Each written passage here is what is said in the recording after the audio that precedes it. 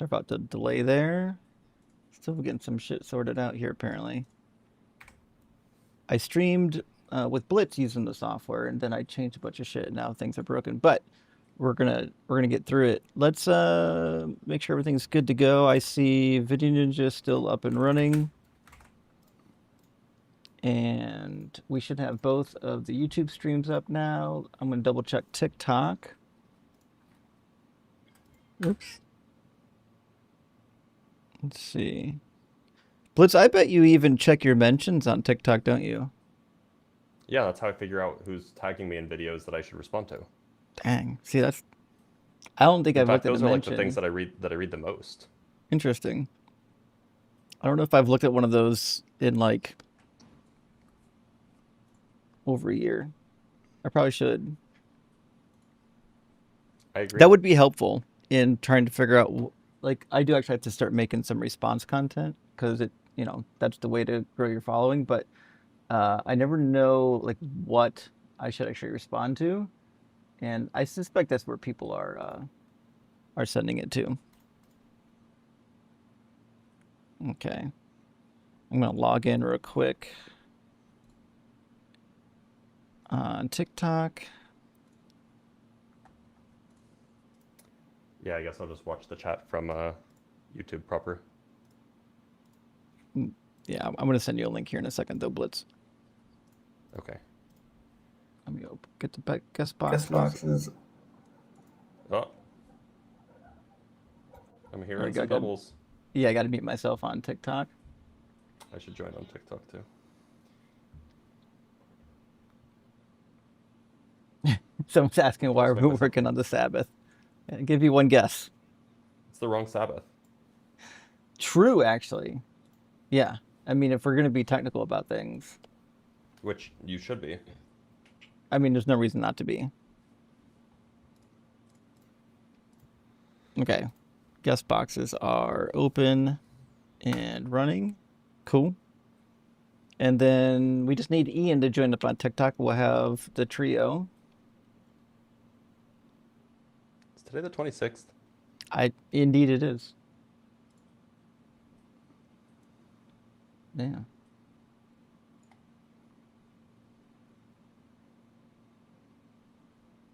Sweet. Oh, there's the request. Boom. All right, we got all three. Fantastic. Yeah. Welcome in everyone on TikTok. I see people starting to filter in. Oh, Sabbath is a metal band. Well, Black Sabbath is a metal band. This That's I am true. aware Black of. Sabbath is a metal band. I don't Yeah. understand how one could be working on that. On the Black Um, Sabbath. mm-hmm. Yeah, I'm not sure. Unless like this is a joke. Maybe the Black Sabbath is the first one after the Friday, Black Friday. That would make sense.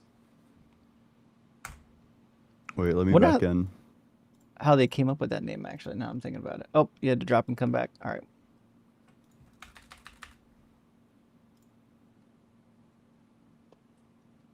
Black Sabbath? Yeah. Well, there's a genre of metal called black metal. That came way after Black Sabbath existed. Okay. I have no idea the timeline for any of this. Of course you don't. It's not my fault. It is your fault. You're too young to know. It was never your fault. But let's grab our first guest, and we'll get some super chats after we get our first guest. I do see we got some super chats that came in already.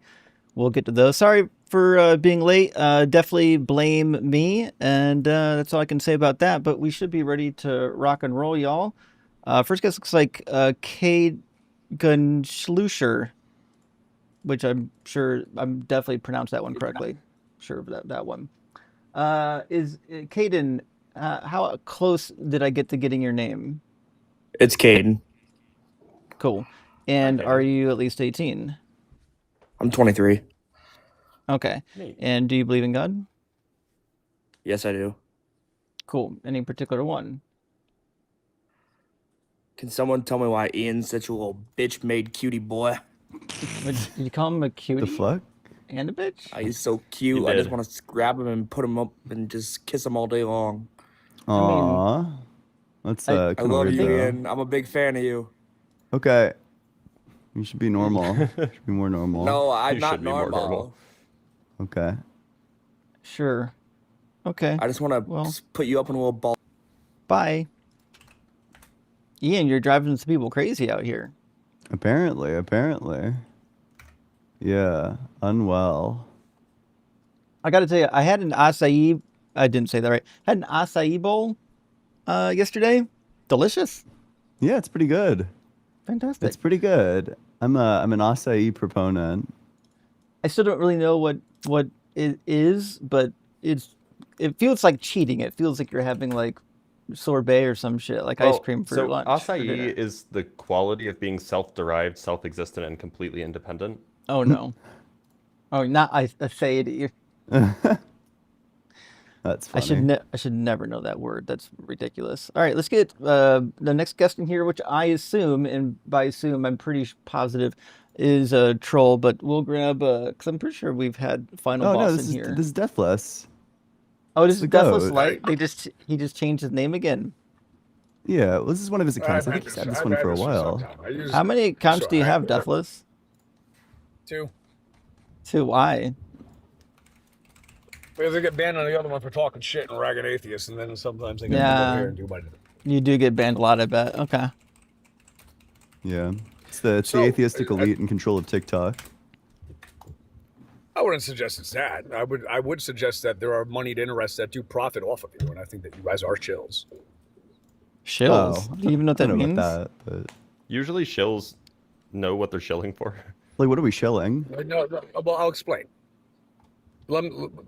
Give me like 20 seconds to explain it. Okay. So in order for central banking cartels to actually expand into the Middle East, the first thing they have to do is they have to relativize the ethics by which to actually draw a probable doubt on the ethics of usury. And if they could collapse the actual principle that usury That's is what it objectively is. wrong in all particular cases and instances, then they could actually instantiate a higher market value and a penetration into those market forces. Now, in order to do you think this, what they usury is do they wrong? Yes, I do. Why? Because it makes slaves off of the person who owes the actual interest to the principal. Well, are they compelled to borrow? Sometimes. Well, if you're not composed, if you're not compelled to borrow money, is usury still wrong? Yes, Why? in principle. No, that's what I'm asking for. Why is it wrong? It Very violates the elucidating. categorical imperative. Why? Of what? How would it violate the categorical imperative? The categorical imperative is a principle in ethics that in order for something to qualify as moral, it must be universally obligatory for all people, all places, and all times. But because you cannot make usury universally obligatory for all places and all times without collapsing economies, that means it's in consequence, it is actually destructive to the underpinnings which instantiate it, which means it's objectively evil in all places and all times. Well, if And that's just anything an that has industrial ever law. been part of a collapsed economy is evil, then like I guess we're going to get rid of all money. Well, that's just a moving of the houses. goalposts. You asked for an answer. I falsified the skepticism. Well, Now I'm you're just getting demonstrating additional why power. what you're saying is silly. I also think No, this is a well, misreading no, of the but it doesn't matter categorical if you say imperative. it's silly after I falsified the paradigm. So you You lost that. didn't. No. Yeah, So- sorry. I proved it's part No, of the categorical sir, imperative. you actually And if I didn't do proved that. it's part of the categorical imperative, Well, you lost that argument. I'm Wait, sorry I wait, shaved so your to head be on your clear, own I show. actually don't think that this Look, would I'm be in sorry line I with the shaved your head on your categorical own show. imperative. The Look, I categorical shaved imperative that would head. Imagine imply being- that we have Look, it's a autonomy grown-ass to man enter acting into like this. relationships freely. Okay, so let me make the So argument this for actually God, even though seems I like it would shaved be your in head. line with the categorical It's all right. Let me imperative. make So my moving argument for away God, even from though I the shaved your head and you misreading of lost the that argument. categorical So it's one imperative, deathless, that's zero funny your one. panel.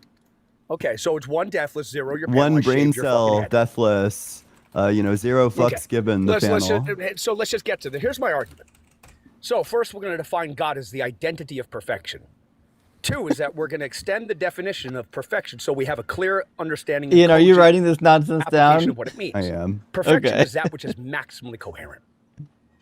So if God is the identity of perfection, and perfection is is maximal coherency, God is the identity of maximal coherency. Now, in order to be tautologically self-evident with the definition of maximal coherency, it must be tautologically coherent with omniproperties, which means the identity of perfection has intrinsic to it derivable omniproperties. Now, from that, let's make the argument. We have the justifiers, we have the truth makers. Now here's the argument. The argument follows the actual inference rule, which is a valid argumentative structure called simplification. P and Q, therefore P. Now, here's the argument. The identity of perfection mutually instantiates the identity of imperfection existentially. Therefore, the identity of perfection exists. A couple of things. This doesn't seem very coherent. That the idea that the identity of perfection instantiates imperfection just seems like a contradiction, which is like definitionally incoherent. So in that particular instance, if it's a contradiction, then you've posited the identity of imperfection against a standard, which is perfection, falsifying your argument, and you just lost the argument. How's it feel to lose? Total gibberish. How's it feel to lose? Total How's it feel to lose? non-response. How's it feel to lose? You're Total lost. non-response. How does it feel to Wow. lose? Yeah, Hey, when how's all it else feel to fails, lose? break like the How's it gibberish feel to button. lose? You're fucking lost. How's it feel Wow, to he lose? has like I he was truly hoping has you'd nothing say that. substantive. How does I it think feel- was my Deathless has argument had like imperfect? kind of an Never does. Was incredible my fall argument off. imperfect? You If know, my maybe argument if is you imperfect, grandstand, maybe if you contrast it start with the beating on your standard of chest, measurement of perfection, nobody will proving it realize existed. that what you How's it said was feel to like genuine lose? gibberish, and you didn't How's it resolve the feel fact to that there's a lose? contradiction in the How's argument, it feel to which lose? is that you're Hey, and I saying shaved that the fucking perfect head. It only thing took me 10, what, includes a the minute to beat identity you? of imperfection, Shaved that the it? perfect Shaved your thing is head? imperfect, Oh, you know? you're fucking Well, lost. maybe Did it you just, becomes like, not a shave your head? contradiction if Fucking you start lost. fucking shouting Oh, or you're whatever. lost. When are you gonna cry? Oh, you When are you contradicted gonna yourself cry? and you You're can't resolve fucking it, lost. so now all you can do is You're this. fucking lost. All you It's can okay. do is have a It's fucking okay, I meltdown like shaved usual. That fucking head. Gosh, How's I it do like feel this to guy. lose? I do How's like it this. He's feel funny to at least. I honestly think that it would be, How's it feel it's like to fun to take lose? notes on what he says I and know repeat that it back to your people. powers of I think that that's sort of like the value that he provides are to the as community is that he has like a wet lot as of like really warthog's funny quotes. He's kind of like He's singing. What's the one guy? He's literally What's singing The what's Lion the King one right guy? now. My words are a matter of pride. It's clear from your vacant expression. The lights are not all on upstairs. That's But true. we're talking kings kings in and successions. successions. Even you can't be caught unaware. So So prepare for the chance of a lifetime. Be Be prepared prepared for for sensational sensational news. news. A shining new Some era is is tiptoeing tiptoeing nearer. And where do we feature? Just Just listen listen to to teacher. I know it's unsorted, but you'll be rewarded when at last you've been given my due. And with justice deliciously squared. Be Be prepared. prepared. How's it feel to fucking lose? You're lost. I love you, You're Deathless. lost. Deathless, have you ever You're considered like lost. trying out Hey, for off Broadway? yeah, it's okay, you're lost. Oh no. It's okay that you're fucking lost. It's all right. Hey, Ian, Lost it on was you easy. contradicting You yourself? fell right into That's what it it. sounds Wow, you like. just have to do like a Broadway number, then people will forget that you contradicted yourself. You said that the perfect thing is imperfect. We have a Maybe the therapist maybe who Joker just laugh wanted to will talk help them to forget that somebody. you said that the perfect thing is imperfect. You know, maybe that you helps resolve the fucking contradiction. Holy shit! I don't I think actually he's love okay. Deathless. I love Death. He's so funny. This is like this is crazy. Bro is not well. And he's gone. Yeah, I think that's probably true. Well, that was a fun start. I suppose let's grab our super chats. We'll move right on to the next one. That was exciting. Quite exciting.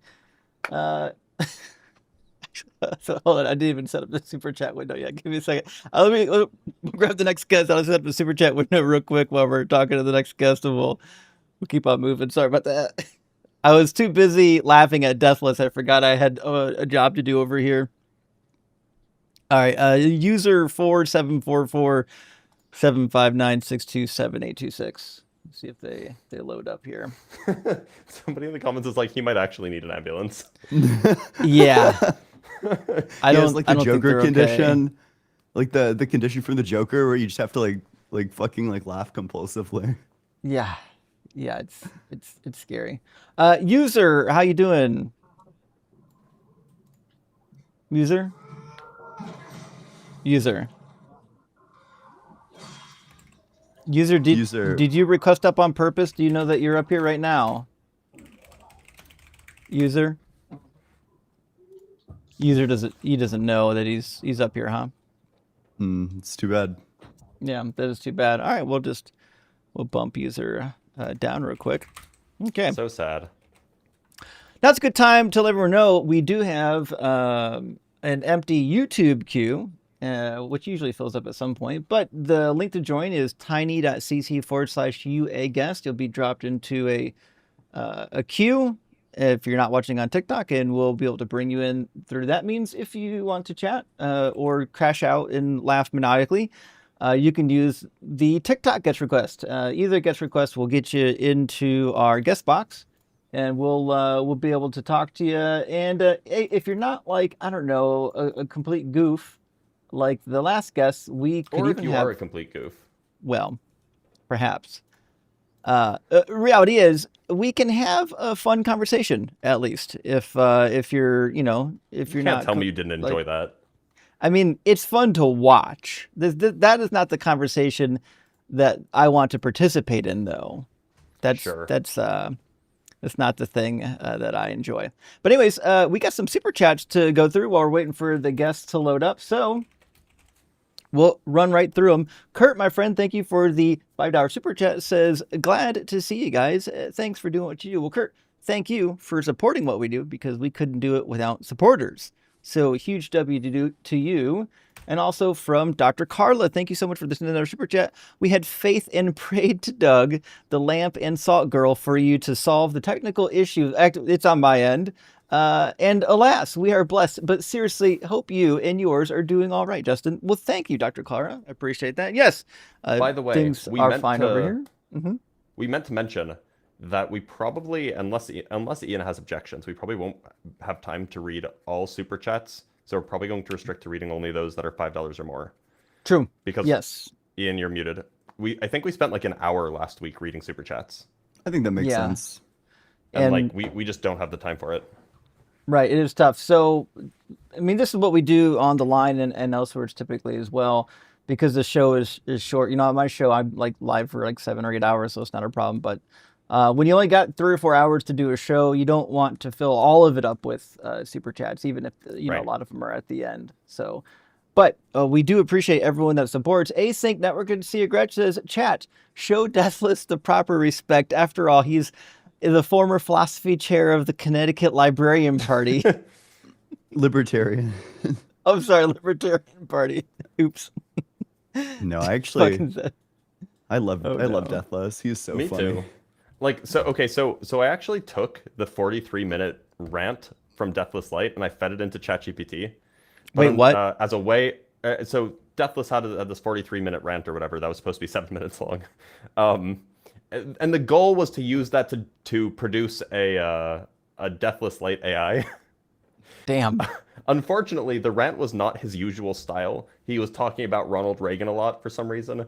So I need other snippets of Deathless Light's monologues so that I can build a better AI that does a better job reproducing his style, because Okay. the one that I currently have is not particularly good. Yeah, Fair on the enough. on the same YouTube channel, like the Phil Library channel, they have like lots of clips of Deathless. Oh, okay, that's good to know. Well, good to know he's famous. Kelly, Cher, thank you for the $20 super chat and for being a member for 6 months. Big W. Here's to all flurries, plants, and furries. Well, thank you. I don't know if I fall into those categories, but thank you so much for being here and for supporting the show, friend. We're going to get our next guest in here. Looks like it's going to be straight out of Stray. Oh, and then no. Cam. Oh, is this someone you know? This guy's like unwell. I mean, more than the others? I guess we'll find out.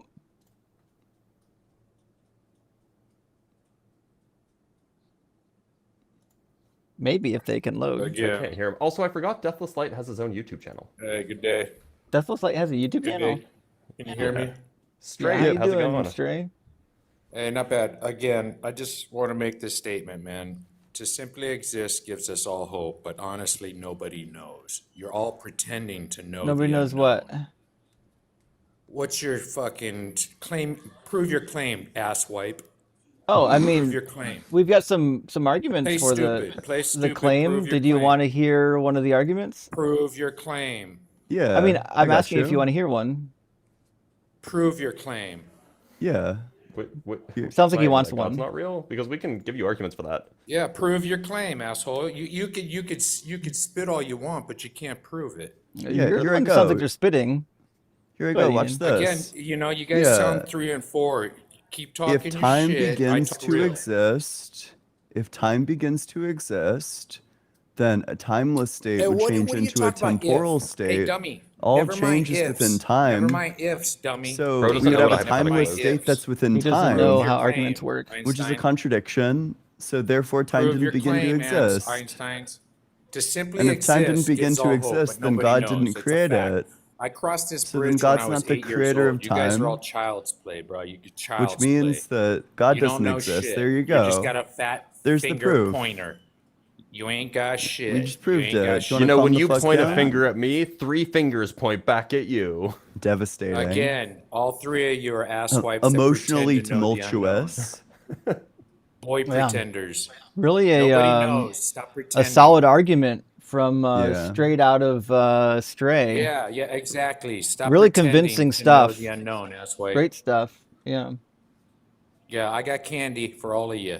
You goofs. I bet you Are do. you suggesting that you try to give candy to children? Oh, well, Yeah, It went the keep same way talking. when I Straight debated Out of him. He Stray's was live like, content contains like, themes. "You guys-" Well, sorry, Straight, you got restricted. Your live is not eligible for recommendation now for the next 10 minutes. No, that's what happens. You come up here and you act like a clown, I guess. Well, we really had a good run so far. You can't crash out if you start the combo already crashed. Bro, fucking head first went into a tree and then dialed. That is the case. Well, I guess we'll grab Cam. We'll grab Cam next. All right, one second. I guess all of the crazies they were like pent up because we weren't live yet, so they all came rushing in. That is, yeah. Welcome in, Cam. Are you at least 18? Yes, I am. Awesome. And do you believe in God? I'm not sure. I guess I'm agnostic on the issue. Okay. But I continue. I mean, did you read the prompt on the screen? Well, that's where I'm conflicted on this because I was recently listening to Dr. Blitz speaking with somebody regarding dualism, and it piqued my interest because having gone through many of the philosophical discussions, I guess, that come around when it comes to rationality and other justifications for a deistic being, it seems like Descartes and often comes up, and dualism naturally, and it seems like there's even from a theistic side, dualism plays a really important part for holding together a lot of those arguments. But I myself, I don't find myself aligning with the many of those arguments, and I mean I do. I'm sorry to interrupt, but this all sounds like only like tangentially related to like the God topic. Like, I don't know. Is there something that makes you think that there might be a God? Otherwise, well, what is I guess what's behind all of existence itself? Because I don't find the physicalists' definitions for matter and the way that I agree with the Kantian subjectivist purview, but I think that we beyond I guess when it comes down to idealism versus physicalism, it almost seems that I take more of the idealistic approach. You can be an idealist and still be an atheist. yeah, These or are a not mutually dualist incompatible. and still an atheist. Like all these roles, you probably can't be like a like a theist and a physicalist, but besides that, all of these positions are compatible with both atheism and theism. The question would be is if, you know, if, I mean, under idealism, there is just one mind that all, I mean, everything. That doesn't follow. Then what is your definition for idealism? Idealism just holds that mind is fundamental. That's all the position is. Which mind? Whose mind? Just mind as a substance is fundamental. But what is that substrate? What is it constructed? What is it? Yeah, what is it? You're probably going to get ontologically? different answers from different idealists, but they're going to say that it's like fundamental, like qualia, something of that sort. I'm not interested in metaphysics. I mean, I understand Clearly that a you lot are. of this makes us. I mean, it comes around to it, but I understand that's how a lot of Christian arguments try to create their bedrock. Is they say that there is a grounded truth to everything, and that it all comes down. It transcends down from that deistic entity. I'm more or less concerned with when we study science and we look at particles. I mean, we just say Don't that do particles. Excuse me. I have like an inkling about where this might be about to go. Sorry, Dr. Bliss, this is going to be painful. I might cry. Dr. Blitz Oh, doesn't deserve this. You can't do this to him. Well, You I can't mean, do if this to me. you'd like to lead me wherever you want, I mean, I'm curious where you think I'm headed.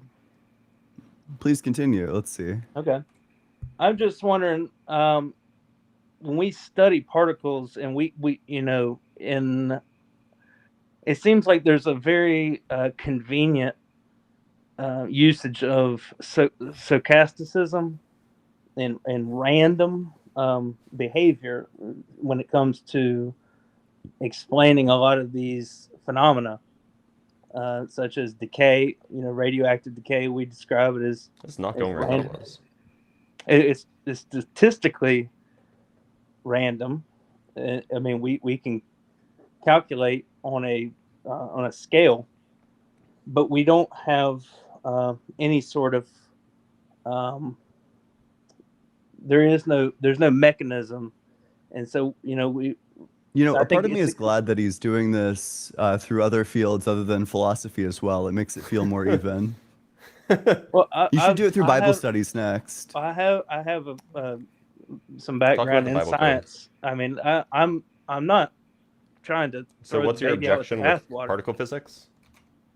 No, chemistry, but I'm just. So That's a good what's your- objection. what's your Excuse issue? Like, why are you bringing up particle physics?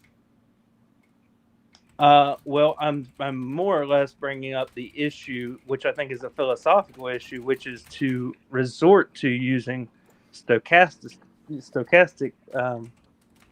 resourcefulness and calling certain mechanisms of physical matter as random. The behavior, I mean, like I said, we can track the orbitals of hydrogen atoms and all this and that, but as far as like when we really try to crack down on what stuff is or what it's actually doing, we run into this philosophical barrier. It just doesn't really work out.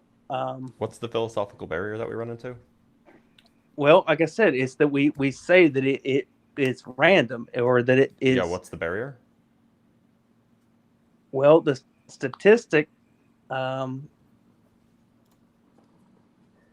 Schrodinger equation, and the way that it gives us just a probability of events. Yeah, And, what's the I mean, of barrier? course, you're aware it doesn't quite align with the reality that is experienced. It absolutely does. Our universe looks like it is fundamentally stochastic. How does it So, look when you use the word look? I want to know what you mean as by in the we word perform look. measurements, You perform the same measurement 1,000 times on 1,000 identically prepared copies of a sample or something like that. And then the outcome looks exactly as it would if the outcomes were distributed according to some probability distribution determined by the Schrodinger equation and the wave function evolution. So like this is it, like it behaves exactly as we would expect it to behave if it was indeed stochastic.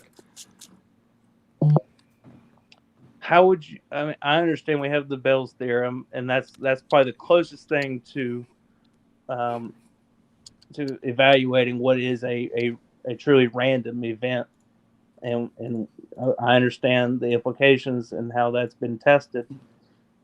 I just think that sometimes it seems, like I said, the terminology. I mean, forgive my ignorance. I mean, I am not entirely well versed on this, but I do think that there is an issue when What's the there issue? there is an education issue when it comes to this, because I think when people hear of I grant that. the double slit experiments and things of that sort, they think that that means that we're living in a simulation, or that reality is not what it seems to represent as. And I just think we need to really. I think the terminology really needs to get. I think that randomness is not an answer when. I don't think. Look, I understand I that don't think. I don't think it supports. I don't think it actually helps the quantum physics argument. I understand point that to randomness. it feels that way, but like that's not an argument for it being false, right?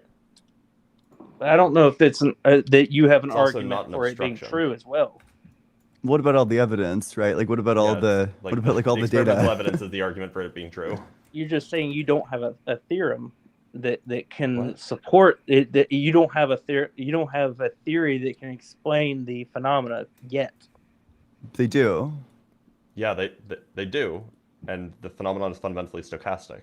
Yeah. That's I mean, is that how can you demonstrate stochasticism look, you have an idea, like a hypothesis. We're going to talk about how we do science now. The hypothesis is that there is a fundamentally random feature of our world. This is like the outcomes of quantum measurements and experiments, and that the outcomes are distributed randomly according to some distribution, and that distribution is given by the Born rule and the wave function. And so then you go and you test this. You run the experiment 1,000 times. You check to see you check to see if the distributions are correlated with one another, or the outcomes are correlated with one another, and you find that they're not. You check to see whether or not they are distributed according to the Born rule, as you would expect, and you find that they are. And this is evidence for that hypothesis.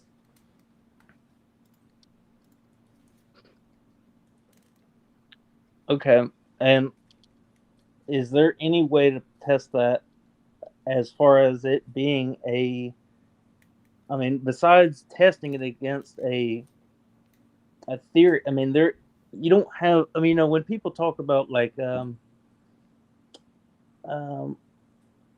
design or things like that, like we're talking about like or what I don't even know the theistic terminology is for it, honestly, because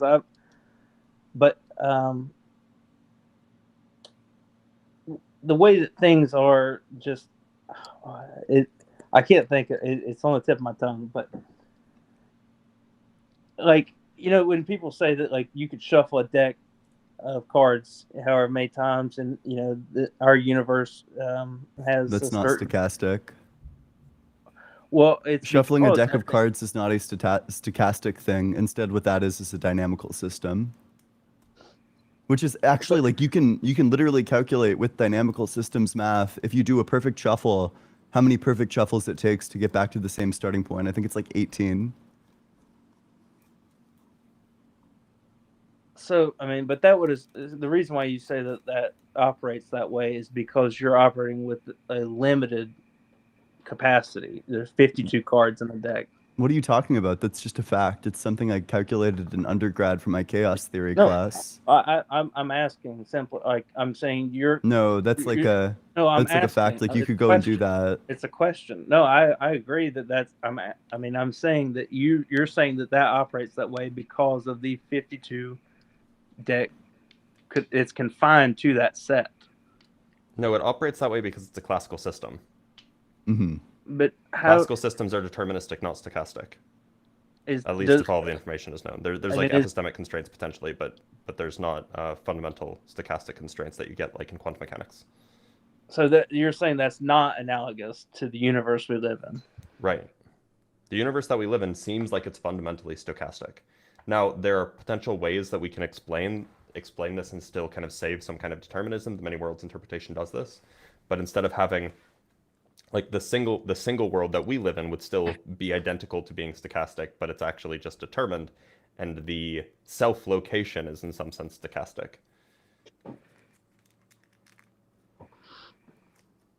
But regardless of your preferred interpretation, it just is the case that our universe looks exactly as it would if it were fundamentally stochastic in nature. Right. Like I know that you're incredulous about this. I know that you, I don't know, maybe that like doesn't make sense. It doesn't feel like everything's like totally random. Um, but you can't really change like the experimental data, which finds that indeed, it perfectly matches up the exact things that are predicted. Like you will find wave function collapse to happen with the exact sort of distribution under like the, I don't know, like the theory is like stochastic, and then it in experiments it has the exact same distribution. I I just find even I mean these patterns. I mean they may not have been. They're not well established. I mean, and I'll say yet. I mean, They're there absolutely is room for theory to come in, and I hope you welcome that as well. But I think at this time to say that it is the product of randomness is a matter of convenience rather than actual explanation. So you're just saying that we don't actually have like, do you think that what it is that we just don't understand it well enough? I think that for the time being, that is the case. And I think that randomness, I mean, it's easier just to throw your hands up in the air and say, I don't know. It's just doing its own thing. Yeah. Look, Okay. Well, yeah. No. Blitz. You're like way more Wait, qualified for this. Do you understand that you can actually check whether a sequence is random? Like there are statistical tests that you can run to check whether a sequence is random. And in fact, this is how you run tests against random number generators. I mean, I think those are being compared to what we think is statistically significant, and we have certain parameters for what we deem as statistically significant. Statistical significance in the technical sense is not relevant here. I was asking a question about whether you know that we have statistical tests to check whether sequences are random or not. Well, I'm saying that is only relevant in the context of comparing it to something that we deem as stable and like whenever you have your 0.05 deviation and this and that, like I think that we're comparing that against these. I mean, we draw lines all the time. I mean, like I think this is a problem. Sounds like this is the answer to my question to no. Well, I mean, I think that a lot of like Newtonian physics, and again, I'm not a physicist. I studied a little bit in college, but it seems like a lot of that is just smoothing out the the dots that we have, and we create these patterns, and we draw these graphs, and we say this is how the universe operates out of a matter of convenience, not because it actually physically exists and operates that way.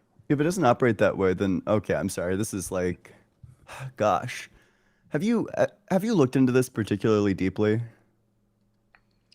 I feel like that's kind of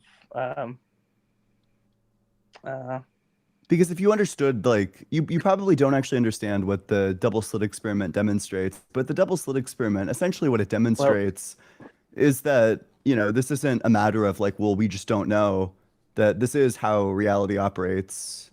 But if you don't understand what's actually going on there, like you kind of just wouldn't Oh, okay. understand Well, that. since you're willing to provoke that, I mean, I'm willing to ask: Is a photon literally a wave and a particle It's simultaneously? literally a wave. It No. occasionally has I'm answering your A question. particle. I'm And answering your question. A photon not is a and, wave that and sometimes has particle-like properties. no, Yeah. you see that, but that's the problem. That's exactly the That's problem. not a problem. That's the correct Conveniencing- answer. But that's the thing. We have Ian convincing this by saying that I'm ignorant and I don't understand the implications. True.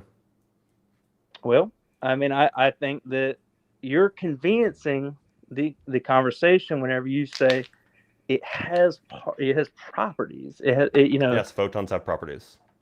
No, but For example, momentum. I mean, I don't know why you suggest that I wouldn't be aware of these properties.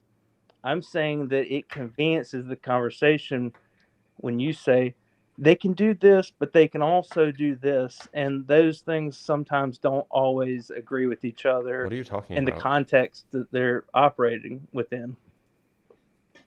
Well, like we were talking about the um,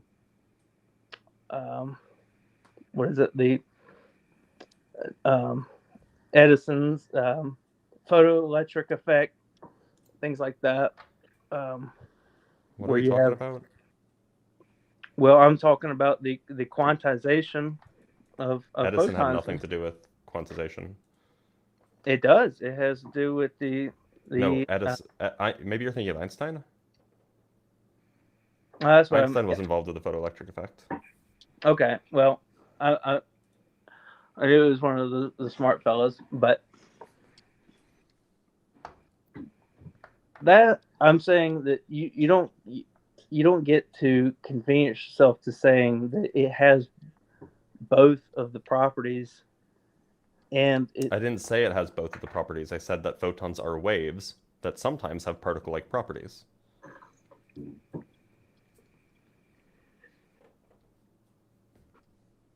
well, I just don't think that trying to come at me and say that I don't understand what photons are or whatever. That's exactly the problem I'm bringing about is what the hell is a photon?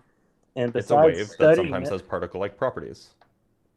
That's the third time I've said it. okay, but I think that, like I said, in the context of the photoelectric effect, we treat it like a particle, and we don't It has we don't look particle-like properties sometimes. again. When do you just choose this as a matter of convenience? The times when it has particle-like properties are when things like its spatial distribution is localized so that it's not spread out over a large area. That makes it more particle-like.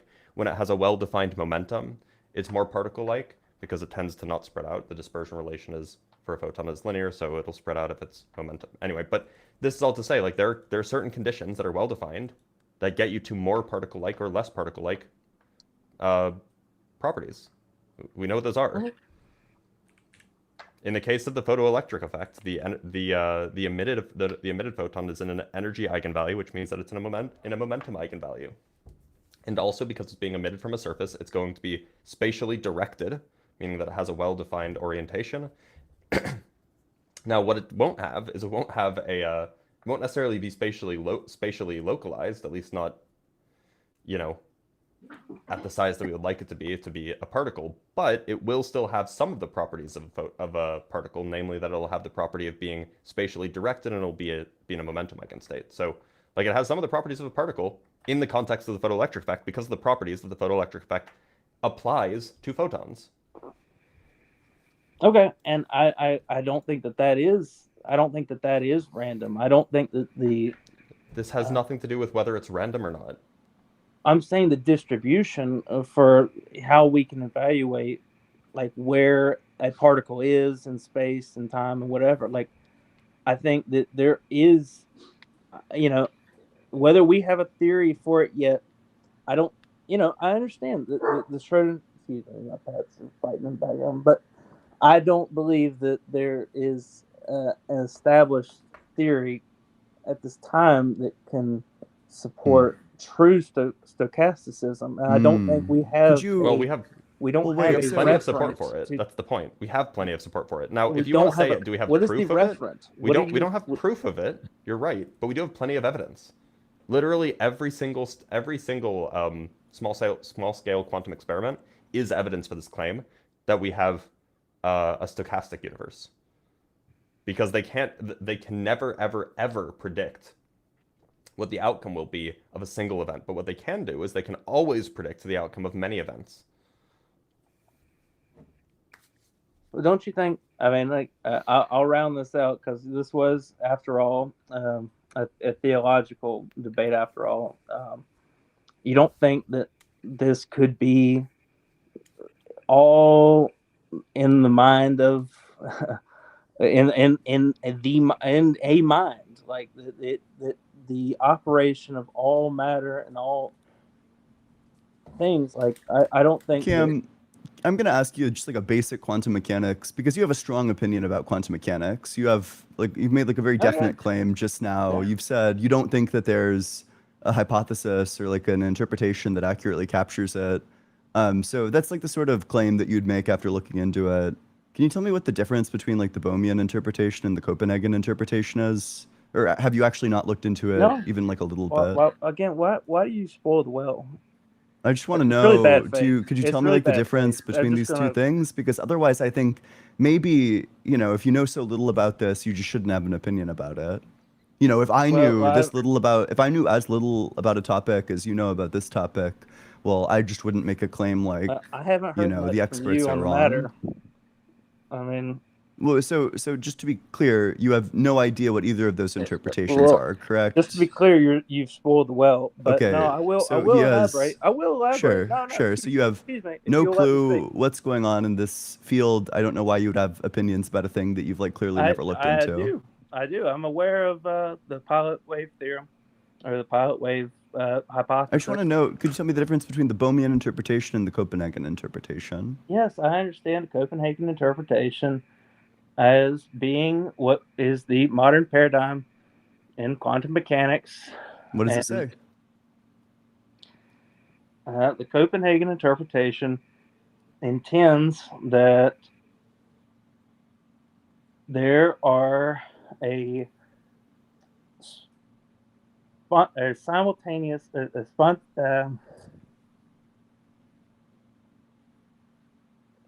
a superposition of all possible probabilities within a set of quantum mechanical states until the observation is made.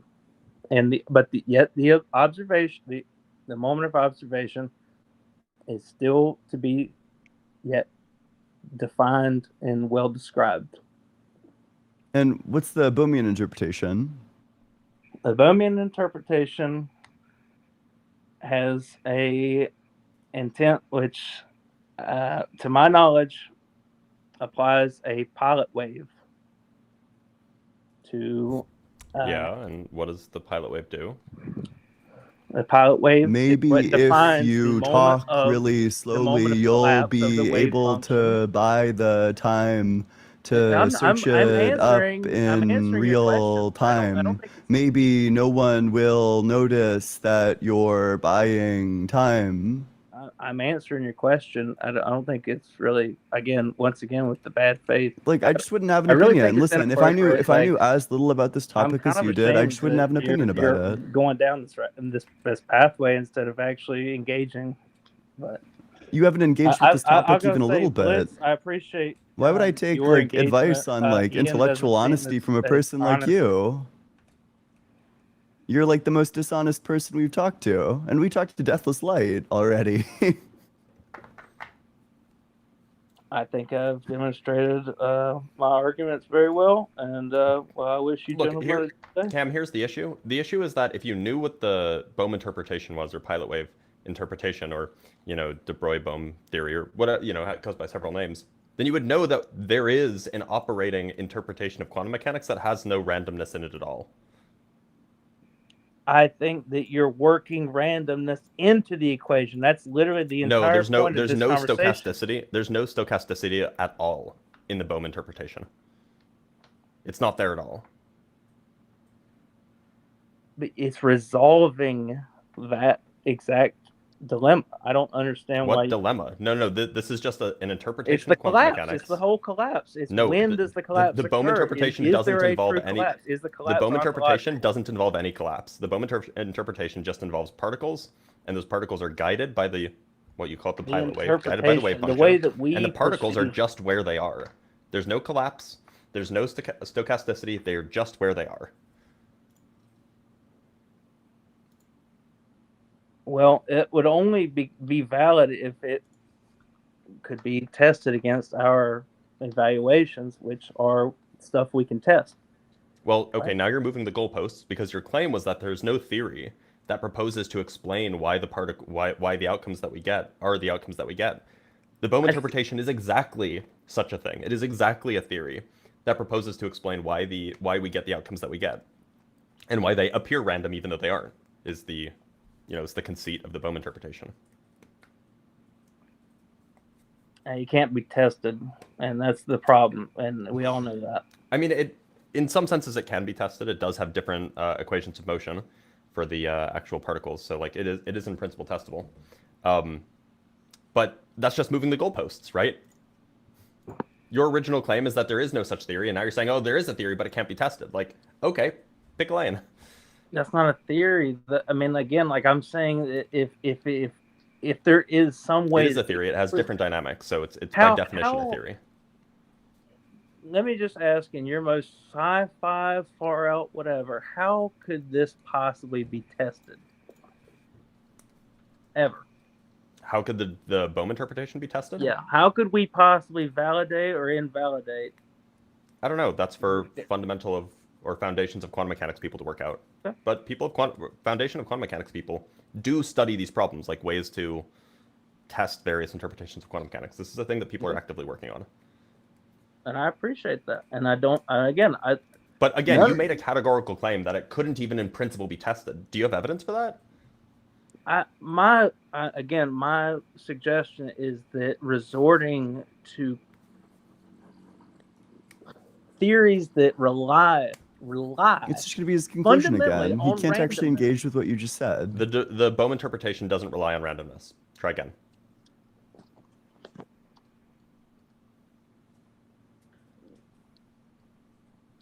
The Bohm interpretation is strictly deterministic. But okay, I would ask then, if this is truly a God is not real debate, then again, what makes that not analogous to the mind of God? What are you talking about? I have no idea what the mind of God has to do with this. Like, If the grass is green, then how can you say that God is real? What? Where the fuck did that come from? If the universe is deterministic according to some fundamental principle that cannot be underlie, we don't have a theory that can underpin it at this We time, do. and maybe the Bohm never will. interpretation is exactly that. You say my interpretation?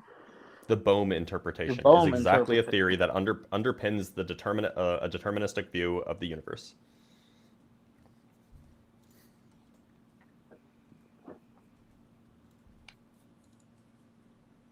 Yeah, I'd be very. I mean, I'd be very curious to hear a compelling argument for this to be.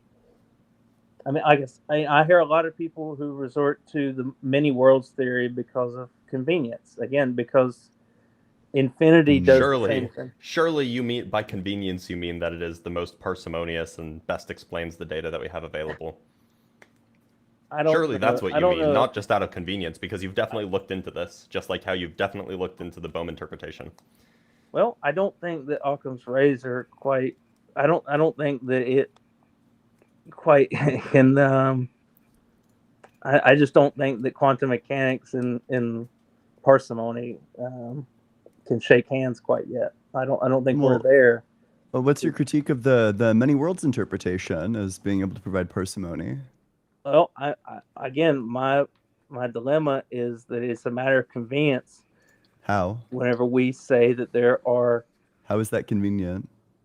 By the way, the many worlds interpretation is arguably Arguably there is no randomness in the many worlds interpretation. Well, they said there's no collapse of the wave function. Yeah. It's not ontologically a moment. Yeah, and there's no all stochasticity in the many worlds interpretation either.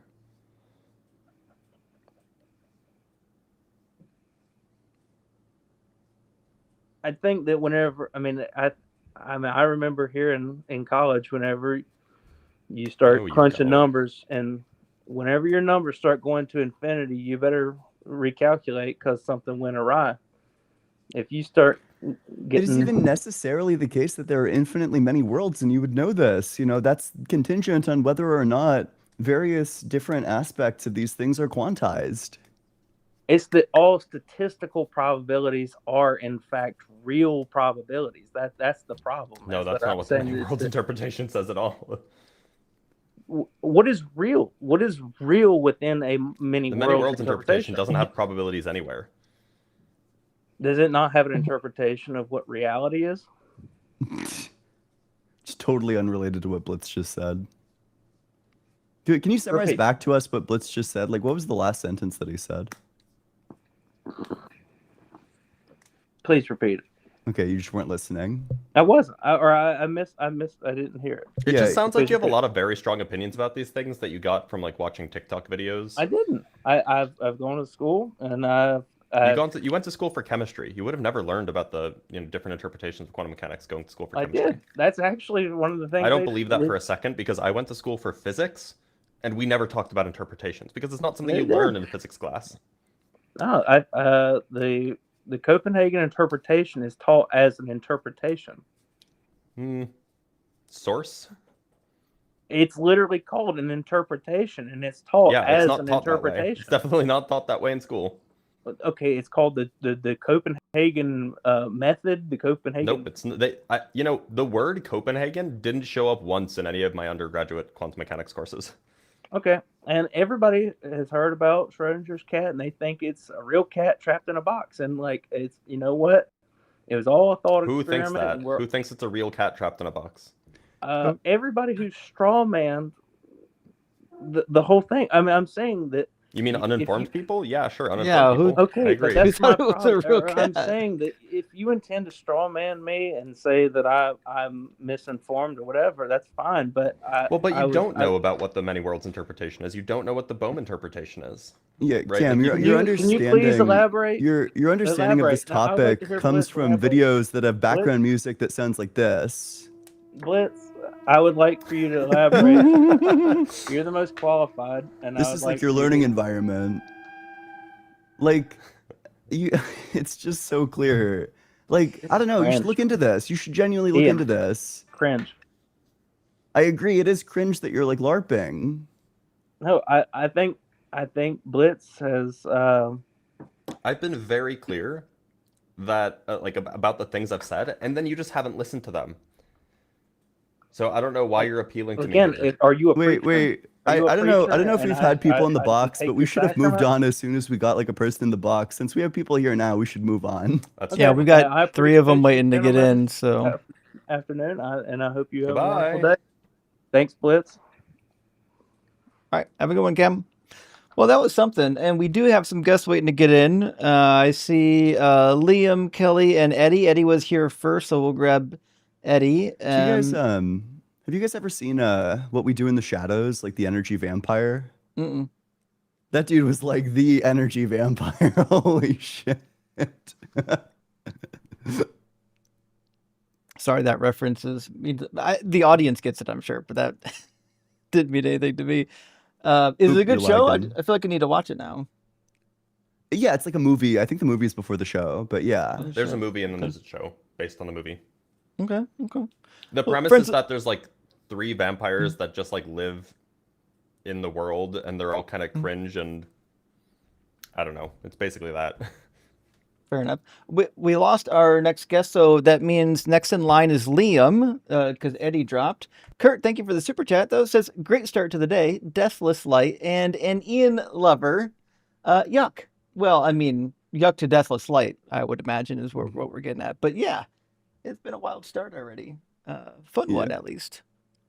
And from Alonzo says, proof God is real. I am looking at the Holy Trinity. Thanks for the education, gents. Well, shit. Thank you, Alonzo. Are we Appreciate that. one? Are we one God in 3 persons? Well, we are on the screen always in a trio. So, True. Well, not always. well, just about always, unless we choose to be invisible. Sometimes we limit our powers. True. By the way, did you guys see Danny just absolutely bodying G1 on the Trinity yesterday? No. It was beautiful. I gotta check that one out. Okay. I I don't love know. watching I don't know Danny if it do was that. recorded anywhere, but it was live. And Danny just sneaks on live sometimes and just like randomly bodies some random Christian. It was very funny. Very good content. Yeah. if do you guys know the story of how he ended up on the Jubilee shoot? No. Yeah. Yeah. It was didn't. Yeah, Parker smuggled him in, like yeah. the Jubilee people. So Parker got invited to the Jordan Peterson Mhm. debate, and then they asked him, is there anyone else that you think would be good for this? And he was like, yeah, I know someone. And then he brought Danny. Just the funniest possible chain of events. Yep. They probably regret that so much. Well, I don't know. I think it played pretty well, didn't it? Yeah. Oh, yeah, but yeah. Jordan Peterson's people were mad, so. Oh, well, come on. They were going to be mad no matter what. He's going to get cooked. That was a given, wasn't it? True. Oh, yeah. Yeah. From Curtis says, not too long ago, Deathless came on with a burner and had a semi-reasonable convo completely under the radar. I really don't understand mental health. I gotta be honest. I think part of I think part of him has to be trolling. Am I wrong? I don't know if he's trolling. Yeah, I don't know if he's trolling either. Oh, man, I hope he is, because that's, oh gosh. My hope for humanity is really low at this moment if that's his real personality. Piranha says, who knew Deathless Light was a Disney adult? He's got a solid voice, though. Let's That do is that again. exceptionally funny, by the way. True. Yeah. I mean, like, He Ian, actually it does have a checks good out, voice. but And from Broke, my crayon says, well, good morning to y'all as well. You fucking lost. I need to record. how does it feel to lose? I got to record him saying that and just start adding it to the soundboard. It's a good clip, actually. It really is. And the singing. Skeptical dilettante. So what's going on with this name? Thank you for the $20 super chat. For instance, on Broadway, Deathless Light doesn't wait for a standing ovation. The stage lights just bow first. Yeah, he would though. He'd be the type of guy that would be out there bowing, even if there wasn't a standing ovation. He'd call one for himself. And Milf Wrangler, good to see you. Thank you for the $10 super chat. Says we got to get Ian and Deathless to sing Nightman together from It's Always Sunny. Listen, Look, I think he's paid to watch. I think he's on the East Coast. There's like a part of me that thinks that it would be fun if he showed up to like the New York thing, but then also, I don't know, he's like kind of unstable. So who knows? They have maybe pretty strict gun laws in New York, so like that's true. probably fine. I mean, I'd love to see it. Wait, what happened to our unapologetic? Like I just got kicked from the Oh shit! It's lagging. Nope, hold on. TikTok literally Chat's still going. just decided it was going to crash out. I didn't know why. I don't know why it shut down. It just shut down immediately. It's opening back up. Okay. That's right. We didn't. Our guest on TikTok dropped, so I guess nothing lost. Yeah. And we're back. Let me hit go. Continue live. Yes, I would love to. That's the one good thing about the TikTok crash is if it crashes while you're live, it'll let you resume it. I haven't seen a TikTok crash in ages. You guys see that anymore? not often. That's very rare. It doesn't happen often, no. Yeah, okay. Well, we're back anyways. So let's grab Liam then. Liam was next in line. Looks like it's going to be Liam and then Kelly and then Metagrapher. And should be a good time. Although we need to log back in real quick. It's like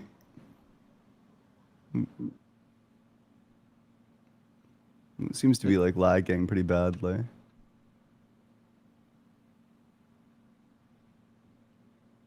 What's lagging? It's like a black screen on TikTok. TikTok? Oh, did Oh, it it's not working fine on restart? TikTok for me. Oh, one sec. Maybe I'll. Okay, okay. No, it's back. Yeah, Yeah, yeah, just we're good. Yeah, just takes a We're second to good. reload there. All right, I got a request up too. All right, and then we can bring up a guest. Sorry for the wait, everybody, and appreciate your patience. Yes, how about that, friend? Yeah, it just decided it was gonna poop out in the middle of the thing.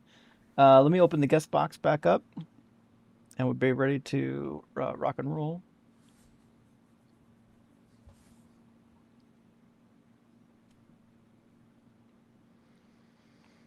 Join. And we're good. All right, cool.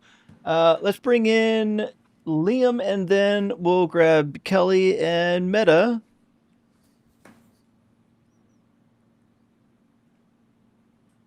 There we go. Welcome in, Liam. Are you at least 18, and do you believe in God? Hello, yes, I am above 18 and I do believe in God. Can you hear me okay? Yeah. Sure, yeah. Yeah. What part of the world are you from, Okay. Liam? I am from South Africa. Yay! Okay. Okay, so what my question is, I'm gonna bring a math equation to the table. I love math. Yeah, so okay, Oh. so more or less, how old were your parents when you were conceived? More or less, rough estimate. Around Early like 30s. 30.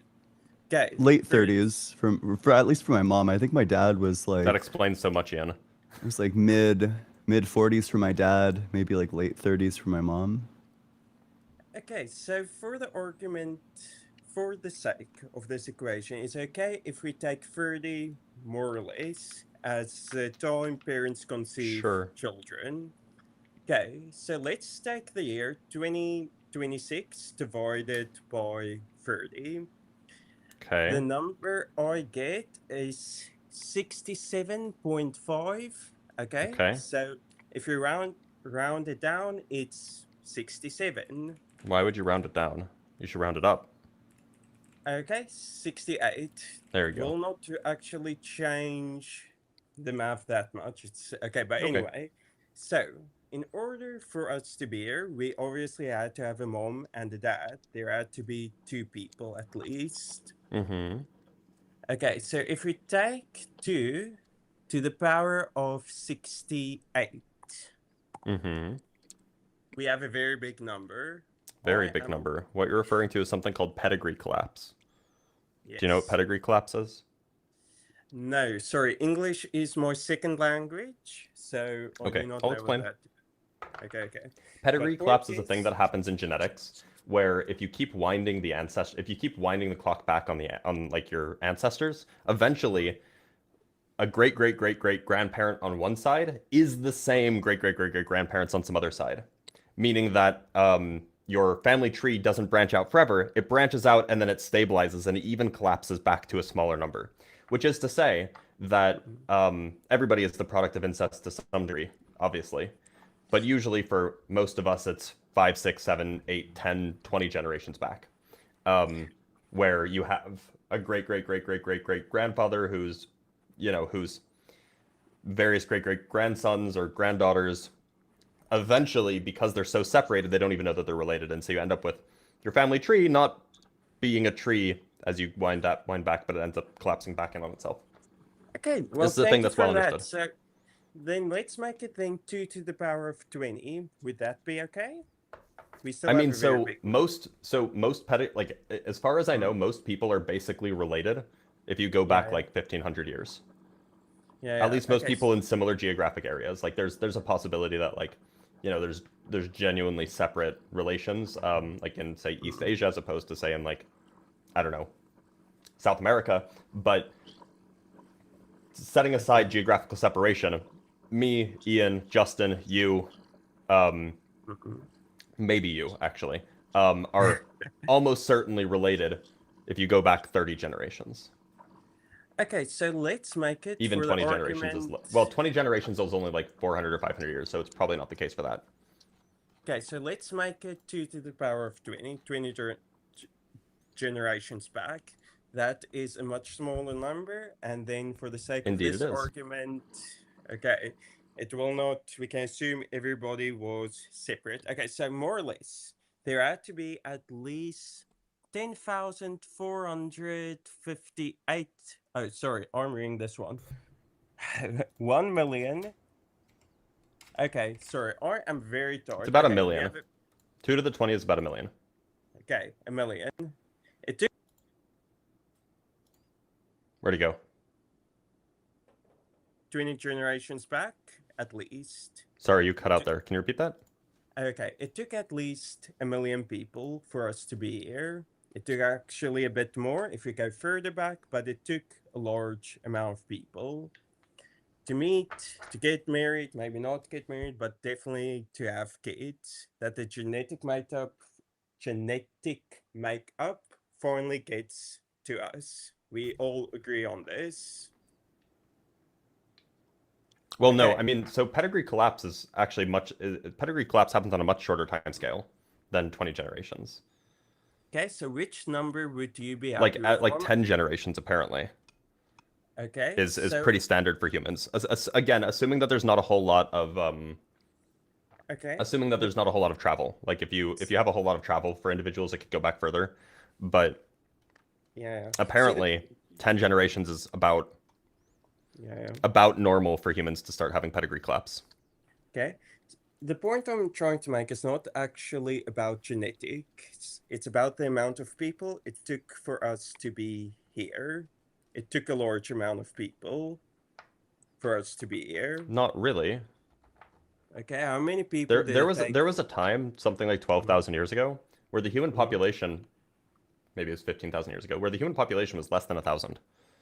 Okay, There was we're like a not huge going bottleneck, back which is why we're also 15 similar to each other. Okay, so how many generations back would you say with this math for? Because it took at least 2 people for Oh no, you I'm to sorry. be It here. was much longer ago than that. It was like 850,000 years ago. Okay. But go Either ahead. way, it took 2 people for you to be here. It took 4 people Mhm. for them, etc. 2 to the power of how many generations you want to go back. The problem I have generally, if you not necessarily that you're not a Christian, but that you don't believe in a higher power, is this. If you do not believe there's some form of higher power, you need to admit that all of that was random. Every Is person that where that you were went, going with this? yes, that's Oh, where I I thought was you were going making a with more it. clever argument. Oh, sorry if it's not clever enough for the show, but the argument I want to make is either you need to believe there's a greater power, and that's the reason you're here today, or that there is everything is random. The problem with believing everything is Wait, random. hold on. To be clear, nothing about what you said is random. Like Mhm. people having sex with each other isn't random. Justin, No, mute I up. We can agree. hear you eating. Oh, my filter's not Yeah. on. I'm sorry. Yeah. My mic filter usually takes Okay. care of all that. That's on me. My apologies. That's okay. Disgusting. Well, listen, I think this argument would have like been really great if we lived in like the 1800s, you know. Wow, we're so like intelligently designed looking. Otherwise, it's just randomness. But like we have evidence, tons of it for how we got here.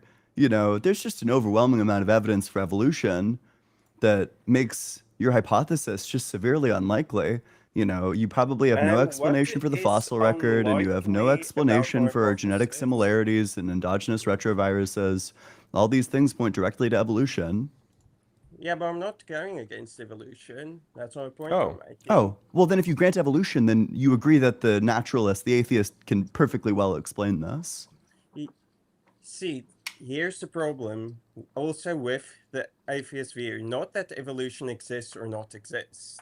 The problem is it random? Is it completely random? There are is what probabilistic random? elements to it. Wait, but there aren't probabilistic Okay, elements about but me not being born. everything My parents just is didn't random. accidentally fall into each other, then out of each other, then into each other, then out of each other again. Mm. Exactly. That was on That's purpose. the point. Exactly. There is a purpose to everything. Yeah, the purpose is that people get horny. Like, I don't know. Sure. Like this, they can. where's the randomness? The randomness, if people only get horny, why did your parents end up with each other and not with someone else? Because they both lived in Washington D.C. at the time. Sure. But then you have to admit your existence is due to chance. Where's the chance involved of like they both happened to be at that part of their life where they were living in Washington D.C. That's where my dad's from. My mom moved there for work. Where's the chance? I mean, like you could say chance in the colloquial sense, where it's like, oh, it could have been the case that my mom didn't get the job there, and so she didn't move to Washington D.C. and then she didn't work there, and then didn't like. You could say that, but like at the end of the day, these are decisions made by people, and we generally consider decisions as non-random. Yeah. Also, I mean, Mhm. devastating critique. This is literally true of your view as well. It's literally going to be true under your view as well that there's like chancy reasons for why your parents met each other. Exactly. There So is then chance you're for here you by to- chance too. So it's not a critique of our view. But see, that's the point I'm trying to make. In chance, there is actually nothing such as chance. There is a form of higher power that forces everything to exist exactly So you as think there's no it free is. will? Free will, see, that's the difference between foresight and force. If you have You said that foresight, the higher power forces everything together. yes, okay, sorry, term, sorry, English is my second language. Force is the wrong verb. There's a higher degree that puts everything together the So way no it's free supposed will, to. right? Free will, what exactly is free will? You might want to say that it's Mhm. you have like a genuine ability to do otherwise, or there's like some possible world where you do otherwise. How do, but then if you have the ability to do otherwise, everything is random. Okay, so no free will. See, that's the thing. With the understanding of what actually free will is. People like to think, oh, I have free will. But then don't really understand social constructs, socialism. Okay, not socialism. Sorry, wrong word. Sorry, English. So Second close to being language. based. Yeah, I know. Social groupings, the way our group influence you, how the media influence you, you actually have extremely a lot of influences on you from the world. So every decision you make is with prior knowledge you got from somewhere. Example of this, I'm guessing Well, all of you. I largely agree with that. That you're, Mhm. I mean, I probably just agree that your decisions are going to be influenced and perhaps even determined by prior antecedent causes. Exactly. So, free will is, in my opinion, we have it, but at the same time, it is an illusion to think you have actually control with your decisions. Example of this, I would really like to travel to America for a vacation. I do not have the money to travel to America. If I was truly free and can do whatever I want when I want it, I would not be working and I would be on a permanent vacation. If I could, I have to work because I like to eat, I need to pay bills. We all know these That's concepts. that's all fine, So, but then the atheist can just make the same move and say, actually, there is no chance, and be a determinist. Like I can just sure, say that everything is deterministic, so there was no chance in me coming about. but see, that's the point. If there's no chance, then you have to agree there is some force that works that Yeah, creates. they're called like laws of physics. Yeah. They're called forces of nature. Sure. Yeah. Forces of Electromagnetism, if you nature. will. Okay, so forces of nature. We agree that there are also social forces that forces us to do what we Sure. do. Yeah. And you'd probably want to say that the social forces roundaboutly reduce to forces of nature. Or Sure, perhaps to emerge from some them. extent. Yeah. So we all agreed nothing is random. Sure. Sure. Okay. So every religion, atheism, except atheism, tries to figure out what forces creates the grand picture. The grand picture, not so much on the individual level, but everything all at once. I like to call this force God. We like I to like call to it call physics. it. Yeah. Okay, physics. Tell me physics-wise, why would wars in Iraq? Can you use physics to explain that for me? Well, no, you would use probably like sociology to explain that, but Yeah. sociology is in some Sociology. sense, yeah, sociology is emergent from psychology, which is emergent from, say, neuroscience, which is emergent from biology, which is emergent from chemistry, which is emergent from physics. Yeah. If you trace the Okay. chain down long enough, Where right? did the first biologists come from? Their The parents. Greece. first- Greece, okay. And can you tell me what I like believed I like how we had in? two different answers that were both wrong. Yeah. See, the thing about science, most people like to say, no, science disproves Hey, Liam. religion. Can you help me out? Can you help me out? I'm not sure I'm following. What's the point that you're trying to demonstrate? That science has a very limited knowledge with the forces in the world. It knows a lot. I'm not saying it's wrong, but it is limited in its thinking. We agree. We don't know everything in science. What's got to do with God? Okay. God is a greater being than science. But in how do you my know that? opinion. Well, he created everything we live in. But how do you know that? Creator is more than a creation. Yeah, but what's the how do you evidence know for any of that? that? Well, Genesis first chapter. Oh, he Oh, there we go. Gosh. We found it. Okay. I forgot Why- about Genesis, the first chapter. Yeah. Why the very would we first thing think that Genesis is true? Well, if we take the book as a whole, the Bible is one of the most historically accurate books. Define given historically historical- accurate. Historically accurate events that corresponds with other documents. How did you determine this? Because I don't think that's a true statement. Did you know the day Jesus was crucified was documented in Chinese history? Oh, was it? Well- Oh, I know this one. It certainly was not Yes. documented in Chinese history. It's not even documented properly in the Bible. Sorry, It when wasn't did this happen in documented Chinese that history? Jesus was crucified, but the events, such as You- the sky that darkened, was. You Oh. don't even know Oh, what except there year were no Jesus was eclipses. crucified. There were no but also there were no eclipses Yeah. on I didn't say Passover. eclipse. I said during- the sky darkened. Okay, how did the sky darken? Clouds. Eclipse. Does Oh, it so you think that the matter? clouds over China are the same as the clouds in the Middle East? The fact that it happened all over the world, you could chop that. Wait a up minute. as Where's coincidence. where's the Chinese source that says it was cloudy on this particular day in 2,000 years See, ago? this is the one thing. This is the point Across I'm all of trying China, to by make the way. with the science Indeed. bit. You're too focused on the trees to see the forest. You brought it up. No, you're saying No, that I there's a didn't. You historical did. fact, and we're asking you what's Yes. the demonstration of your historical fact? Would you mind if I searched it up on the You're more than internet? welcome to. We already know the talking point, which is why we know it's silly. Okay. Chinese document. See, science. We all agree science doesn't. You don't. S- You need to state give us any everything. lessons on science. Just tell us the source. No.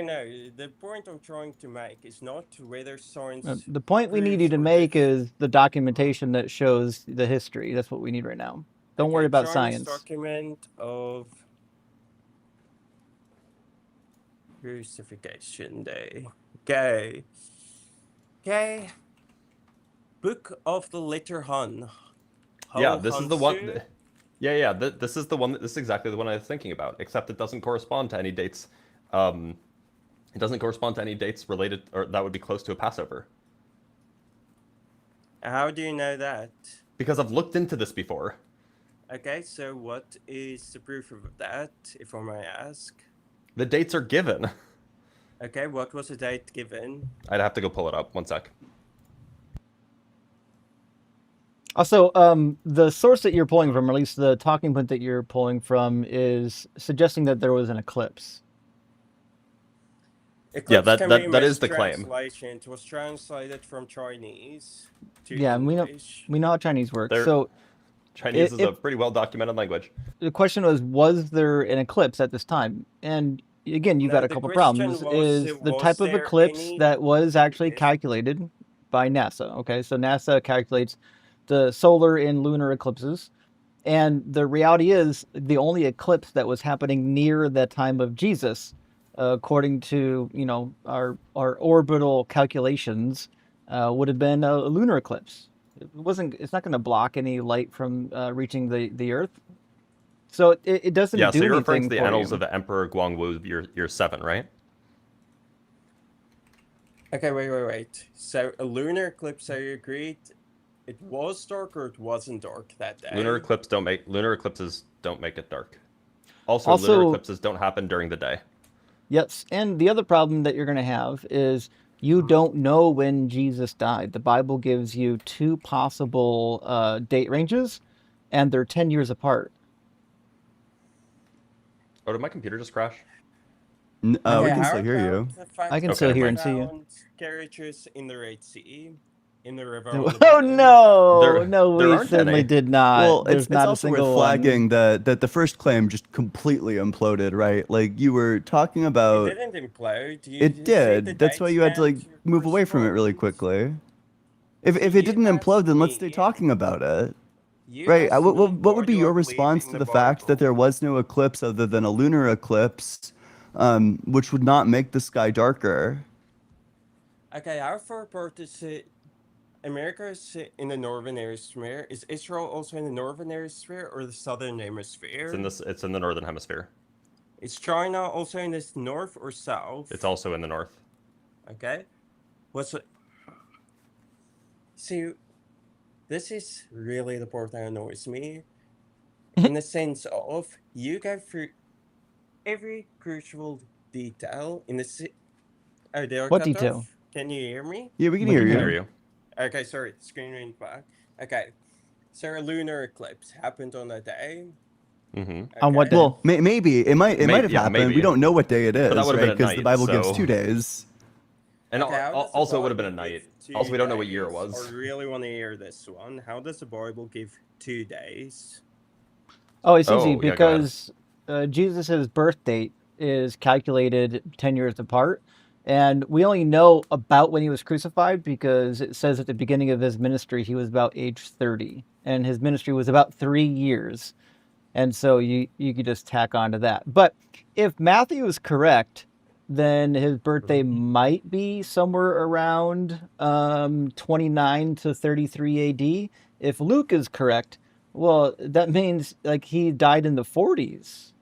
So in Matthew, it says that he went into Egypt while Herod was still king because Herod wanted to execute him.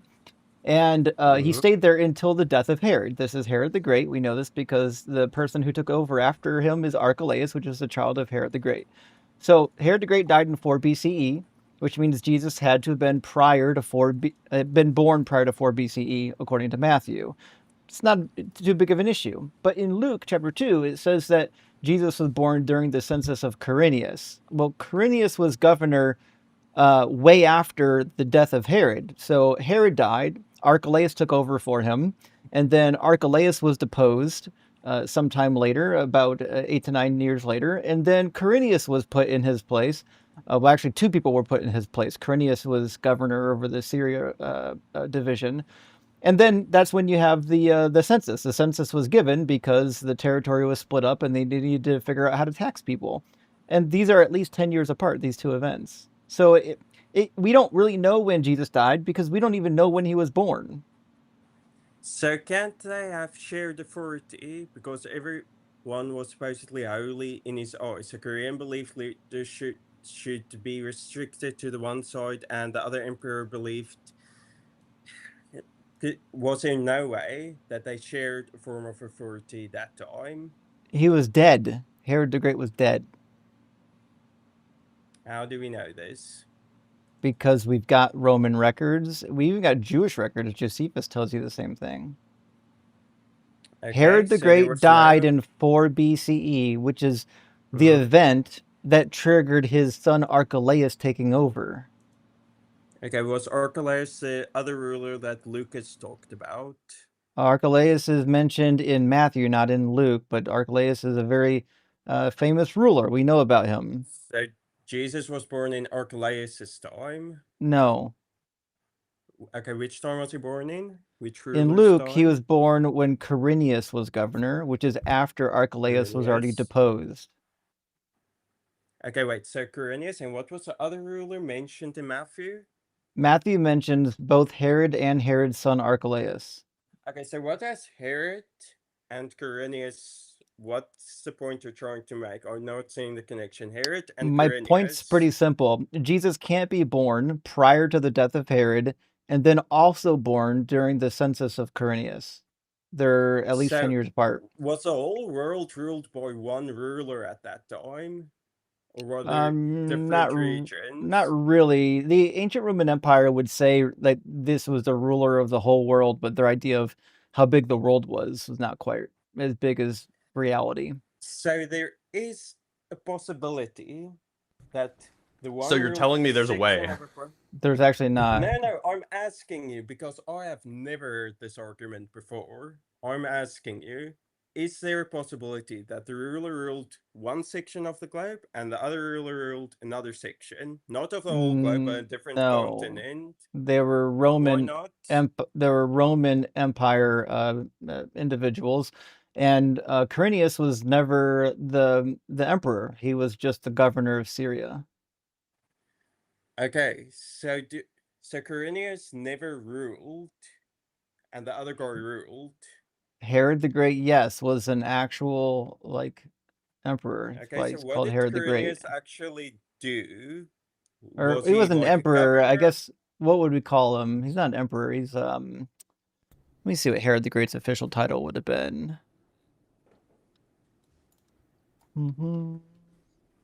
So the one was an emperor, and what was the other one's title? No. They consider him a king. I guess we'll call him a king because he wasn't the highest. Like he wasn't Okay, a Caesar.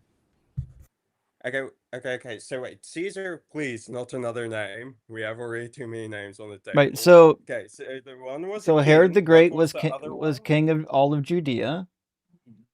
Okay, His and what son was the took other over one? for him once he died.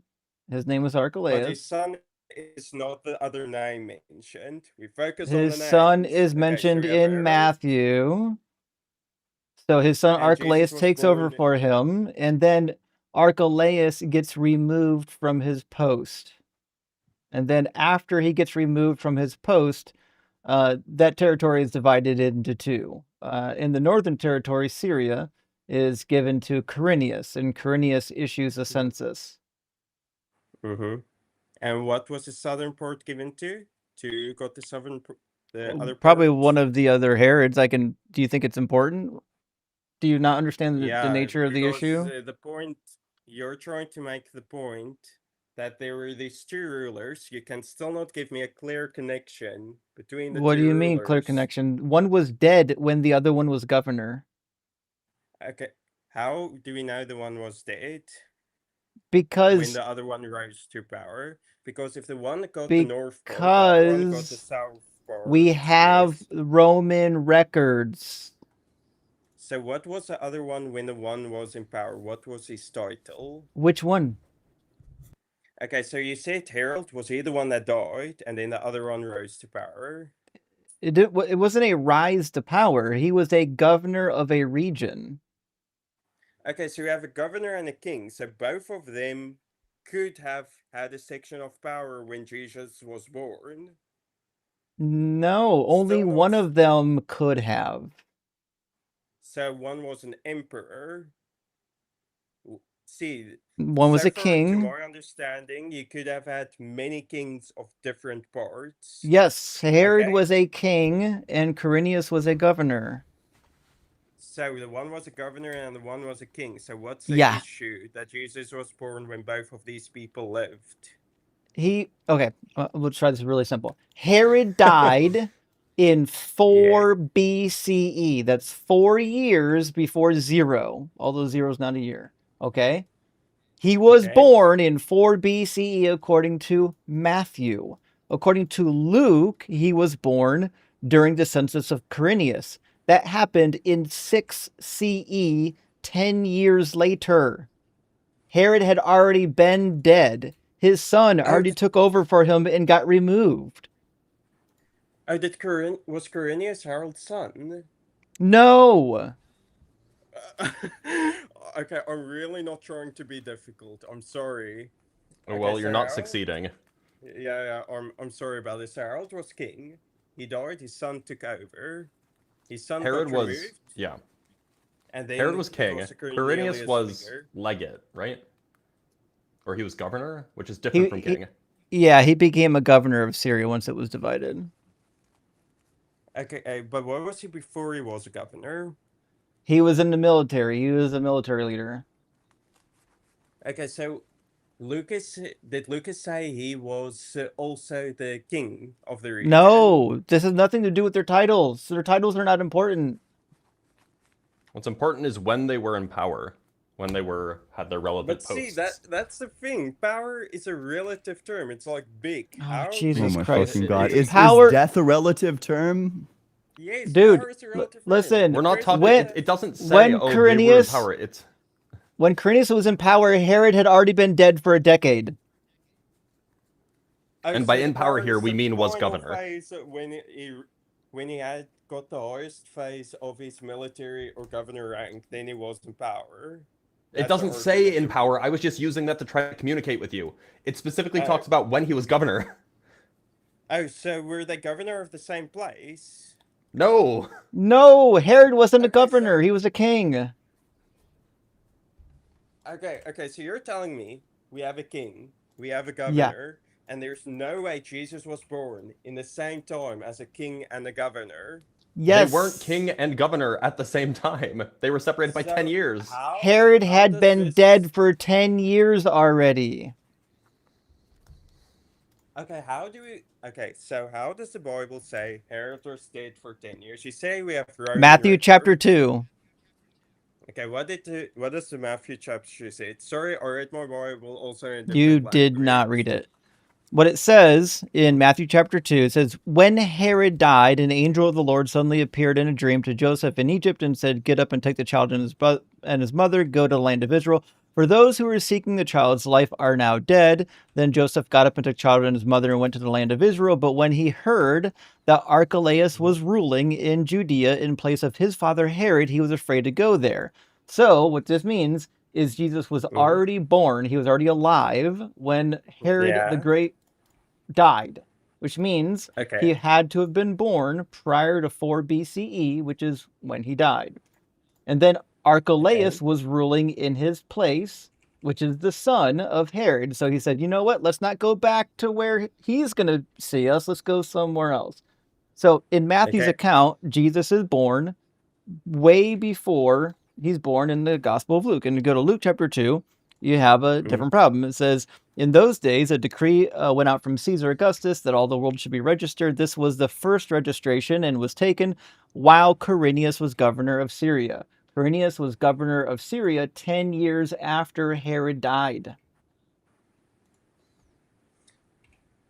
Okay, wait. So all we got is that Jesus was born round about the time Harold died, and your whole argument is that Lucas said Jesus was born round about the time when Harold died.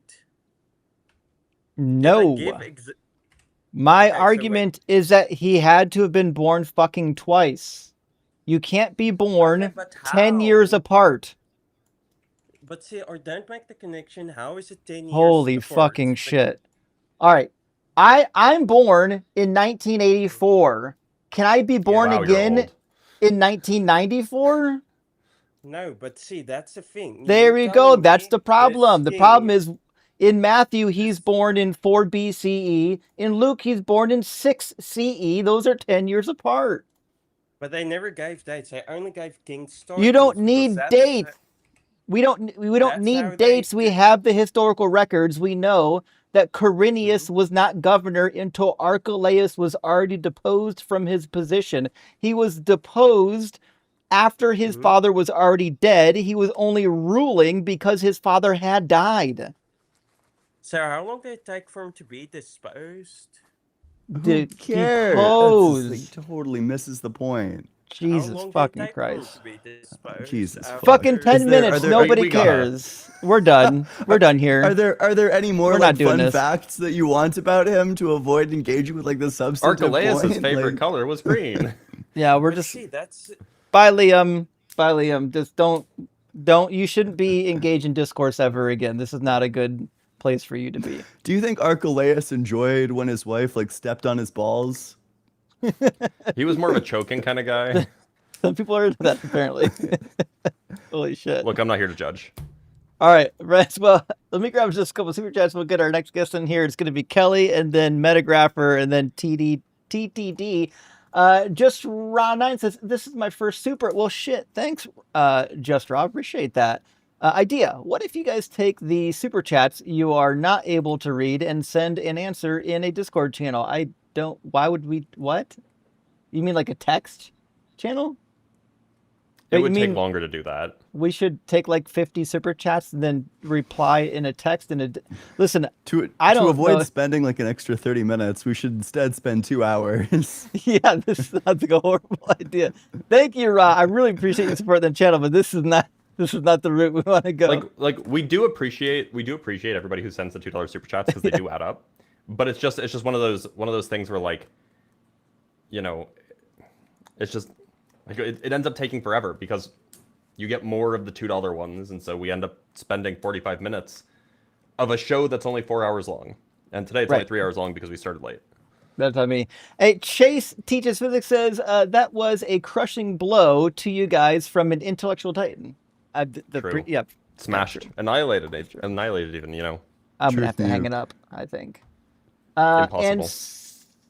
Soongineer, hey, thank you for the super chat. Says this is some combination of purposeful ignorance and hard solipsism. Well, maybe. Look, I'm not here to could be the judge. case. I might be. Big Cheese, good to see you. The Copenhagen interpretation of quantum mechanics is just like regular, but involves more bicyclists. True. Very true, actually. Can confirm. Does involve more bicyclists. And also from Cheese, it says, can I have each of your best study methods and habits, especially if subject matter is dense and boring, or you need to prepare for an exam? Oh, yeah, sure. Here's if you're just wanting to learn general stuff, like and not totally forget it, take notes. My aunt and I both employ this method when we're reading a book and there's like a bunch of really good stuff in there. Don't just highlight it. Take a notepad with you and write down the important quotes, write down the page number and then later that day or later that week, just scan through it and oh yeah, I remember Ian that. taking It helps. Ian taking notes right now of that advice. Yeah, I And- mean, I'm not taking notes right now, but yeah, I mean, when I'm reading like through a philosophy paper, for example, I'll literally be reconstructing the argument with the author as they go through it. Like I'll be formalizing the argument to the side in the margins. Man, you guys are so highlighting- diligent. Like, I didn't study in college. I really should have, but I didn't. Oh shit. Fuck I you, just- Dr. I Blitz. just kinda some read of it. some of us aren't. Oh my god. Yeah. I just sat down and read the text. Fuck No, you. but that's actually literally what I did. And Some of us don't, I'm not good at giving advice here. Just have Maybe it's just perfect the giant memories. brain that I have. Yeah, that's what it is. The other thing Yeah. is flashcards, so repetition. And when I'm learning vocabulary or even historical facts and dates, I do flashcards and I just whip them out when I'm eating lunch or whatever, and I learn them that way. Ian? Yeah, I don't know, I had something. Totally forgot it. Well, I don't know. That's mostly what I do. I mostly read philosophy, so I only have philosophy advice. But my philosophy advice is that when somebody stipulates the definition of a term, you should highlight that in one color, then mark it in the margins. When they use this term, they define it this way, and then reconstruct the argument as you go along. That's my advice. That sounds like good advice. Don't take advice from me. And we've got another guest ready to come on in. So let me grab our next guest. Is going to be Kelly, and then after that, Metagrapher. Oop, wrong one. There we go. Scene number 2. There we go. Welcome in, Kelly. Are you at least Kelly. 18? Hello. Hi. Oh yes. Welcome. Yes, I'm. Oh, Looks like you've been enjoying the conversations. indeed, very much. Glad to hear it. Yeah. So what you glad got to for be- us? I'm very close to being fully atheist, but I just keep flipping back and forth um, I have a slight speech impediment, and I'm learning how to talk over the last 3 years. So I have a hard time with words, but That's okay. thankfully, with the help of learning basic terminology over again and my love of philosophy, things are starting to sink in a little bit more. And I wanted to thank the three of you very much for being a big part of my inspiration, although I do not talk on your show. But I'm very aware of the three of you, and you've been very helpful. And anyway, I at least wanted to say thank you. Well, yeah. Well, Thank we're you glad so to much hear for it. We watching. appreciate it. Yeah. Absolutely.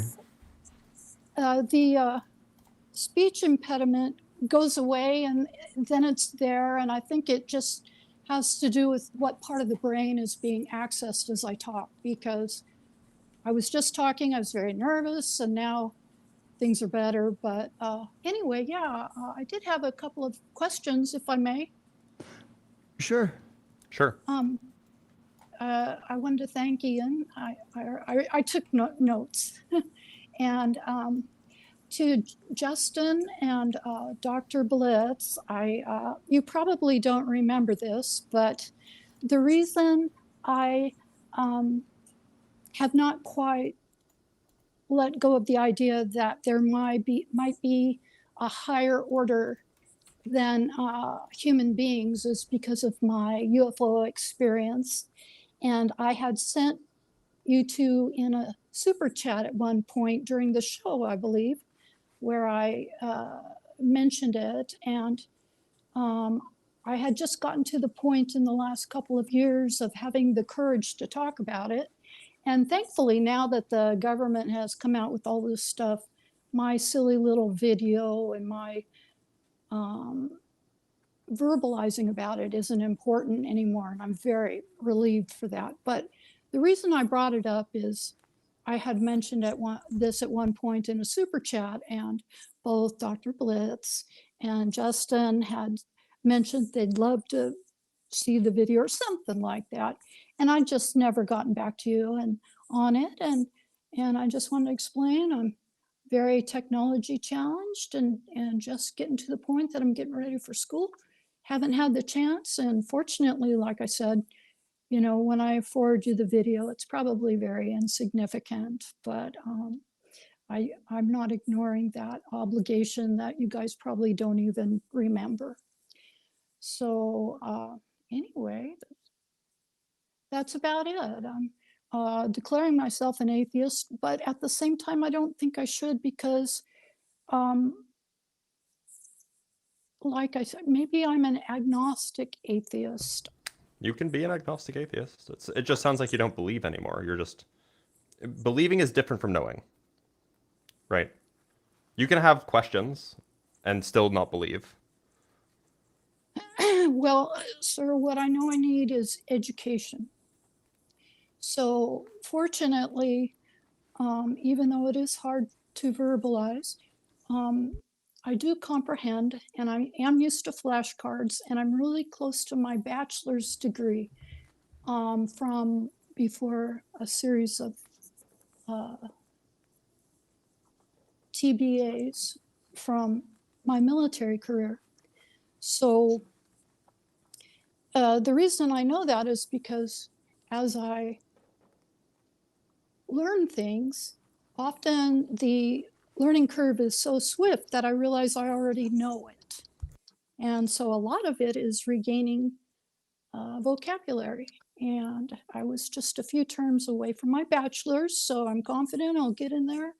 And if nothing else, just enjoy learning some philosophy and continuing to work on my speech patterns so that I can communicate more. But That's fantastic. I think it's really great to hear, and we're glad to hear that you've changed your mind, and you can totally be an agnostic atheist. thank you so much for coming on up. We'll probably move to the next one because we're looking for debates, but thank you so much. We're really glad to hear that. Yeah. And good luck, Kelly. Okay, thank you. Bye-bye. All right, cheers. Best luck. Thank you. Well, All right, let's bring up the juggling juggernaut himself, the master of metagraph, metagrapher. I'm actually hoping we can see some of the juggling for the audience, but I won't be too demanding. Oh, Metagraph, is your microphone Your mic's off. plugged in, or is it unmuted, or? Let me see. I show you've got an H3 VR mic. That's not a. It's not a beginner mic. Doesn't look like a beginner guy. Do you see the way he's juggling balls in one hand? He can't be. He's got black hole installed on his Mac, which means he's creating virtual cables over there. So he's got some audio routing going on. This is not a beginner. But, well, yeah. Nevertheless, the microphone has not been properly selected. Try refreshing Metagrapher. It might just be Yeah. Try turning it off and back on again. The usual. Oh, wait. Oh, Is it there we better go. now? Yes. Yeah. Okay. It's perfect. Yeah, I had switched to my headphones that are not even anywhere near me. That's It really happens Weird. sometimes. Yeah. Gotta love Bluetooth. Right? Yeah. Hey guys. So thanks very much for having me on. Sure thing. Great introduction, Blitz. That was really cool. Yeah, of course. Yeah, no. I mean, like, you don't see yeah. somebody juggling just randomly as a side habit off screen. So, it had to be done. So what'd you come up for? What do you want to talk about? Yeah. Well, this is really wild. I mean, I think it's really cool. You guys had this discussion here, and this is something that I've put a lot of thought into. And I was a staunch atheist for a real long time, and it's weird. So, like, I guess background a little bit, just for whatever it matters. It's like I was raised Catholic, right? And that's a very easy path to not believing in God. I mean, like, Sure. I remember being an acolyte and sitting in church and going like, am I a robot? Like, what the hell am I doing here? Like, this place is like, we just do the same thing every week and it's very predictable and it's very like this thing. And I'm like, all right, this can't be right. So for a long time, I became basically a staunch atheist. I even joined the Marine Corps and Famously a place for atheists. What's that? I can't hear you. Famously a place I don't for know about my atheists audio. is what the Marine Corps is. Oh, you know what? Hold on. I got to put it on my headphones. Let's see what happens. This stupid thing. Hey, you changed your mic, but okay. not your audio yet. Oh, there you go. Yeah. Yeah, we're good now. I hear you again. All right. Great. All right. Yeah, so I joined the Marine Corps at one point, and I was right out of high school, to be honest. But and I had the balls to put on my form that I was. It actually like reduced it to no religious preference is what they make it. But I said that I am an atheist, and they won't let you put that on your dog tags. They they say that there is no such thing as an atheist on the battlefield. And that's a weird phrase that stuck with me, but it makes it like being raised Catholic and hearing that phrase, it makes it really, really hard to still have the balls to write no religious preference, knowing that it means that like you don't get that weird decision like at the end of life where you're like, oh my God, I'm facing death. Am I really a non-believer? I don't know. You don't get any of that because you could be shot and you don't get a choice, right? A missile could come through your barracks and you don't even know. You're just gone, right? So But then he was became pretty- religious. That was pretty heavy. Or Yeah. at least a believer. Well, yeah, but so I need to be clear about that. Like, I don't go to church. I don't go to temple. I don't do any of that. I don't think that that's necessary to have, like, I don't know, a belief system, if you will. And so a lot of things that I noticed about like atheism almost form a belief system in and of themselves. Well, which is kind of weird. atheism can certainly you can certainly believe that God doesn't exist, or you could believe, you could like just lack a belief. I don't know. You might. I like the distinction that agnostics are the ones that just lack a belief, whereas atheists are the ones that believe that God doesn't exist. Although I don't know if that accurately describes my co-hosts, but I mean, yeah, I think that some atheists will also like, obviously you have like lots of beliefs in other things too. So I mean, yeah, clearly. But when when you say that you believe in God, what God do you believe in? Like, what are his attributes or properties? Sure. So, like I said, I put a lot of thought into this, and so I started studying world religions like as a teenager, really, and have been doing that for most of my life. But at one point, I kind of thought, okay, if you take all the religions and you like layer them on top of each other, right? Like almost like you're doing like an animation of onion skinning or something like that, right? And you kind of see where all the parallels are and where all the outliers exist, all the anomalies exist. And I said, okay, do I have a problem with what I come up with? Like, what does God look like when we put it all together? Like we take Hindu and we mash it up with Taoism, and we mash it up with Confucianism and Buddhism and Christianity and Judaism and yeah, I know you like, right? It's crazy. And but I can't help but notice that one of the things that you said, like Confucianism, is not like a, it's not like a sort of like God belief. It's more of like an ethical system then. Exactly. So No, you're exactly right. Then you just kind of be like mixing in. It's like saying, oh yeah, I took like Hinduism and then I brought in like utilitarianism and mixed it all together to see what the true face of God was. Like it kind of just doesn't make sense. Right. Well, that's an interesting thing. Okay, so yeah, no, it doesn't necessarily make sense on first glance, right? Because there's very contradictory things there. Things that like you as you noted, Confucianism is really more of like an ethical guide than it doesn't really actually prescribe a God. And Buddhism doesn't prescribe a God either. In fact, actually, what I come to realize is that, like, for example, Hinduism is commonly considered a polytheistic religion, but Well, it's it's also an umbrella monotheistic. category. What's that? Hinduism is an umbrella term for Okay. lots of different religions. Yes. Yeah, that's fair. So what I arrive at is basically that most religions would prescribe that God, if existing, which most religions do prescribe that there is some God that exists, or something else, something that can be seen as akin to this. Okay. Call it a higher power, call it the Tao, if you will, for example.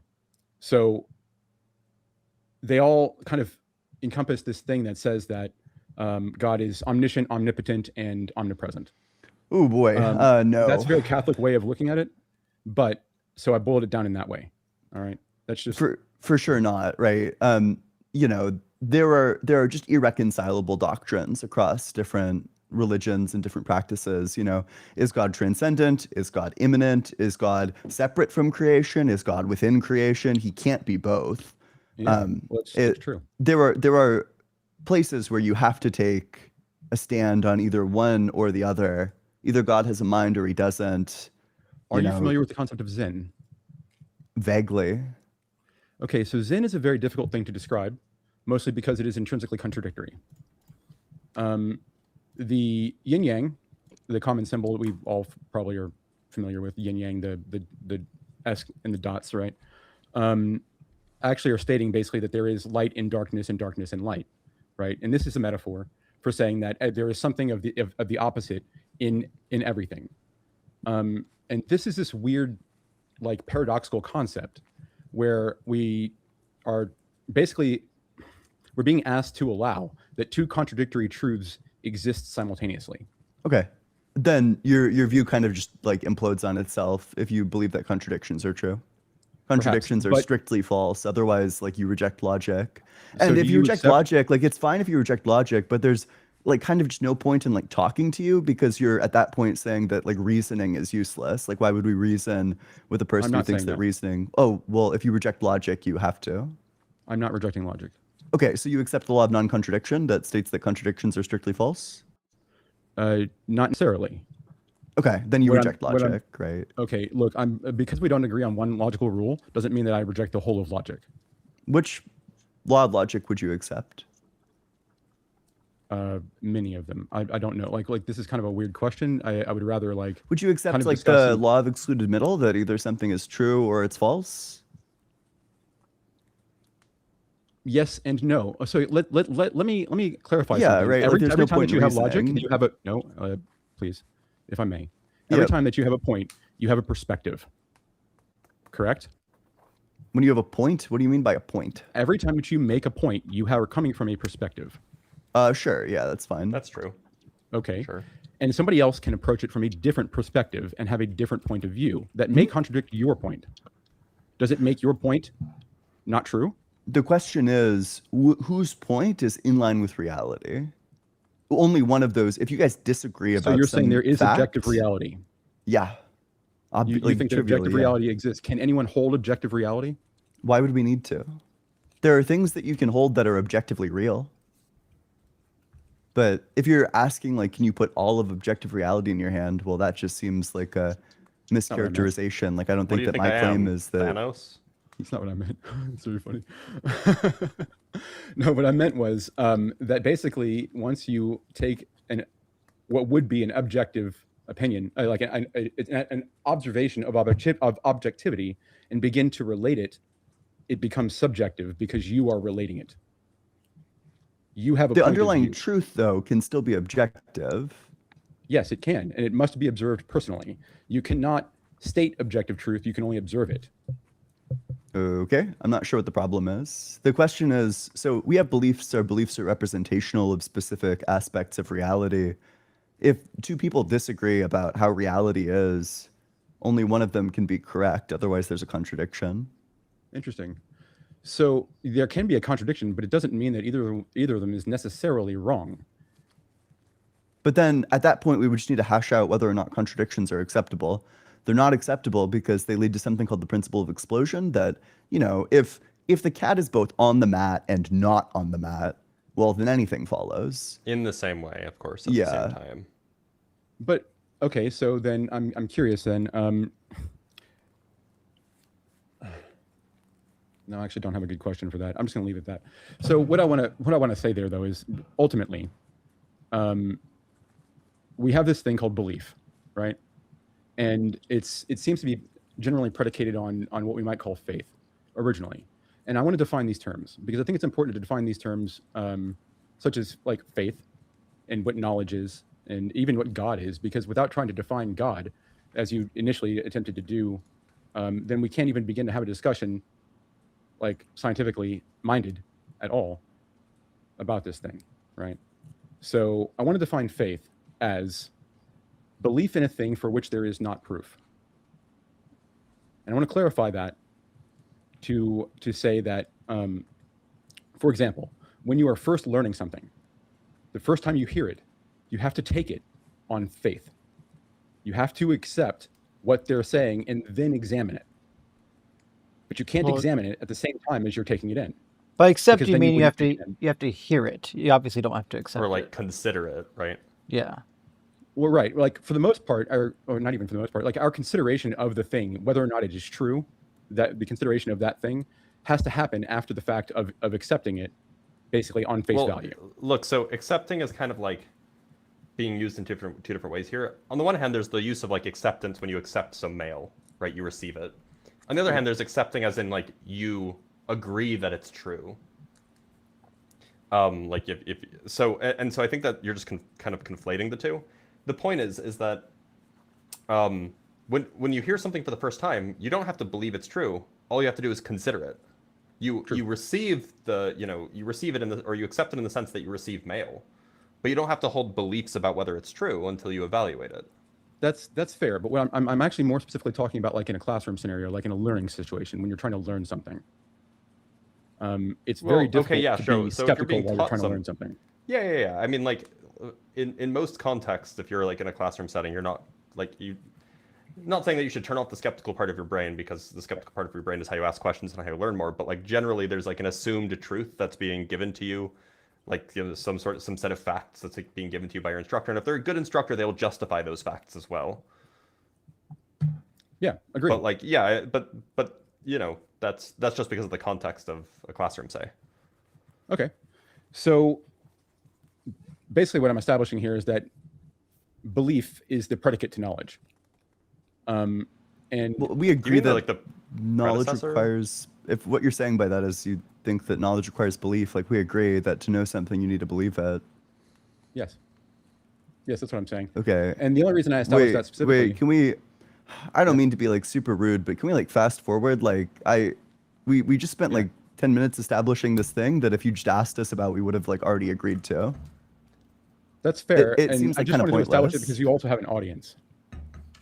I mean, it's like, not- I think the audience is going to agree with that too, that you can't know something if you don't believe it. You would think that, but you would be surprised some of the conversations I've had with very smart, scientifically minded people. And so I could have just asked you if you accept that. That's fair. Sure. I got kind of like I thought turned like around a the little bit. basic definition of knowledge is like justified true belief. Yeah, Yes. that's like the So- classical like Platonic definition of it. So yeah, you would Yeah. need belief for knowledge to happen first, Right. which is what you Yeah, were saying. absolutely. And that's an interesting thing actually, because like you have justified true belief, right? So the justification is a very interesting thing. It actually takes it from faith to knowledge. It becomes observation, Sure. Well, right? not necessarily, right? There's like because- some knowledge that you can have that's not like observational, but yeah. Okay. Well, that's fair. But so anyway, but we said justified true belief. It's just justified. It's maybe not observational, but that in that case, Sure. that is knowledge that is justified, maybe not observationally. Sure. But so lost my train. Well, wait, okay. can we just okay, so do you think that God is like a mind that created the universe? No. Okay, what do you think I don't God think is? that the universe was created. I don't think that the word. I think that it could be neatly boiled down, probably, but I think it would be reductive to call it panentheist. So you think that God is both transcendent and immanent to the universe? That you think that like the universe is fully inside of God, but also that God is like something like in addition to it? No, see, that's why I say that it's not really fair to boil it down in that way. It's reductive, because I Okay. don't actually find that entire thing. Like, I don't think that God is anything additional to the universe or So you're a separate from the universe. pantheist. Right. That's what, like you just said. But I said panentheist because then the distinction there is that it also involves potentiality. But I think the funny Potentiality? thing- The Yes, sir. panentheist could hold the potentiality. Correct. And so could the Pantheist and pantheist. pantheist. No, pantheist says that it's just the whole, that God is consubstantial with the universe. And then panentheist added potentiality to that and said, no, it's something totally different. We added potentiality. Now we're panentheist. And I'm like, You're you using all these were always terms in like panentheist. ways that are totally different from the literature. Both of them could in the way that Aristotle talks about potential, like something that like basically like a disposition, like a power that could be actualized. Like in this circumstance, it's going to produce this effect. Well, both the pantheist and the panentheist could accept that there are these like powers that can be disposed towards action. Okay, so I just went and I just grabbed definitions because like you're telling me that I'm not using them within definitions, and so I'm just grabbing definitions here. Pantheism, a doctrine which identifies God with the universe or regards the universe as a manifestation of God. Okay, a worship that admits or tolerates all gods. So that's pantheist. Okay, and then let's look at panentheist. So then we have someone who So- believes that God contains the entire universe within himself, yet God also exists beyond and transcends the Yeah. universe. Yep. And so, like I was saying, I actually don't fully subscribe to that, but I also subscribe to something that's a little bit more than the pantheist, which is for some reason, I don't know why, but in the modern era, we actually kind of dropped the potentiality from the belief from the universe itself, as if it's not part of it. And I'm not sure why. What do you mean by But it- potentiality? Literally just potential. Okay, Like- so like a disposition, like a power that you have that could manifest itself under specific circumstances, like something like that. Ironically, potentially. Who's saying that What like a lot of people accept powers into their ontology? Like I don't know what you're talking about. I I'm think not like saying the that- common person believes that like certain things have certain powers. So I just don't know who like they are and how they're like wrestling away the potentiality from you. I'm not sure how we're having a disagreement here. I don't know why this feels like a disagreement for some reason. Well, like- you're just like saying like claims, like I don't know, you're putting yourself into like the category of like somebody who's, you know, the society writ large is taking away potentiality. I just have no idea what you're talking about. No, they're not. The average person believes in potentiality. I'm not saying anything about what the average person believes. To be honest, I'm talking about what is normally ascribed to pantheists and panentheists. Pantheists can accept potentiality. Yes, I was simply referring to the fact that there was a debate not that long ago, actually, about the difference between panentheism and pantheism. And panentheists largely were saying that they were adding this thing that pantheism didn't go far enough, and that God being consubstantial with the universe was insufficient to explain this thing.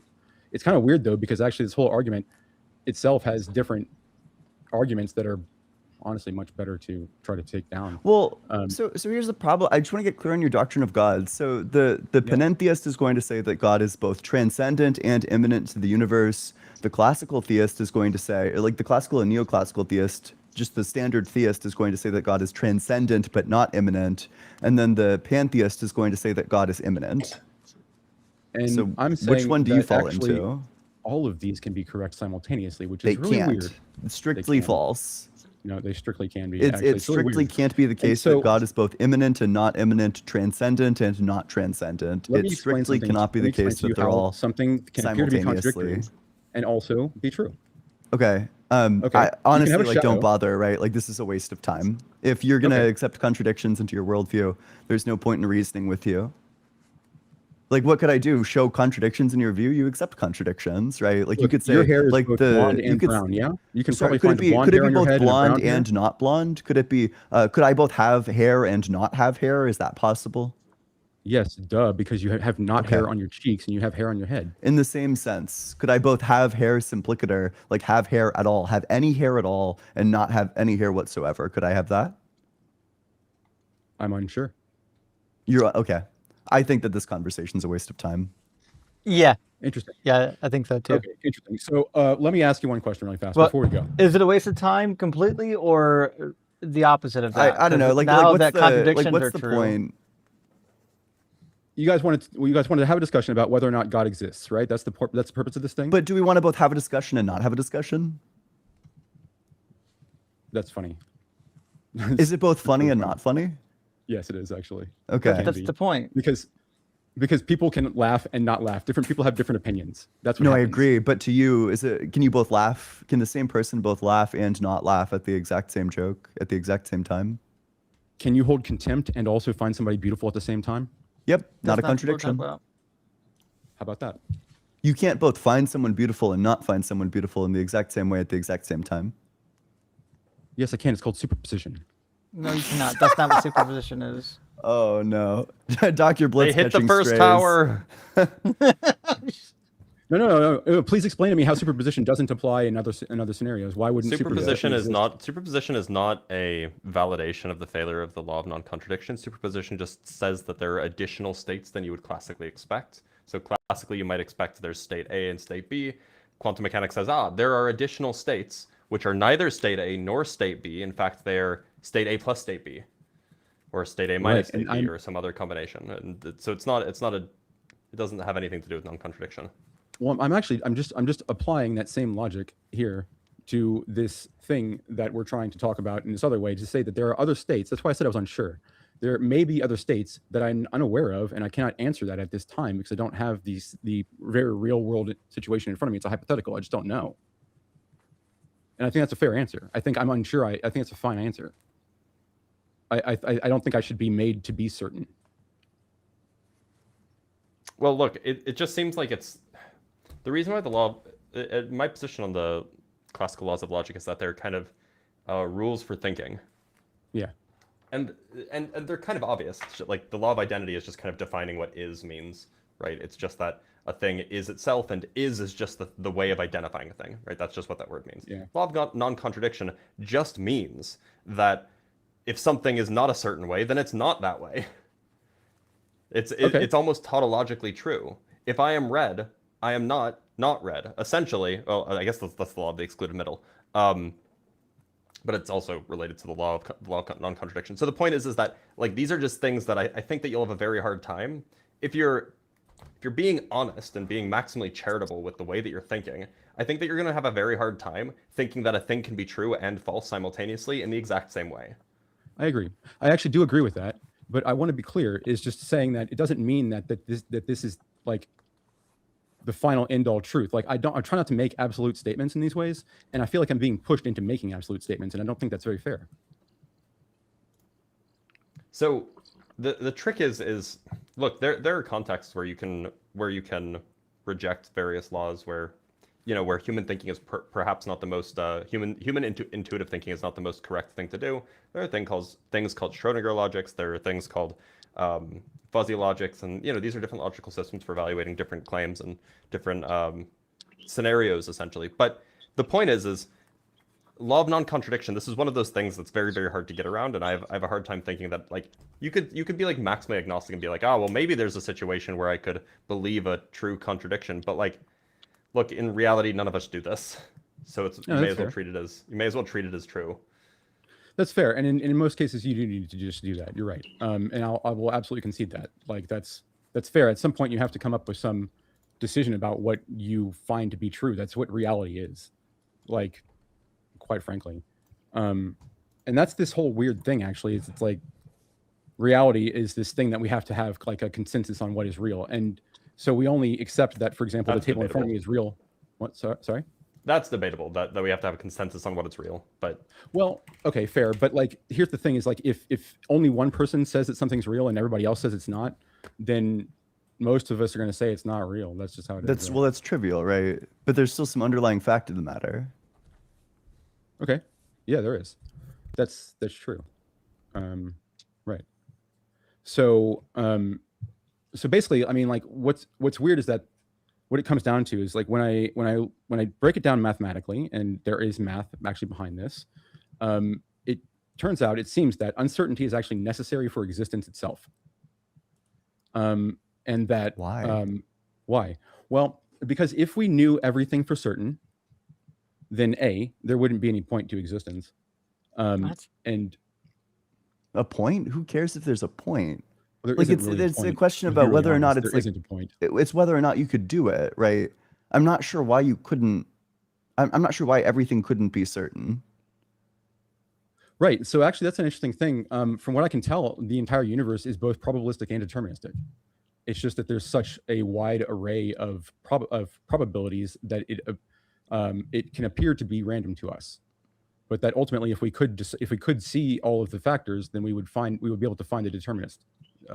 We would be able to determine the outcomes. Basically, we'd be able to write the future and history of all the probabilities.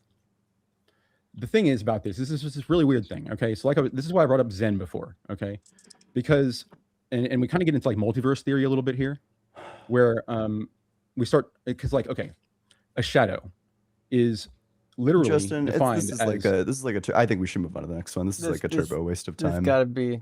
This is a good waste of word salad. Really? All right, hey, yeah, Meta. We appreciate you coming up being cordial, but you have to understand you haven't used a single word correctly the whole time you've been up here, and this is starting to turn into like a woo-woo word salad. Yeah. Oh, I don't want to do that. I mean, like, which words haven't I? Like you said, I haven't used a single word. You just affirm contradictions, right? There's no point in debating with you if you affirm contradictions. Look, I conceded that we have to decide. Wait, Justin, how about we move on to the next one, and we can both be debating him and not debating him. Wow. True. That's really rude.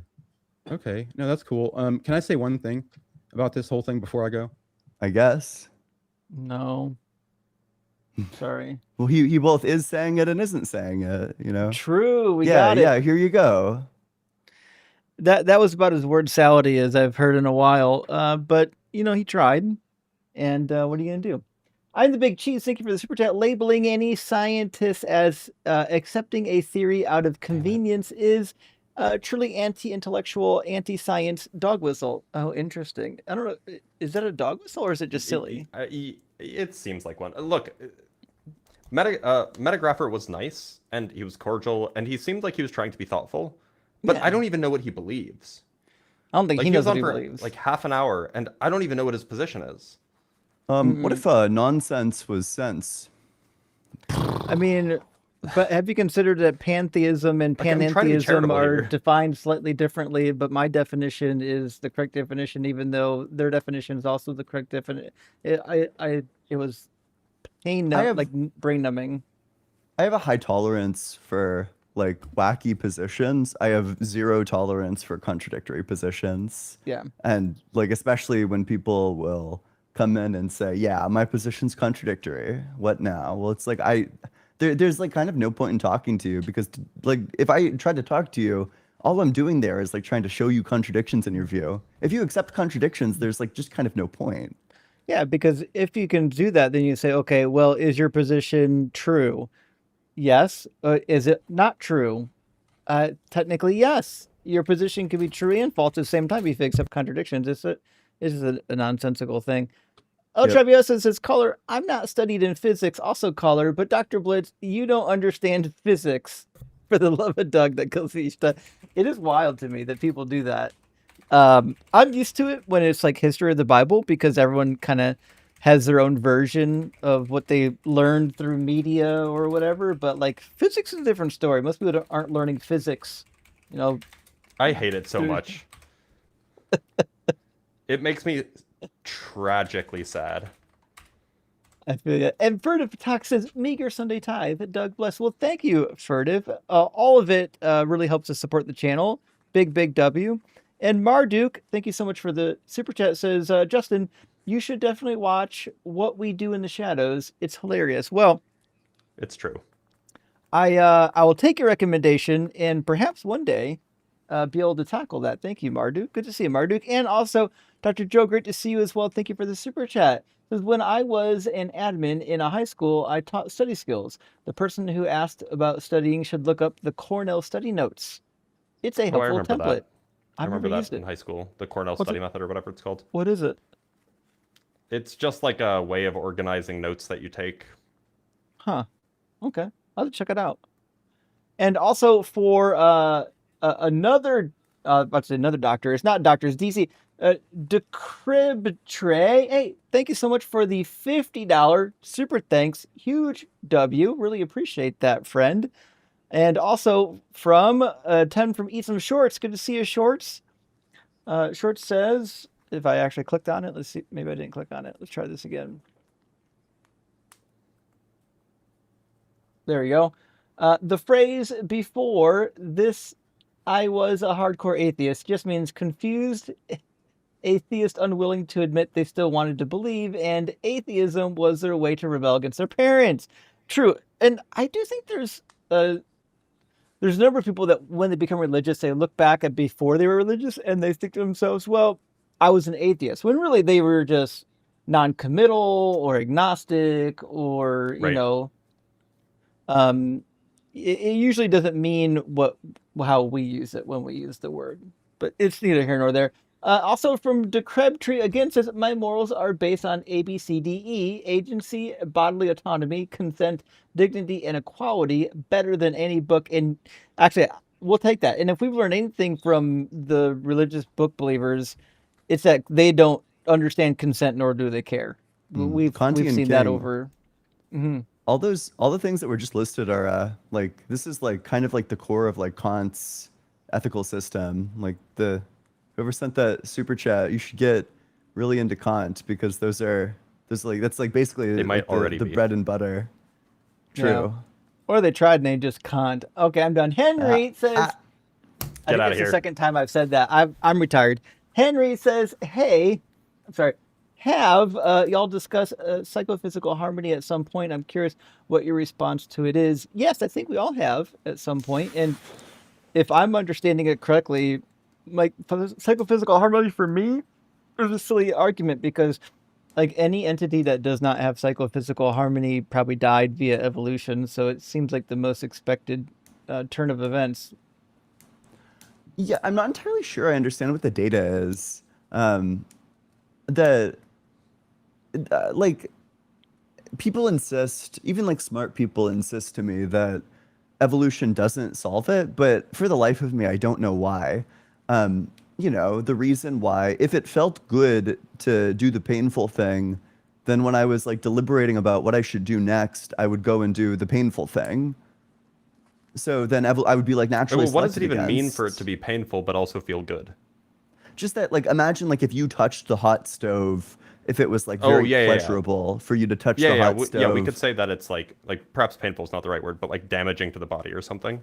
Yeah. Like damaging to the body, but it like felt good to do that. Well, it just seems like you'd get. So what they You get want to burned say away. is that there's like some scenario where it like feels spectacular to do, but then you know, your body still has like the knee-jerk reaction to pull it away, but it felt great to do.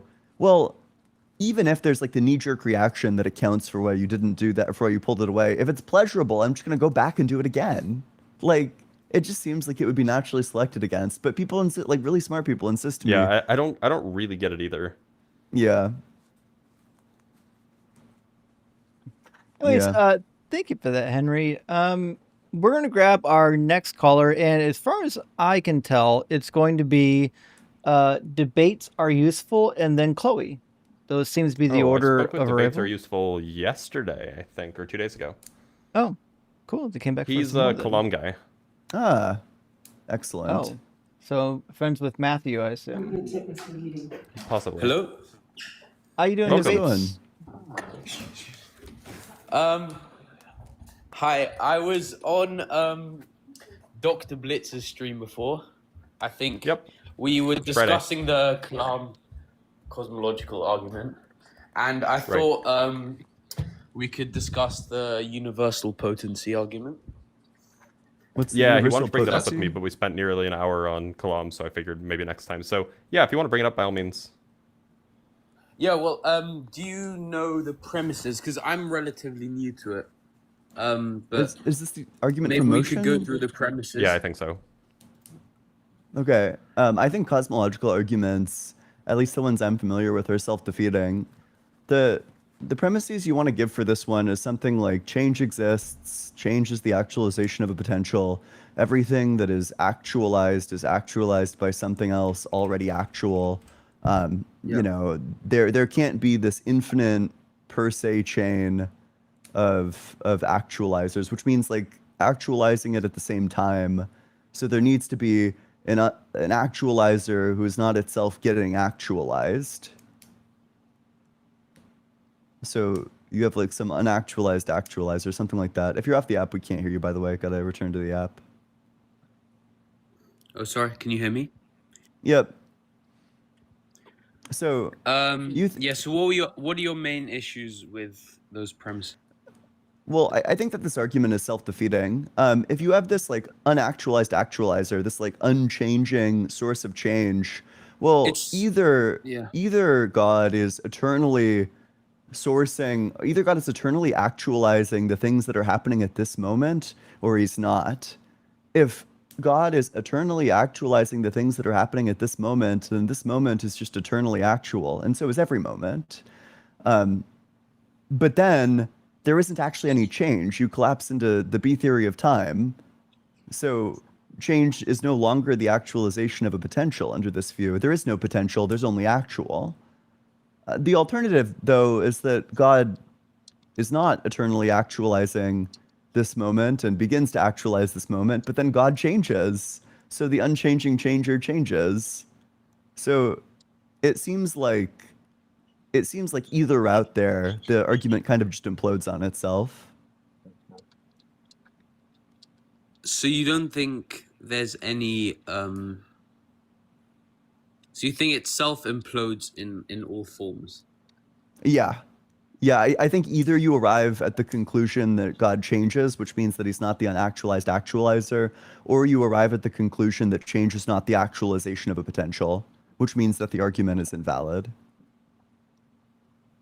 All right, I need to research into it more, but I'll come back on the stream later. Is that all right? Do you want to talk about the Kalam? We Ian's like, talked about it a "Please." lot on Dr. Blitz's stream. Ian needs it. I don't know. He kind of ran circles around me because he's great at cosmology. You're so cute. Thank you. It's a really simple dilemma. Do you think that God is eternally creating, or do you think that God begins to create? Can you define eternally creating? Yeah, eternally creating just means that God doesn't begin to create. He's just kind of always creating. No, I would say the latter option. Which, I'm sorry, I'm so bad at former and latter. Is that He begins to create. Okay, if God begins to create, then that means that God changes, which means that he would just be in time. That's kind of a problem because you want to say God's eternal, so that means that there just is like why is he changing? he goes from not creating to creating.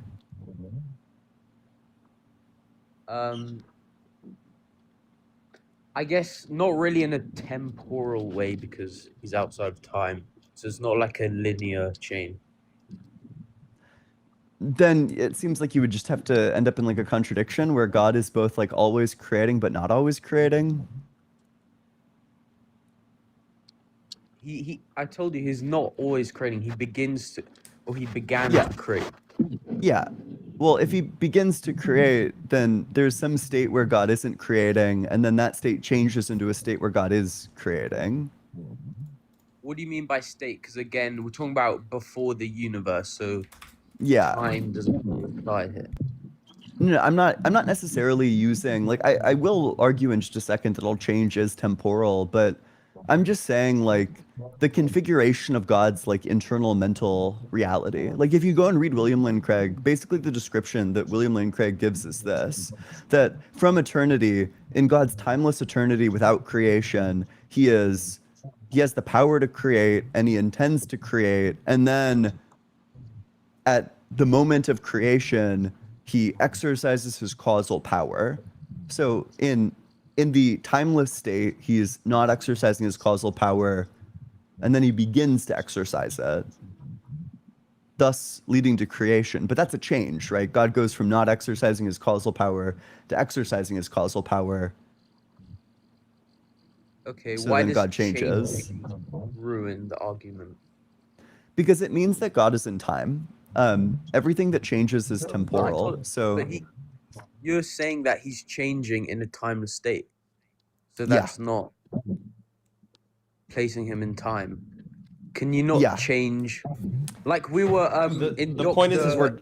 that we're Blitz's- defining change here as a temporal thing. Well, it's not even just a matter of definition. Like it's Sorry, I Dr. think it's like Dr. Blitz. Hello, No, are you go ahead, there? Ian. yeah. Wait, what do you want to say to Blitz? Wait, Blitz was talking about so we ended up talking about geometries and how they are timeless and could be a True. cause for a universe. And so would you say We were that very, those we- change? to be clear, we were very clear. Those We were very change. clear. They weren't causes; they were explanations. Yeah, so would you say they could change even though they're in a timeless state? Therefore change wouldn't be No, contingent It's on not time. clear to That's me the that what's point. going on there is change. Maybe I'm wrong, Blitz. I don't know. No, it's not change in the sense that we would think about it. Yeah, like a change It's like is it's like space. It's like spatial difference. Like things are different here compared to there. oh sure, yeah. That becomes problematic because it's also like the B theory of time. Yeah. Which means that in some sense the universe doesn't come into existence, right? The entire block just kind of always exists. Except always isn't the right word, but There is not a state of affairs without the block. right.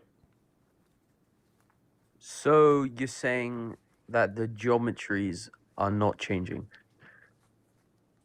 They're different at different points of the dimension is what it sounds like.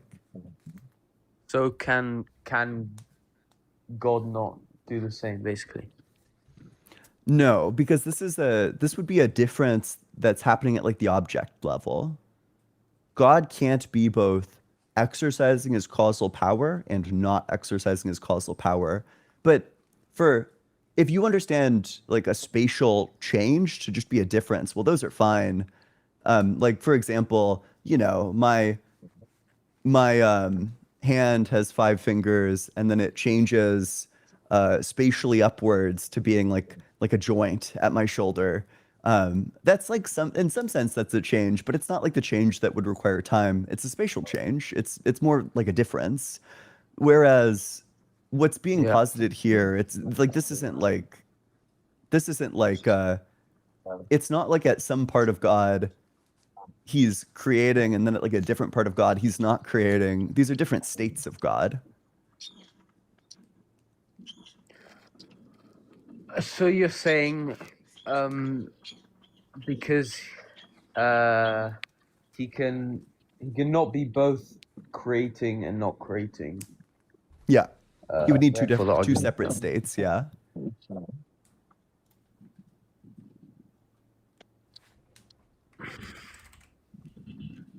What would William Lane Craig say to that? Or do you think? What William Lane Craig would say to this is that it's not a change, it's like a sui generis relationship. But then this gets skewered because then you lose out on the premise that the universe begins to exist.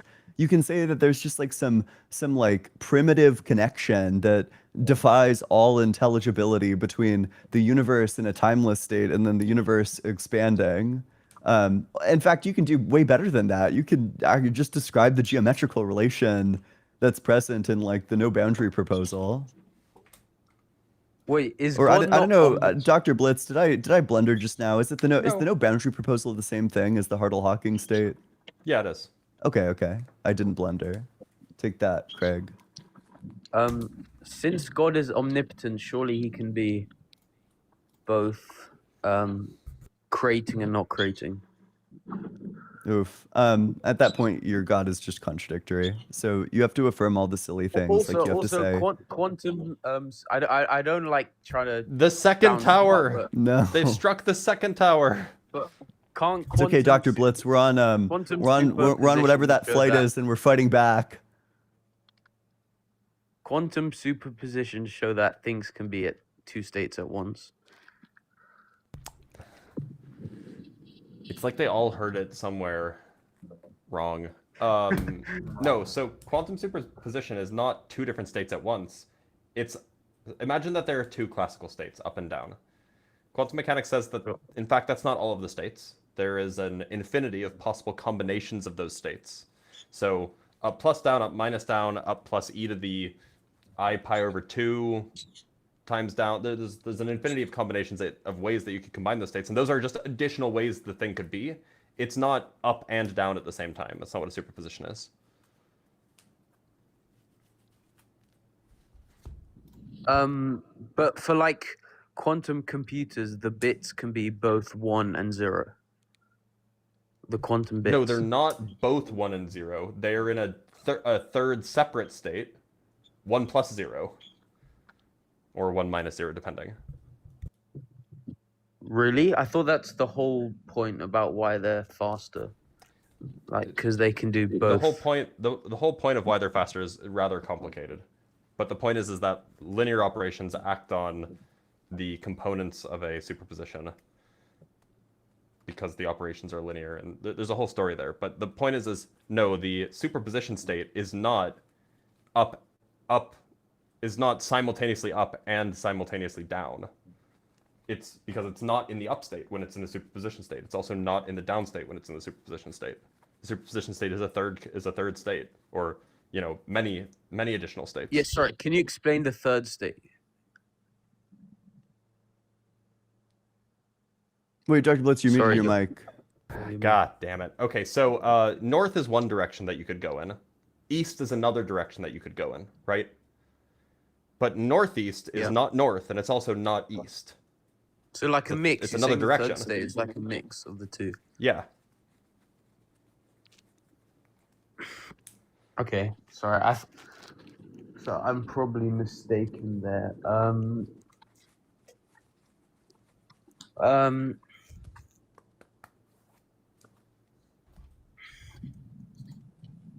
I just don't see how God cannot be in a state of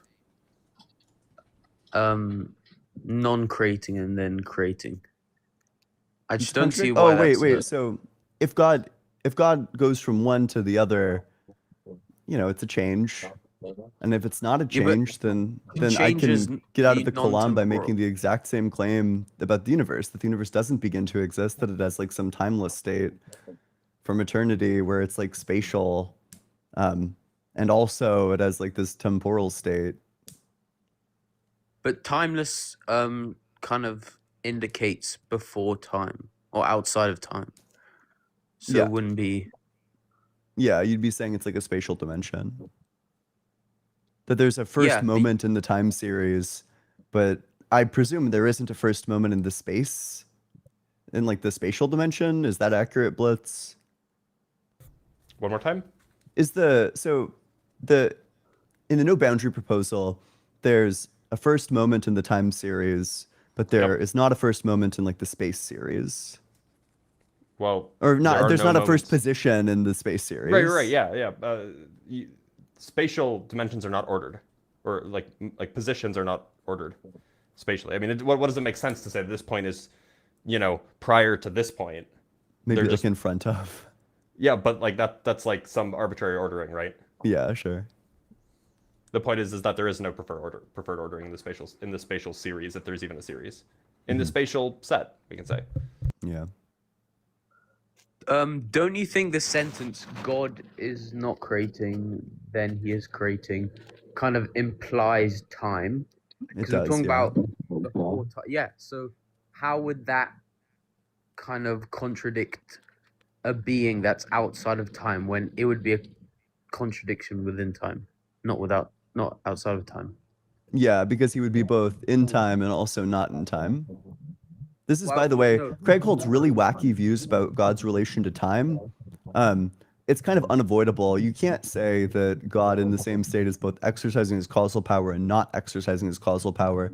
So you need to say that these are distinct states that stand in some relation to each other, a relation that Craig has conceded in the literature is primitive. That you would need to say that it's like some sort of like ungrokkable priority that the likes of which we've never seen before. When you say God is not creating, I mean that sentence doesn't really make sense, because then you have to say when. Well, there's no when, because there's no timeline before the universe. It's not like God was, I don't know, sitting around just chilling and then suddenly he decides to create the universe. Yeah. I mean, if that's the position that you want to hold, then what you're going to end up having to say is that God is eternally creating, which means that the universe is eternal. Why can't he just be creating in one moment? And only one moment? There are no moments. Or like... He would need to exist at separate moments then, so he would be in time. Or just, yeah, I just don't really know how to use language, because we're talking about before, talking about... You want to say that the way that Craig talks about it is that God is timeless without creation, and then he's temporal with creation. But the connection between God's timeless phase and his temporal phase is primitive. It's not... Craig will tell you point blank that there is not a description, there is no characterization that accurately describes the relation between his timeless phase and his temporal phase. And frankly, I think that it's because it's ad hoc nonsense, would be my take on it, but... Well, when the universe is created, time is created, and then God, I guess, permeates that, and so he becomes temporal as well. Yeah, like he endures time at the moment of creation. But that's a change, he changes from being timeless to being temporal. So the timeless state would just be in time because all things that change are in time. Well, okay, I don't necessarily agree with that second statement. All things that change have to be in time. So would you agree that a change requires two moments of this being's existence where one is before and one is after? Didn't you say with the fingers and the joint thing? That's a change, but it's not in time. That's not the sense of change that we're talking about. We're talking about change across the entire thing. There can't be a state where God is both exercising his causal power and not exercising his causal power. The reason why there are spatial differences in me is because I exist spatially extended. A thing, you said the whole thing. A thing kind of supposes or indicates like being inside space, and of course God is space. I don't hold that presupposition right. That's not what I'm presupposing when I say that there would need to be a Say change that across now. the thing. Would you say that emotion is a thing? Motion? Emotion. Yeah. Can you grab it? I don't think that all things need to be grabbable. I think that things are the sort of thing that exists. So they can be non-physical. Yeah, in some sense. Although I'm not sure I would say that emotion is non-physical. I think it is physical. And I don't think that everything that's physical needs to be grabbable. Wait, would you say emotion is physical because of like hormones and stuff? I would say it's physical because it reduces to brain regions. Do you think consciousness is physical? Yeah. Probably. Yep. So you think enough simplicity can cause consciousness if it's Enough Yeah. simplicity? like simplicity being atoms, because ultimately everything Like is enough. atoms. I mean, like, enough simple things can give rise to complex behavior. Like, obviously, Mhm. like that's like atoms are simple and yet life is complex. Yeah, Yep. right. And Like yet my if you slap computer's together made out enough of atoms. atoms. Yeah. I mean, sorry. I mean, like, because consciousness is not. It's not like an actual chemical structure. It's a. It's like Well, a neither is unique concept, right? I mean, neither is Windows 11. Windows 11 isn't a chemical structure, but like, it's like I mean, it a is. unique thing. Well, No, it's not. is it though? I mean, Windows Yeah, of course. 11 It's is coding, which is happening made out of in atoms. silicon, right? But what is a chemical? This is actually sorry. This is a derail. What's the difference between a chemical and I don't know, just like a molecule? While we're All at it, molecules are chemicals. Not all chemicals, or no, all Yeah, all chemicals molecules are are molecules. two or more Not all atoms. molecules are chemicals. no, I Yeah, think it's the molecule reverse. a molecule is two or more atoms. I thought, but what's a chemical? It's just like a I think it's simple a one. simple I thought. molecule generally. This okay. No, it It's a has simple molecule with a straightforward chemical formula. Had to get a refresher. But Yeah. none of us are chemists, so Dr. Blitz, fucking magnets. How do they work? it turns out that magnets work because there's smaller magnets inside them. Yes. Unironically true, only correct explanation. Wait, are That, magnets? Are that you actually familiar with is the very accurate. Dr. Blitz? You're familiar with the concept of like gunk in mereology, right? Yeah. Or What? would you say magnets are gunky? Yes. Freaky. That's freaky. Yeah. Well, maybe. I mean, look, we don't know. Okay. Debates are useful. Do you have anything else? So you think that physical processes are sufficient for consciousness, basically? Probably. Yeah, probably. We have good evidence for it. I mean, there are loads of philosophers, even like Alex O'Connor, who's like a famous agnostic, he thinks that's unprobable. He's not a I don't care what materialist. Alex O'Connor thinks. I think that we have good evidence for it. I think that there are really good arguments for physicalism. We can't replicate it. Like, we can't replicate consciousness. Sure we can. It's Yeah, we can. called... What mommies and daddies me do. and, me and your I don't mom are think- about to replicate consciousness. No. Let's go. Oh my days. No, like AI. Oh my AI days. is not conscious. We can simulate How do you know? consciousness, but we can't. How do you we know can't AI is create not it. conscious? How do you know? You can ask ChatGPT. It'll say it's not conscious. So what? Yeah, I could say I'm not conscious either. That doesn't mean I'm not. Right? It You're depends saying it's on what. lying. It depends on what Could what be. you classify consciousness as, right? Like if ask I said ask me if I'm conscious. what is consciousness, what would you say? you I would asking me? say Who it's you being asking? aware that you are aware. Being aware. Oh no, you don't want to say that. Otherwise, you have to say like animals and babies aren't conscious. Right. Well, I guess it could be a spectrum. Like, you have more consciousness with more intelligence, and Sure, but because you're able to deduce things around you. that maybe there might be like something to that, that there's like people or like beings that are more or less conscious than other things, but I think the question is like what makes something conscious at all, and to that it seems like the answer is that just that it has like an experience. There's like something that it's like to be it.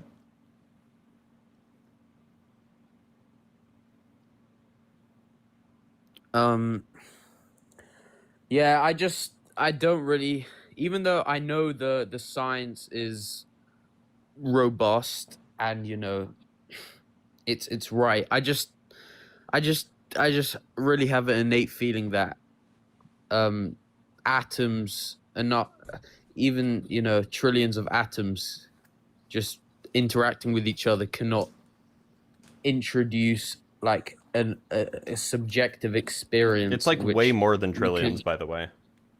Yeah, Yeah, I but was even telling so, Justin about it's this like- the other day, right? I was explaining to Justin, I don't care how advanced electrical engineering is. I just don't buy it that when you put all these like particles together into the shape of a computer, that it's actually that it's like the computer that's doing the calculations and pulling up all the websites. Like I just don't buy it. There's actually a Yeah, it's actually deep-seated Al Gore. secret in electrical engineering. We actually have to blow the smoke of life into the electronics, which is why when they break, you see the smoke come out. Right, yeah.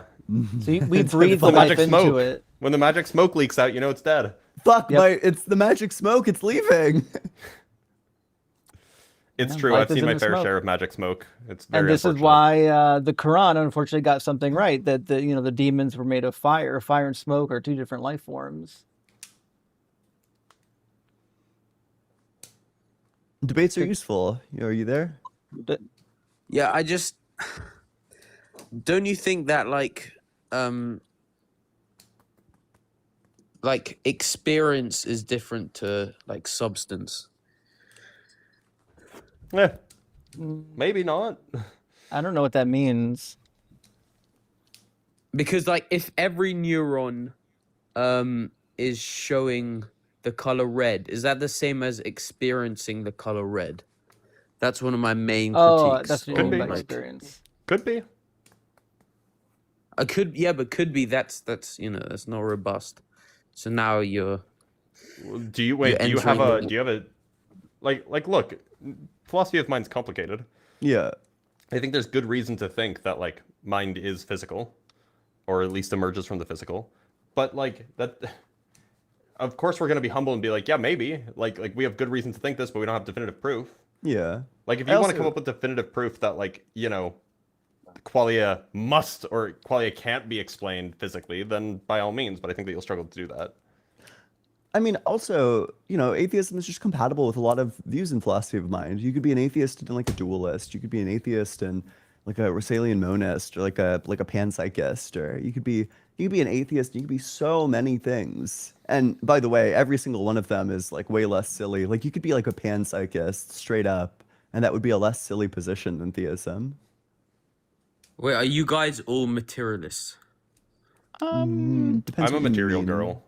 I think I'm a no, I'm not. materialist, but I've got some questions that make me, not some questions, I've got some concerns because there are things I don't know yet. Like I don't know if we would consider, I'm like a physicalist, would we say that like all fields are material? They're obviously not material. Are they physical? I don't know. Yeah, they're definitely physical, not material, which so- is why I say lean towards physicalism. But physical, Right. like it's hard to define what things are physical except just those things that we do physics about. So Yo, Right. you want an enlightened answer to the definition of physical and natural?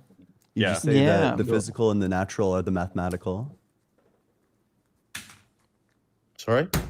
We just I got think the mathematical I think realism Tegmark again. makes that move actually, or I think that there's somebody who holds the view. It is kind of Yeah, but goated. Like, what what the isn't fuck are you supposed to mathematical? say, right? Like, what isn't mathematical though? yeah.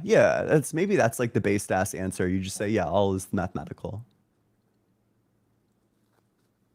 But then you have to be a Wait, Platonist. don't you think you run into like Or you don't. You can just say mathematical things are physical. It's that. redefine what Oh it my is. fucking! Easy. He plagiarized me. He plagiarized me. No, I did it in the other direction. Oh my fucking god. Oh my god. You've been inverted. He's rejecting the transitivity of identity. He's hoping the audience doesn't understand. You know, whenever a shark comes to bite you, all you're supposed to do is just grab them by the face and turn them over. You Just get rotate flipped, that. bro. Get rotated.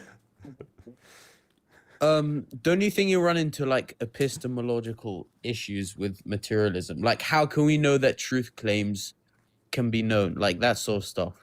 Why? Why would this be an issue? Like, I agree what you said is an issue, like but why would we run grounding. into that? Like grounding, like how do you know that like an apple is red? Because your sense Well, data some apples are tells green, you. so. But then but then it's like a critique of like atheism is that there's no like ultimate grounding for truth claims. Oh, you just Like, you triggered need Ian's some- trap card. Oh no. That's Oh no.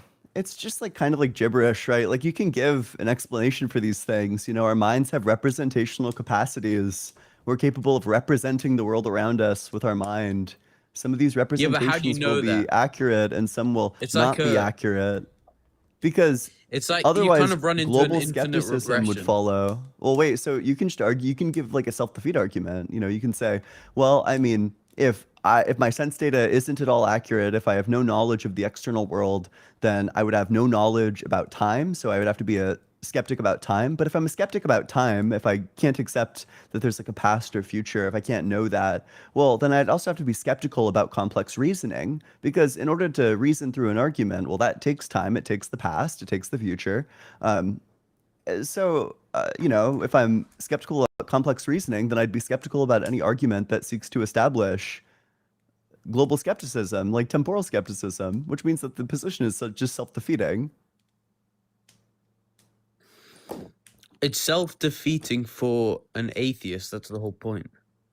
No, it's self-defeating for the skeptic. The skeptic self-defeats, which means that the non-skeptic is correct. Who's a skeptic? Me. The skeptic is theist. yes. The skeptic is the person saying like, well, how do we know that? And how do we know that? And how do we know that? Because in order to make all these arguments, in order to ask all these questions, time needs to exist. In order to present an argument for skepticism, it would take time in order to reason through it.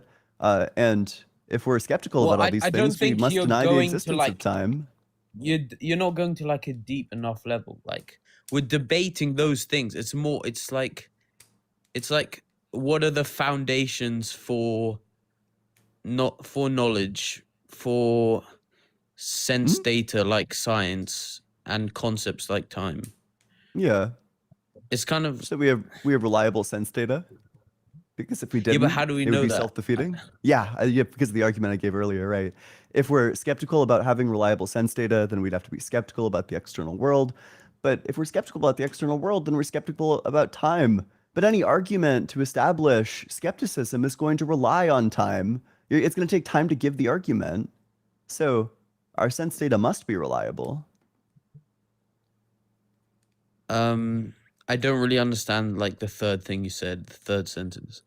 Okay, tell me which step. Interrupt me when I get to the step that you disagree with. Okay. If I'm skeptical about my sense data, then I'm skeptical about external reality. If I'm skeptical about external Yes. reality, then I'm skeptical about the existence of time. If I'm skeptical about the existence of time, then I can't accept any argument for skepticism about time because it takes time No. to give the argument. It doesn't No, take time to give the skeptical of argument. Skeptical being spectacle? What? Skeptical. Sorry.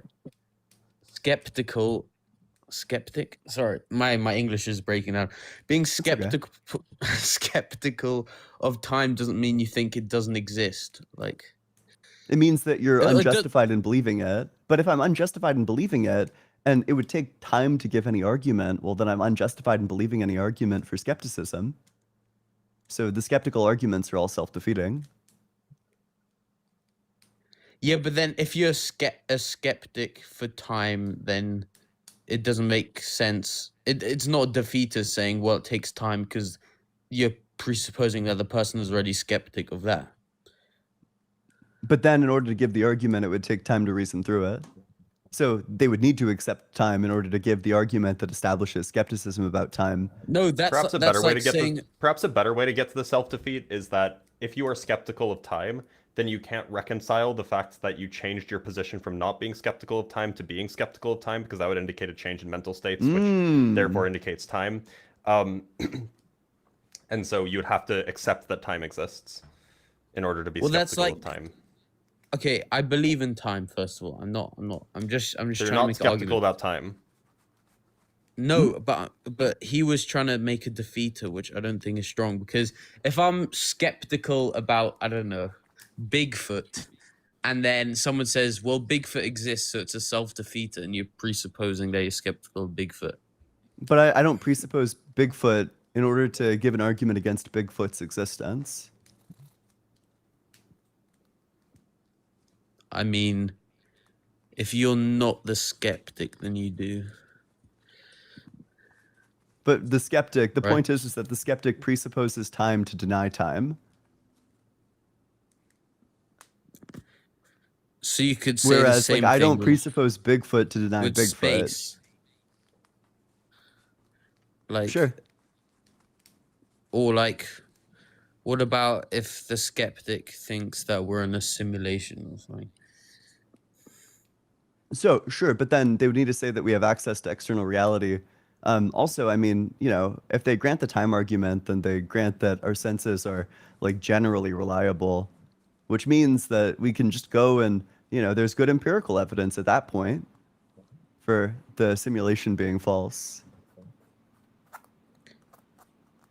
And also, can you explain the jump when I said, so I said, because it started with me saying, how do we know that, how can we rely on our sense data? How do we know that it's true without just being cyclical and saying, oh, because our sense data tells us? Yeah, was my argument because our sense data tells us? I mean, you introduced time, which is a concept which comes from science, which is sense data, right? No, it's just saying that there's Is like this time not a progression of concept? events. Time is a concept. There are some branches of science that study time, but you don't need science to study time. We experience time. Yeah, but you can describe the concept without science or sense Sure you data. can. Sure you can. Of course they did. I mean, Like you're talking Aristotle to me describes the concept using sense thousands data, of right? years. Yeah, as are you. By the way, wait, sorry. How does theism resolve this problem? How do you know that your senses are reliable? Well, because theism says that there's a transcendental foundation And for did all you have to these use your things in sense God. data to come into contact with theism? Like, did you have to like read a book with your eyes, or did you have to hear about this, or? Yes. Uh-oh. it's not a problem. Oh no. Uh-oh. Sure. How'd you know that your sense data was reliable for that? Because I believe in a transcendental foundation. But how did you hear about the The transcendental God in the first place? transcendental- How do you even Through know what the sense transcendental data. is if you can't rely on the external world? Because the external world is how you contrast the transcendental with the concrete. It means beliefs can justify truth claims. Like if you don't believe in something, it's like if you don't believe in reason, then you can't do maths because, do you understand? Because that doesn't Sure. follow. So it's Sure. the same thing. If you don't believe in a transcendental foundation, then you can't for sure know that we can trust our sense data. What's the argument for that?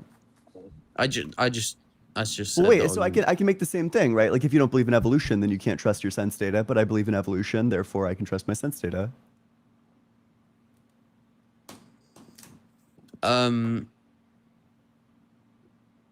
Sorry, how does that how is that analogous to my argument?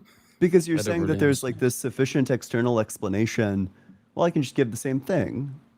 Yeah, but This is evolution why tag isn't is such a external. horrible argument, is that you can always just say, like, you can give like a naturalistic comparison, right? You can say, well, you have to presuppose evolution But no, in order that's the for your whole sense data problem. to be Is that it reliable. can't be. That's what the argument tries to show. That is that there needs to be something that's not natural, that is transcendent, so that Why? we can have truth claims. That's the whole Why does point. that have to be not natural? Oh, sorry, not natural. Just supernatural, Right, transcendent. but why? Again, Why outside does that have to be the God. supernatural? Is there a reason why something that is transcendental can't be natural? So, for example, I would take yes. if there was a God that existed, right? I would take God as being part of nature. Like nature to me is like all that would exist. I guess that would be pantheism. Well, I don't think it's pantheism. I'm just saying if we're saying nature is all that naturally exists, it would include whatever God created it, right? I I mean, don't know, if it's semantic. I'm just saying that this is kind of what happens when arguments are derived from like word smuggling. So, how does God know that his senses are reliable, or that his Oh, good question. knowledge is reliable? Does he also need a transcendental mind, or like a transcendent mind, to ensure it?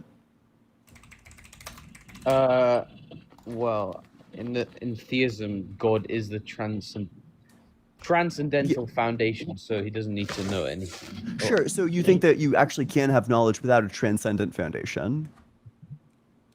That you can't. Yeah, Because God that's has what the knowledge argument- without like a foundation that transcends him. So No, God, nothing can That's kind of a contradiction. That's because God is the transcendent foundation.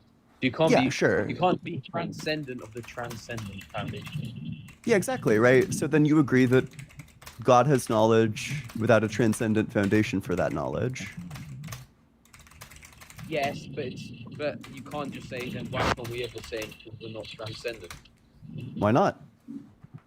I just told you because we're not transcendent. So what? So what? What? That's the whole. Why would that argument. matter? Because we're not transcendent. Why do we need to be transcendent to have knowledge? I love We when an don't. argument fails just by asking why a few times. I'm saying there needs to be.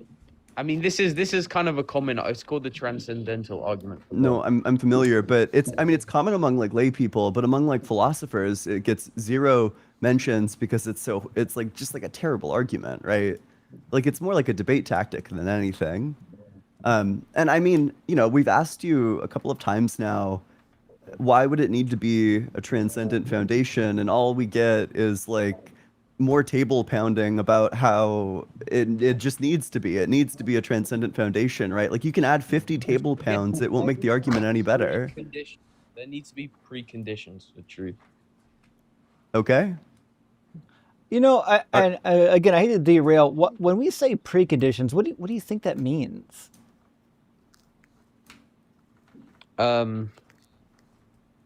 Like conditions that are within the transcendental foundation. What? Within God.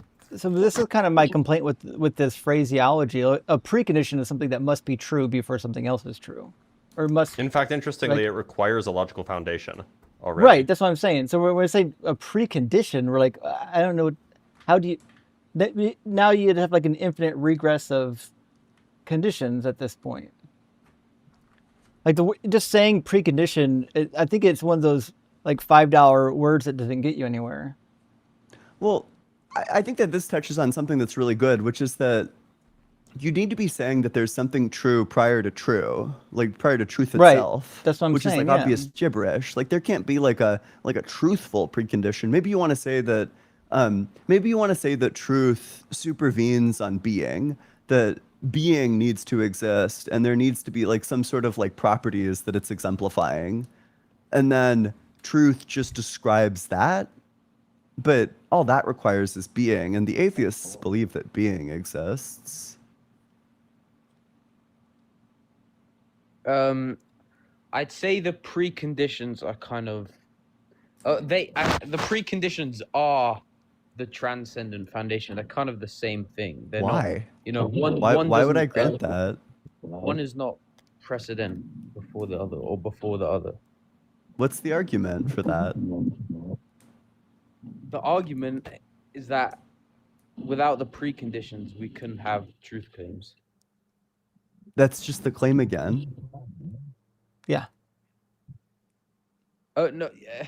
Okay, just instead of, can you just explain to me how, as an atheist, a materialist, you can have truth claims without being cyclical or running into an infinite regression? Well, to be clear, you weren't able to do that. You said that, you are able to justify your knowledge by appealing to God, but then you only arrived at knowledge of God by using your senses. Like, it didn't come pre-installed. So your justification was circular. Why would we be held to a higher standard than yours? What? Sorry, why is it circular again? Because you're saying that your senses are reliable because you believe in this God, but you only heard about this God in the first place through your senses. So you had to presuppose that your senses are reliable to prove that they were reliable.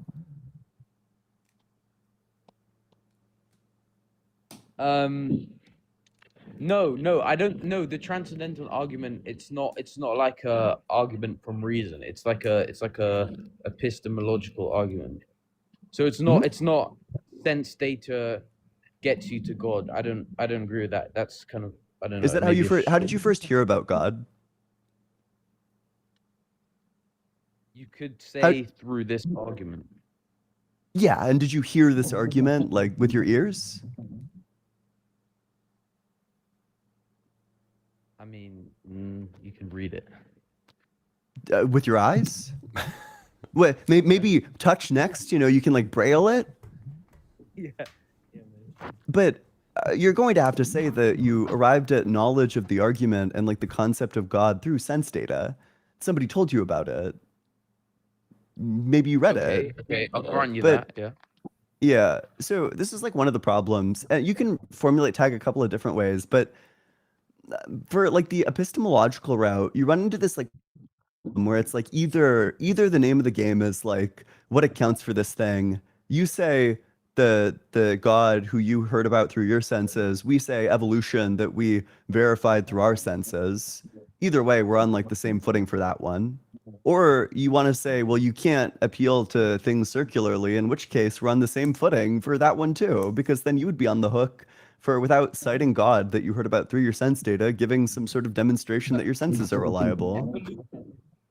That evolution is not a transcendent foundation, so it can't be comparable. Why would it need to be? To theism?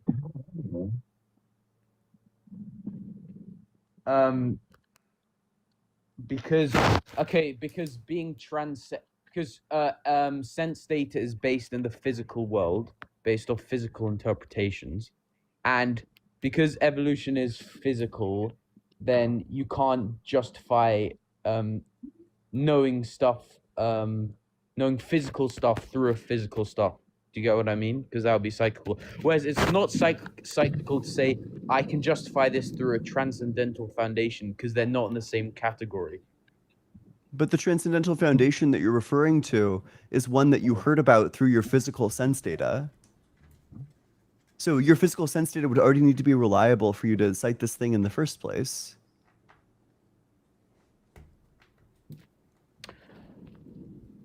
Yes, that's the point. It is reliable because there's a transcendental foundation. You're kind of proving the argument.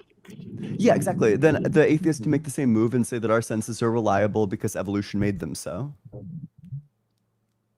No, but evolution is not a substitution. That's what I'm saying. I don't know what that means. And it's not a substitute. It's not a transcendental thing. There needs to be certain preconditions. The preconditions are a transcendental being or transcendental foundation. Evolution is not one of those. Therefore, evolution does not meet I the don't grant that the precondition. preconditions need to be transcendent. Why would I think that? Because then you run into cyclical and sort of infinite regressions problems.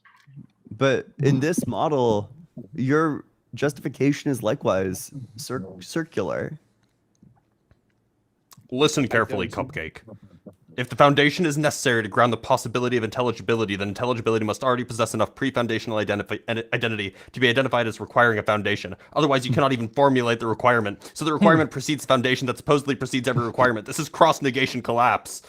How's it feel to lose? Is this oh shit, you have the... Are I got the are bot you up and running. Let's go. Oh my. Holy shit. That's Wait, is goated. that You should Gemini? release that. No, it's not Gemini. It's fine. Don't worry about it. It's Deathless Light. Wait, can I Deathless Light GPT. I feel like I've already answered these questions. I have Sorry, a you quick cut question off. for you. No, that's okay. You I cut have a off. quick question for you. Oh, can you hear me? Hello? Yeah. Do you think God has the power to do evil?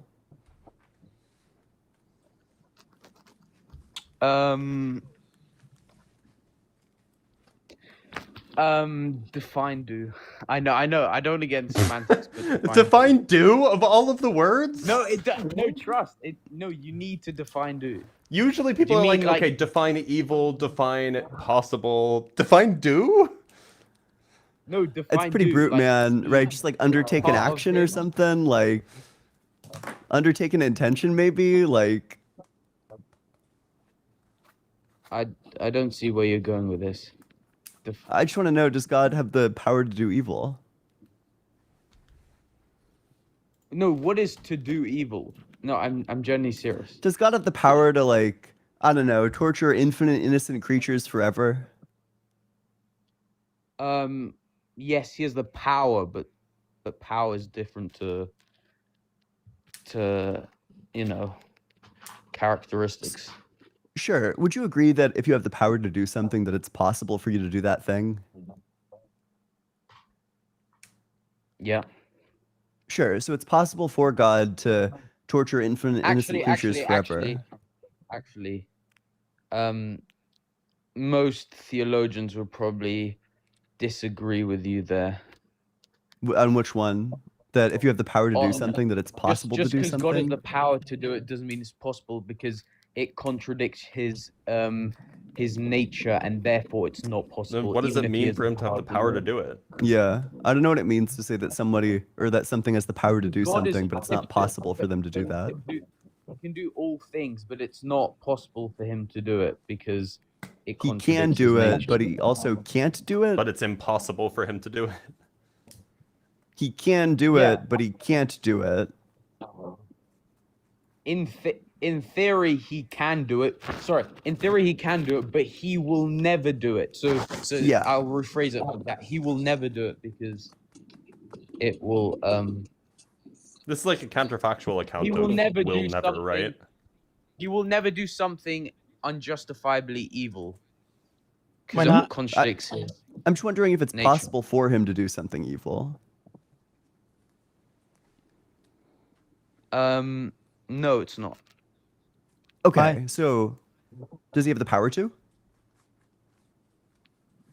Yes, and again, I said he will never do it because, it's a category error because it contradicts So- his nature. Can God do evil?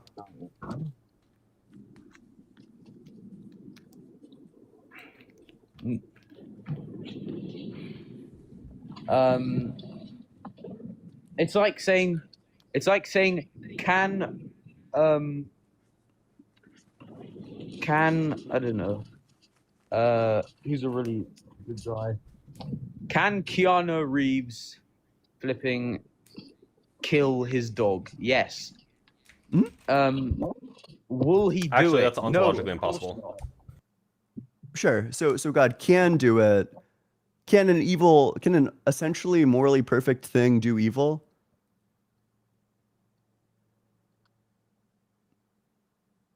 Yes and no. That's a contradiction. No, it's not. It's because you're treating God, a transcendental foundation, like a human. That's where the category error is, I think. Okay. Well, I mean, you just said that he both can and can't do it, right? It's just a contradiction. Like straightforwardly, he's- it's a contradiction. He's able, but he won't.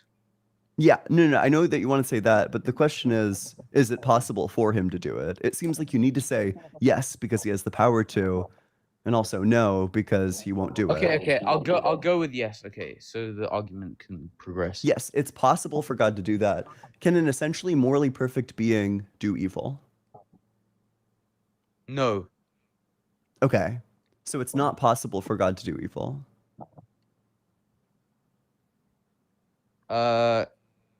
Sorry, can you I think you jumped too quickly.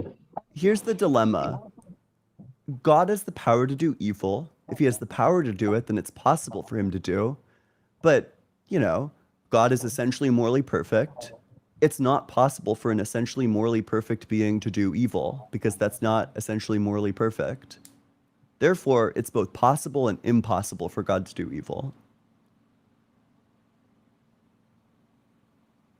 Yes, it is. It's possible to do due to his omnipotence and impossible due to his omnibenevolence. So you see, so you're trying to say those two characteristics contradict each other? I don't think they do. We got there. Okay. It's both possible and impossible, but they don't contradict each other. Yes, it's possible due to one of his characteristics, and then impossible due to another. You are So like which one stating wins? back to me the problem, right? Again, you've treating. You've like verbalized the problem very well, like you clearly understand it. That's a contradiction. Is it possible for love to be good? To do good? Is it also possible for love to do bad? Yes. Is it? Does that mean love is a contradiction? It's not a contradiction. No. No, it would be like saying it's possible for love to do good, and it's also impossible for love to do good. Those can't both be true.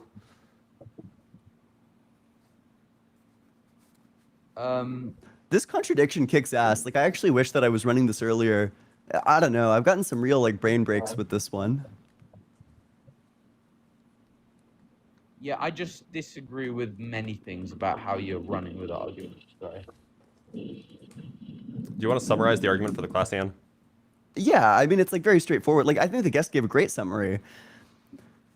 The fact that God is essentially morally perfect means that it's not possible for him to do evil. It's not possible that a morally perfect, by their very essence, a morally perfect being does evil.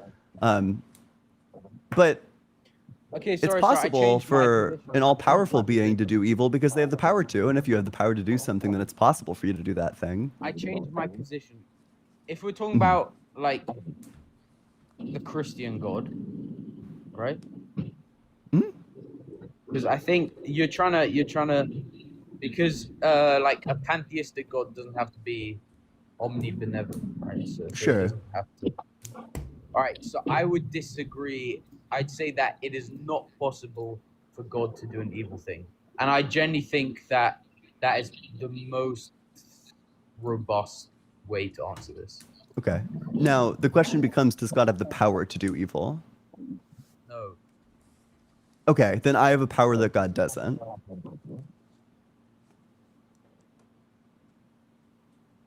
Okay, fine. Doesn't mean you're omnipotent. That God isn't omnipotent. There are powers that he doesn't have. This is kind of like you're trying to do like one of those omnipotent paradoxes with the stone problem. That's exactly what this is, by the way.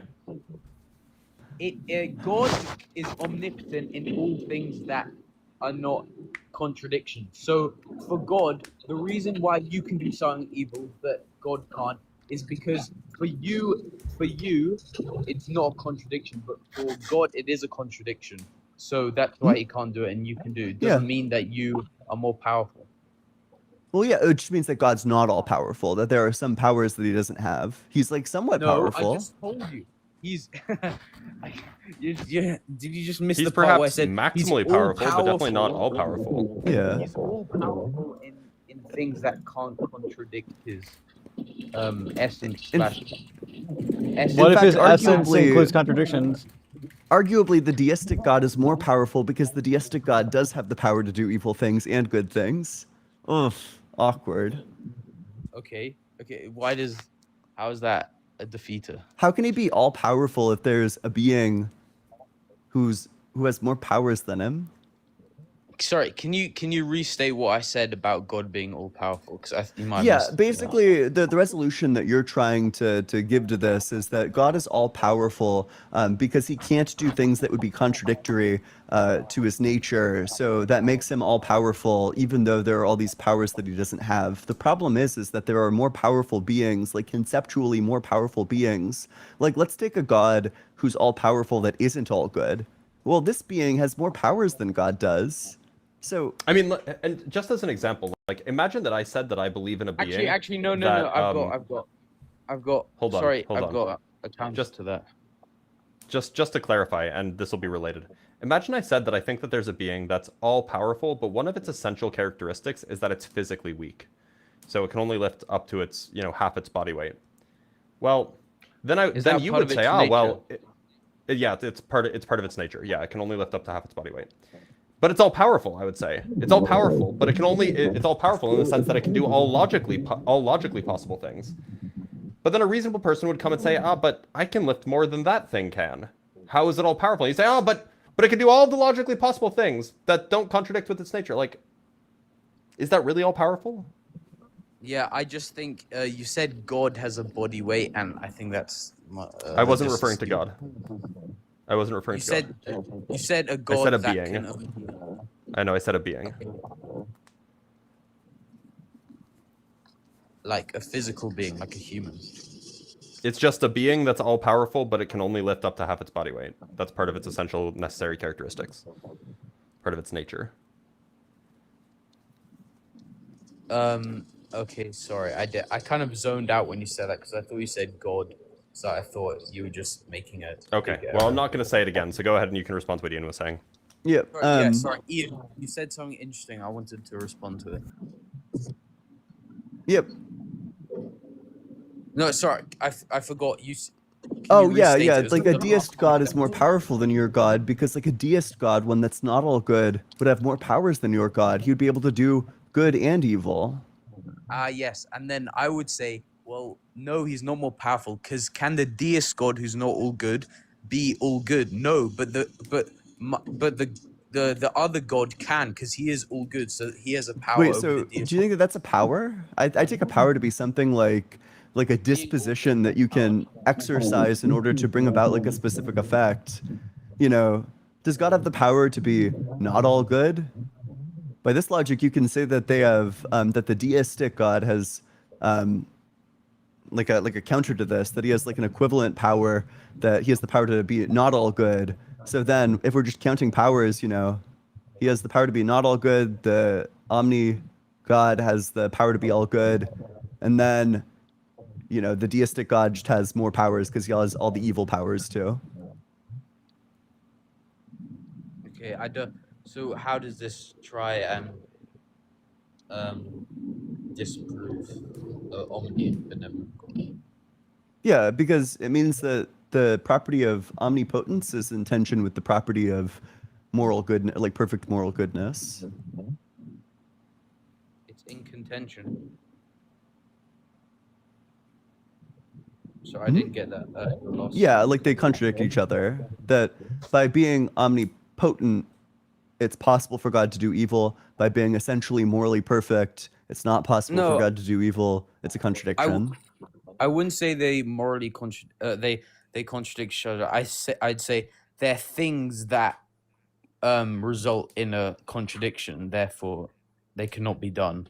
Like, can God make a round square? No, he can't because it's a contradiction. Is God still all powerful? Metaphysically possible to do evil? Is that like one of the things that's like logically possible? It's logically possible to do evil.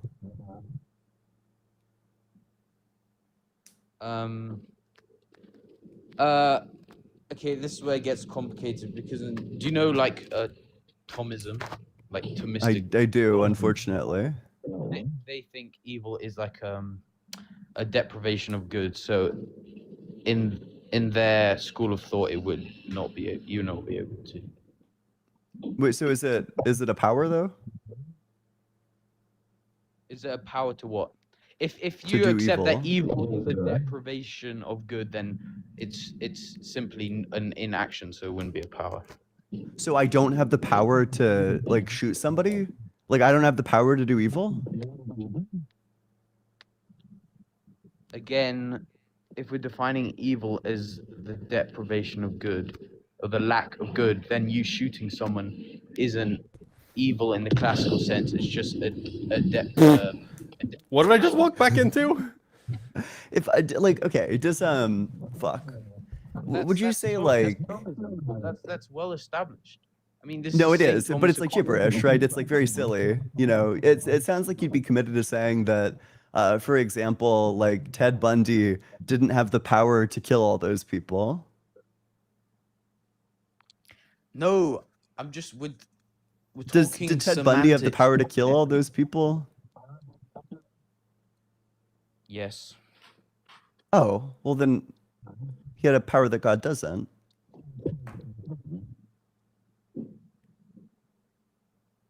No, God can kill people. But can he kill innocent people for fun? Does he have the power to kill innocent people for fun? No, because that would be an unjustly Hmm? thing that would contradict his nature. Yeah, but Ted Bundy has the power to kill innocent people for fun. So then Ted Bundy has a power that your God doesn't.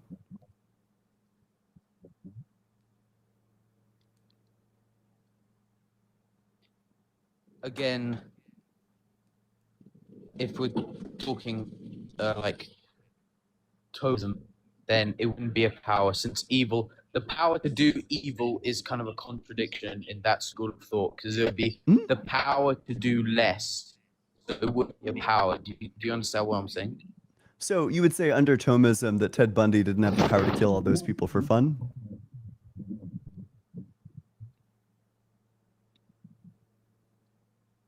He did have the power. I'm saying Under Thomism? I'm saying it's not like a positive thing, like Wait, this guy's a Thomist and a it's just tagger? a depth. That's crazy. No, I'm just saying how your example doesn't like if you were a Thomist, it's not an issue. But Well, if you're a Thomist, you'd have to say that Ted Bundy doesn't have the power to do evil. no, you'd say that Ted Bundy had the power to do less good because evil is deprivation of good. But I thought good was the only thing that had being, so all the powers that you have are good. So it kind of ruins your argument because you said, "Oh well, he has the power to kill innocent people," but then a Thomist would say, "Well, that's actually having less power because it's just the power to do less good, and therefore God, who's omnibenevolent, has the power to do all good, and he'd still remain more, he'd still have more power than Ted Bundy." So your argument fails that way. Sure, so then you would say that Ted Bundy, under the Thomist framework, Ted Bundy did not have the power to do evil, that in fact nobody has the power to do evil. Yes, because it's not a power. You hear me? Yeah, because it's not a power; it's a deprivation of good. Okay, I take that as a reductio, that you don't think anybody has the power to do evil. Hitler, definitely no power to do evil. It's the power to do no. Come on. You're just kind of straw manning the. It's well, Thomism makes you say silly things. It's just definitions. It's So silly. okay, explain this to me. When Ted Bundy decided to like chop up somebody and eat them, he was doing an action, right? Did Ted Bundy eat people? I don't know. Wasn't that Jeffrey Dahmer? Maybe, yeah, maybe I was thinking of Jeffrey Dahmer. Right, so when Jeffrey Dahmer was eating people, was he doing an action? Yes. Again. Okay, was that doing action evil, good? I think it's a lack of Was that action good, neutral, or bad?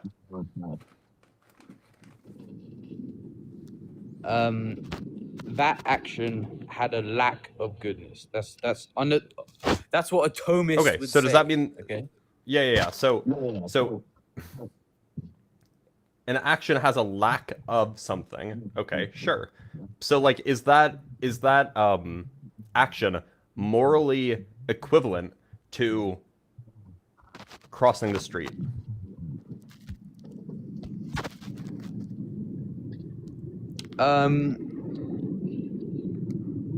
No, not in terms Well, of because moral. crossing the street also has a lack of goodness. It's morally neutral. That's not true. Okay. Crossing the street, all else being equal, crossing the street good, neutral, bad, or is it lacking good? It's neutral. Neutral meaning it's not good, right? No, neutral. Not good implies bad. Neutral's neutral. No, not good implies not good. The only time that you can get from not good to some other thing is if the some other thing is the negation of the first thing. But there are other ways that you could not have the goodness property, namely being neutral. And anything that's neutral would not have the goodness property, right? Like a Rubik's Cube doesn't have the goodness property, so it's not good. Okay. It just is.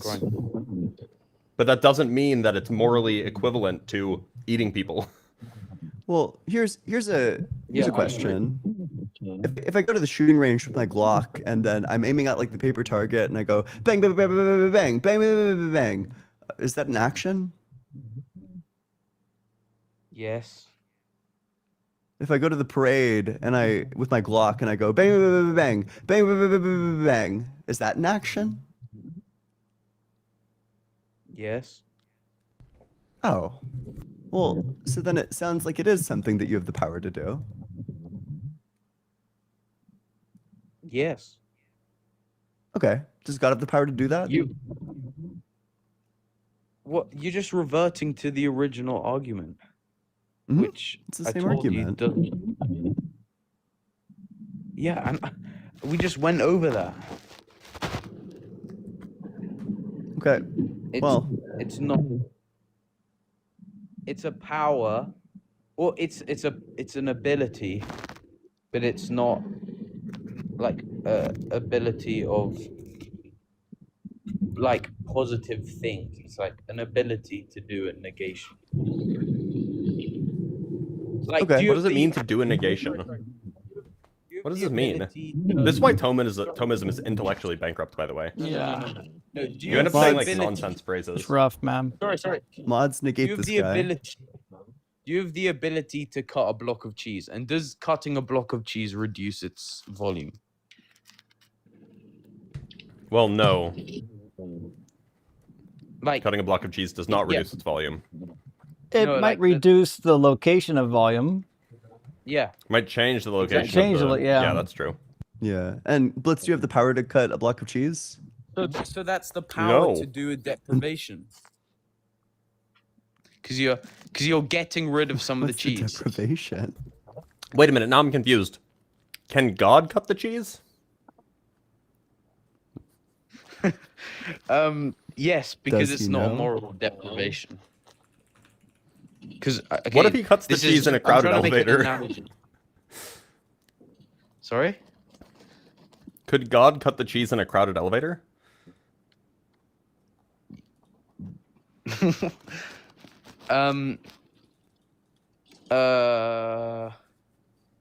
Yeah, I like the smell of.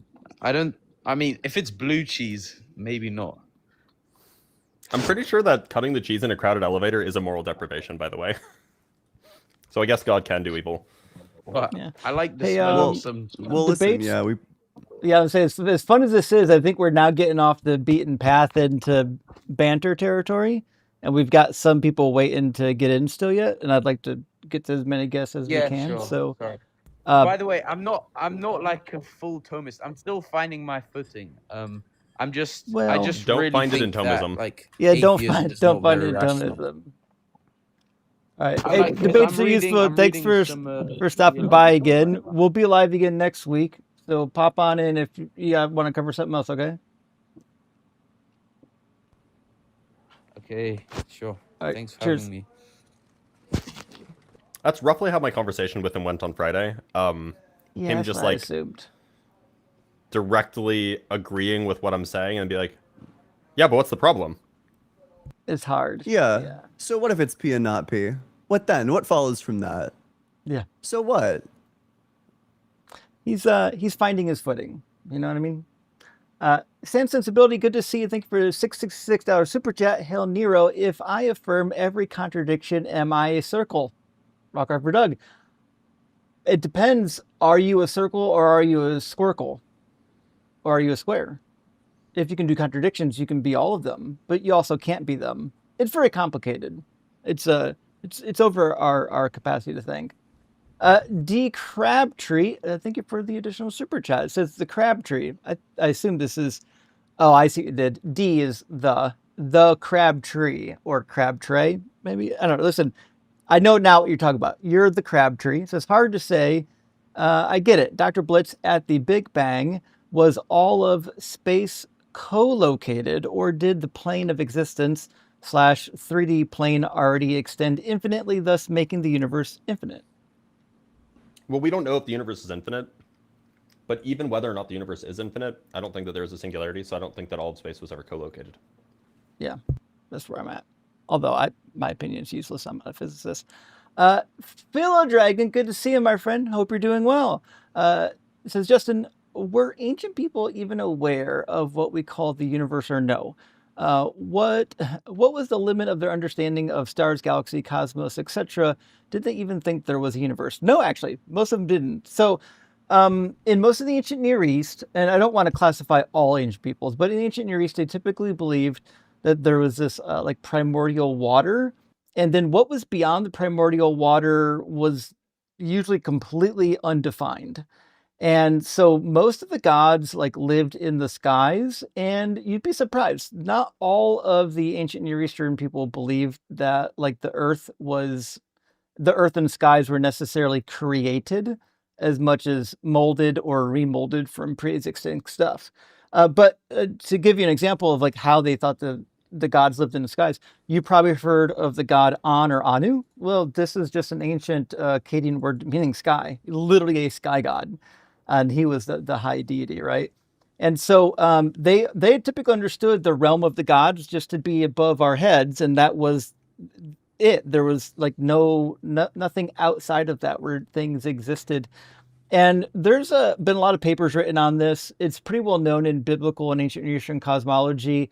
One of my favorite papers, though, that talks about this concept a little bit is called The Waters Above and the Waters Below by Paul Seeley. He was a professor at Gordon Cromwell, and he documented pretty well. Unfortunately, his original article is hard to find. It is under a paywall somewhere. You can find a free version of it on the internet, but only part 2. Part 1's not out there. Where he kind of documents all of the ancient cultures, not just the Near East, as to what they understood the sky to be. And most people understood the sky to be like the map that I have on the wall behind me, a flat disk Earth with a dome over top of it, and the dome was the end of it. There might be primordial water on the other side of the dome. It might be that there's a god on the other side of the dome, like Yahweh. But that's typically what they understood. And even the Bible in Genesis says that the sun, moon, and stars was placed in the firmament, meaning they thought the firmament had a thickness of some kind, and that the celestial bodies were just in that firmament or just below the firmament. In fact, the Egyptians talked about how the sun would reflect off of the firmament and cause more light to be on the earth. There's all kinds of different theories. And Enoch, if you read Enoch, they've got a really detailed cosmological model of how the sun goes around the flat disk Earth, even though there's a dome on top of it. There's windows in the dome, right where it connects to the Earth, where the sun goes around and then out the window below the Earth, back in the other. It's very complicated, but the reality is no. None of the ancient people understood there to be anything really beyond the dome, except for maybe an infinite primordial water. Blitz, you got anything? Yeah, actually, interesting related to this question. Prior to like the early 1900s, we didn't even know that other galaxies existed. Right. The idea was just that there is a bunch of stars. They didn't even have the word galaxy, right? Right. There's just stars. There's a special concentration of stars along this thing called the Milky Way. Milky Way is the band in the sky. But they didn't even have this idea of separate galaxies. It wasn't until Edwin Hubble came along and said, right. That strange nebula, the Andromeda Nebula, It's not here. Right. And you can see why they would have this opinion, because if you look up, it looks like all of the celestial bodies are going around where you're at, right? So this general idea is like, oh, well, we must be the center and everything is just going around us because look, we can watch it happen, right? So there's another book that kind of touches a little bit. There's like two books maybe I would recommend. One is called Where the Gods Are by Mark S. Smith. Another one of my favorites by Richard J. Clifford is not exactly on the same topic, but kind of on the same topic, which is called The Cosmic Mountain. Highly recommend both of them. There are others, but that should be enough for now. Very good reads. And from Dr. Fudge, you get to see it, Dr. Fudge. It says, actually, Windows 11 is, in fact, a window into hell itself. That is true. And it's where bad and naughty computers go when they die. Yeah, I believe that. Listen, if they let me, if I was allowed to, I'd still be using Windows 1998. It was a good, stable operating system before things just went crazy. XP was okay too, but what are you going to do? Windows 10 was good. I liked Windows 10. 7 was good. It's like every other one, right? It depends. 7 was adequate once they patched it. 8 was a train wreck. They had to skip it. 9 right out. 10 was 10 was working. good. Wait, didn't they skip 9? Vista was terrible. Yeah, that's what I said right out. Yeah, Vista might have been the worst. Vista and 2000. Windows 2000 was an absolute nightmare. But neither here nor there. Philodragon with another super chat. Ian, I just want to say that I am so thankful for your work and I appreciate you so freaking much. Well, hey, thanks. I've been grinding away at it. My philosophy journey has only started even. Well, I would say too, from the non-philosophy part of the community, like I actually enjoy watching Ian do philosophy because it is at a normal discourse level and it's not like super like jargon heavy just to be jargon heavy, and the concepts are pretty well explained. So I mean, you're the only one doing philosophy that I watch, and it's enjoyable every time. So I appreciate that. Danny also does a very good job. Danny's just not around often. Right. I'm the Big Cheese. Thank you for the super chat. Says tag rebuttal. There are countless numbers of God claims and concepts. Ask how one can determine which are the true preconditions. By the way, competing views. Why Christianity and not Jim Jones, Nation of Islam, or JWs? This is a fair question because if we're going to say something about tag, but when I first started streaming, I hated tag and the philosophical stuff so much. I actually didn't even allow people to engage on that nonsensical stuff. I would say, listen, I'm much more concerned about your specific God. If you have an argument for your specific God, we'll do that. It was a while before I was like, okay, we'll just do the generic God stuff. But it's true. Like very few people are coming to like Christianity through tag. Like this is something that they're just using once they've already got there, and they're like, oh, I need to justify it somehow. I think that I don't know. I might. We probably agree on this, but I don't think that tag is persuasive to the person who's getting tagged. I think that tag might be persuasive to the person who doesn't have strong opinions, who like sees the atheist getting humiliated. Yeah, could be. That's why you just have to turn on the deathless light, and you just gotta like humiliate them right back. Exactly right. Like I think that unironically, like you should be, I don't know, just like thwomping on them or whatever. Although I did recently, I was partially convinced by a tag argument because they added a final premise before the conclusion, which is, how does it feel to lose? Based. It was very good. Yeah. All you needed to add to the premises was a question. Exactly. And the Crabtree says, the Crabtree, I'm just a redneck on a tractor. Hey, nothing wrong with that. And it says, Justin, yes, God can make a rock so big he cannot lift it. If it's bigger than the earth, when he goes to lift it, the earth moves while the rock is stationary.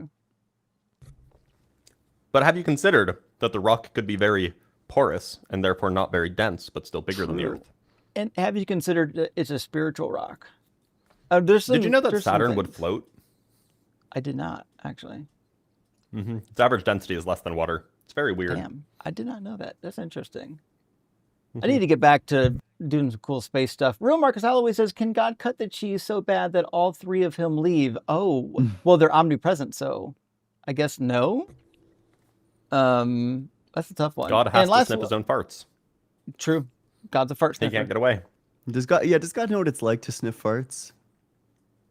Well, if Deathless Light I has mean, anything to say about it, He can smell the pleasing aroma of the sacrifices according to the Bible. So, Mm. that's why they burn incense. Ontological Shock says, I haven't been able to contribute as much recently, but I wanted to send my tithe. Well, thank you, Ontological. Good to see you all this Sunday, and I'm enjoying the live stream. Rock Hard for Doug. Well, thank you, Ontological. I super appreciate that, friend. We appreciate the support. Remember, it's a lot of people sometimes, they'll see numbers flash up here, $9, $10, $20, $50 super chats. You don't have to be a hero. Listen, y'all, if you just really like what you do and like, shoot, I can only send a $2 super chat. Hey, big W. And if you can't, that's okay too. Remember, all engagement helps the channel, whether it's going nuts in the comments or liking and sharing, tapping is clapping. All the engagement helps. So we're proper honestly, socialists it's here. possible at this point. All according to their true. means. It's possible at this point that engagement is probably more helpful. You guys may have known that we tried to do something in Ohio where we would get some people to do an in-person thing. That fell flat because not enough people know about us. So they, emails got ignored, people canceled. So at this point, it's just a matter of getting more eyes on this stuff. So if you can if you can share, if you can subscribe, so we can get more eyes on this. I mean, look, we're sitting at like 2,000 concurrent watchers across platforms or something like that, and we only have 14,000 subscribers. Those numbers are not adding up. If you go look at like other live shows, like The Line is a good example. They have like 200,000 subscribers. They have roughly the same concurrent viewership, I think. So maybe a little bit more. And so like a lot of you guys are likely not subscribed, not liking, so it's just not getting sent out. So do that. So anyways, we love and appreciate all that support the show. And, everyone does what they can.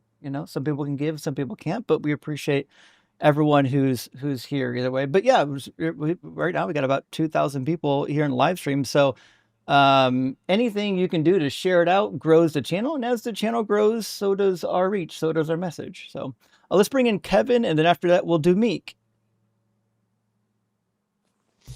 Welcome in, Kevin. Are you at least 18? And do you believe in God? Yeah, I'm 39, and yes. Sure. And which God do you believe in? The Christian God. Sure. And what do you think is a good argument or piece of evidence for the Christian God? Well, what I'm thinking about today is revenge, and I'm curious. I'll give you kind of like the assertion. I can give it to you up front if you want, but I'd rather ask you guys, have you ever like felt the need to seek revenge on somebody that wronged you? If any of you guys? Oh, sure. Sure. If you're asking like a descriptive claim, yeah, like descriptively, I felt this way. I would say, that does happen sometimes. I think everyone's a little bit different, though. I would say I have less of a revenge fetish as others, but there are some people who never take revenge. I don't know. I think people are very diverse on this particular topic. Yeah, I would agree. I would agree. That's why I'm kind of just directing at each individual, because I guess my next question would be like, what stopped you from acting on that? Who said anything stopped Yeah, me? I was No, gonna I'm say I kidding. definitely acted on it. I don't know. I mean, various factors, right? If it's like too much effort. Failed to revenge because of laziness. Yeah. That's a Or real maybe I thing. like changed my mind, you're right? Like I think that we're very biased towards ourselves. So, sometimes you're like pissed that somebody like fucking did something to you, and then you just reflect on it a bit more and be like, maybe it's not, maybe I'm being unfair. I mean, I definitely like somebody has definitely made a video about me where they called me mean names, and so I like completely sloshed them in a reply video, and that was me taking revenge. It was the worst then week they- of my life when Dr. Blitz replied to me. True. I called you names like Harry Potter and Four Eyes, even though you don't even wear glasses. Okay. Justin, did you want to I mean, add anything? Or? for me, usually, Before the thing that I was holds just me gonna say, off before we go from down this revenge route, is is this just gonna be related to analyzing whether or God not somehow? the revenge is going to if so, I'm a utilitarian, right? If the revenge is going to cause problems for me or somebody around me or have unintended blowbacks, typically I would call off on it, even if I Look at me, I'm a thought rational it. actor who evaluates the actions that I take on their I mean, moral basis. even if I thought it would feel good to do it, I would probably think through the ramifications. Okay. Wow, you guys all gave different answers than I suspected you would give. I figured you guys would say like, oh, I would be, if I acted, I would have consequences like going to prison or whatever, messing up Revenge my doesn't have to life. involve like murder. Right? Yeah. Well, I'm Revenge talking can just be like being petty on the internet. I'm right. Well, I guess I should clarify then like I'm talking like something really bad that makes you feel like you really want to do Oh, something harmful to somebody else. I don't know if I've ever And what kind of stops you from doing that, I guess. I'm not And I sure can that tell I've you how ever this relates to Christianity if you'd like as well, I guess. I'm That's not sure probably a that good I've place ever to had go. that. I haven't either, but Like I could imagine somebody feeling that, let's say, like if somebody hurt my wife, I would definitely want to get violent. Like definitely. Right. Mm, That's a I don't good know. example. I don't know if That's yeah. a I'd be good able to. example. I don't know if I would, but I've never been in that situation, so it's hard to say. I'm on board with this. I think the one thing that would make me lose my mind on like a revenge type of situation, if somebody hurt my son or another child, I'd blow my top. Yeah, that's another great example, right? That's something where you would like take it to the level of, the worst level, which would be like probably like murdering somebody or something like that. When I feel the same way.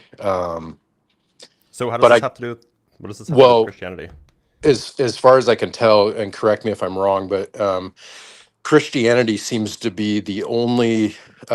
This seems to be the one thing that I found that's unique to Christianity, and it is to love your enemies. I'm not sure any why would I other want to do God or that? That's stupid.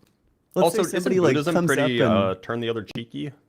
yeah, yeah, right, stuff like that.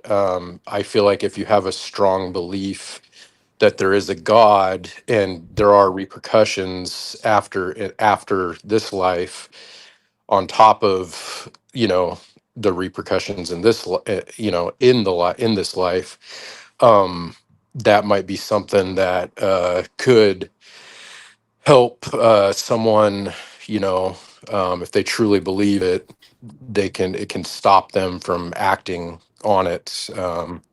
let's say, So So, well, but it's just not true that this is unique to Christianity, by the way. Like I this also is don't like, go ahead.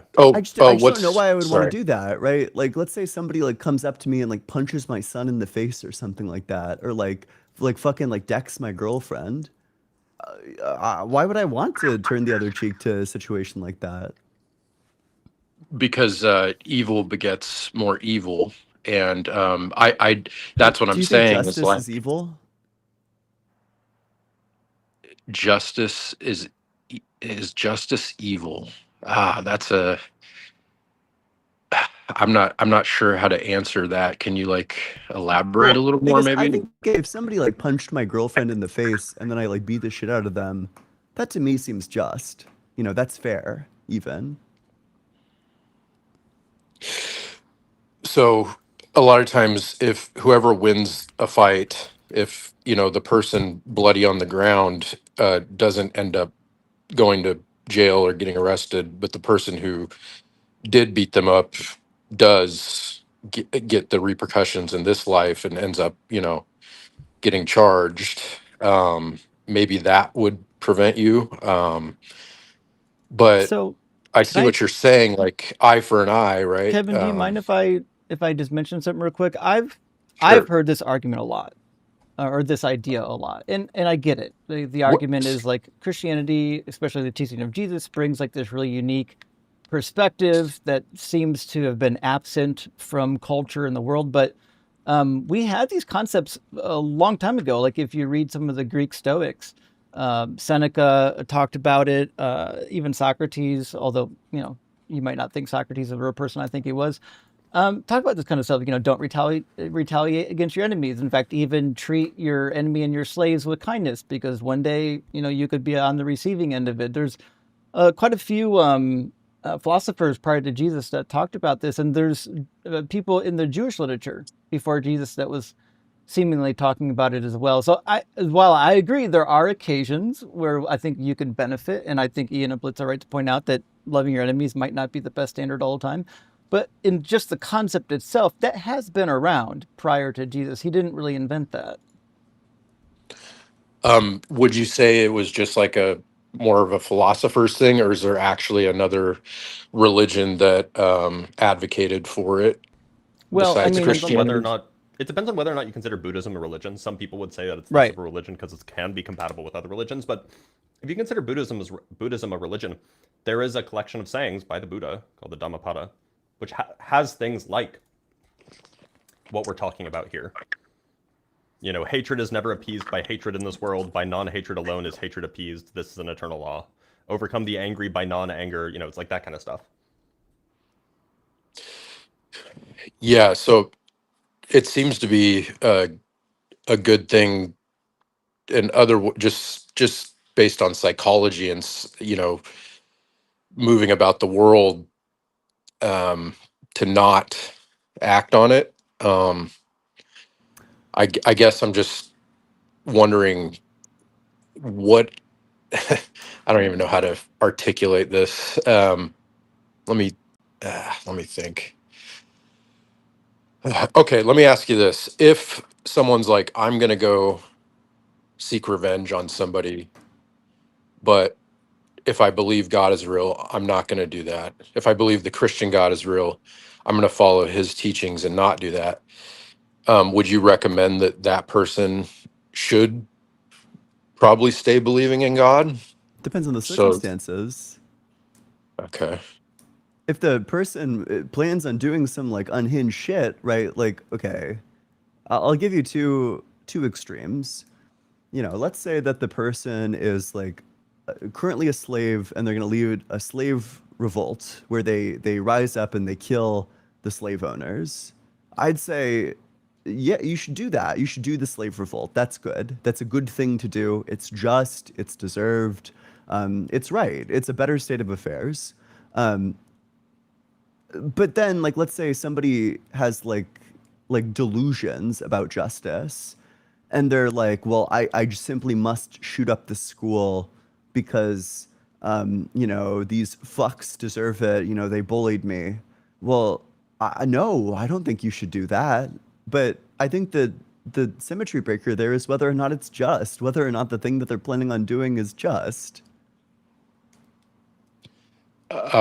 So for the first one, I would ask. So I agree with you. Like, yeah, slaves should revolt and try to get out of that and change things to kind of what we have today, where we don't accept that. But what I would ask is, what if they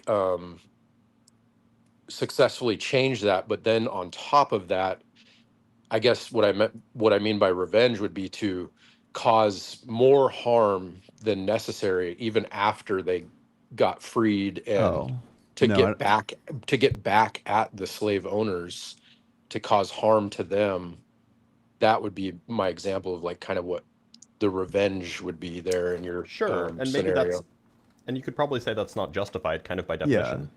But the point yeah. is again, this is not unique to Christianity. This is actually like one of the most common things in philosophical traditions.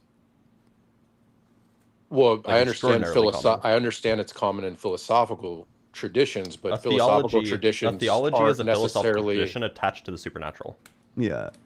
That's fair, A but lot of that's not. theology is Yeah, downstream of philosophy. right. But I'm not aware of any particular religion. Well, you guys mentioned Buddhism, which there's a lot of Buddhists in the world too, which Yeah, I there's like over a wasn't aware billion. of that. Oh, wow. They're up there with Islam and Christianity, I guess. I didn't realize there are that many. Um, I I guess lied. like It's like 300 to 500 million.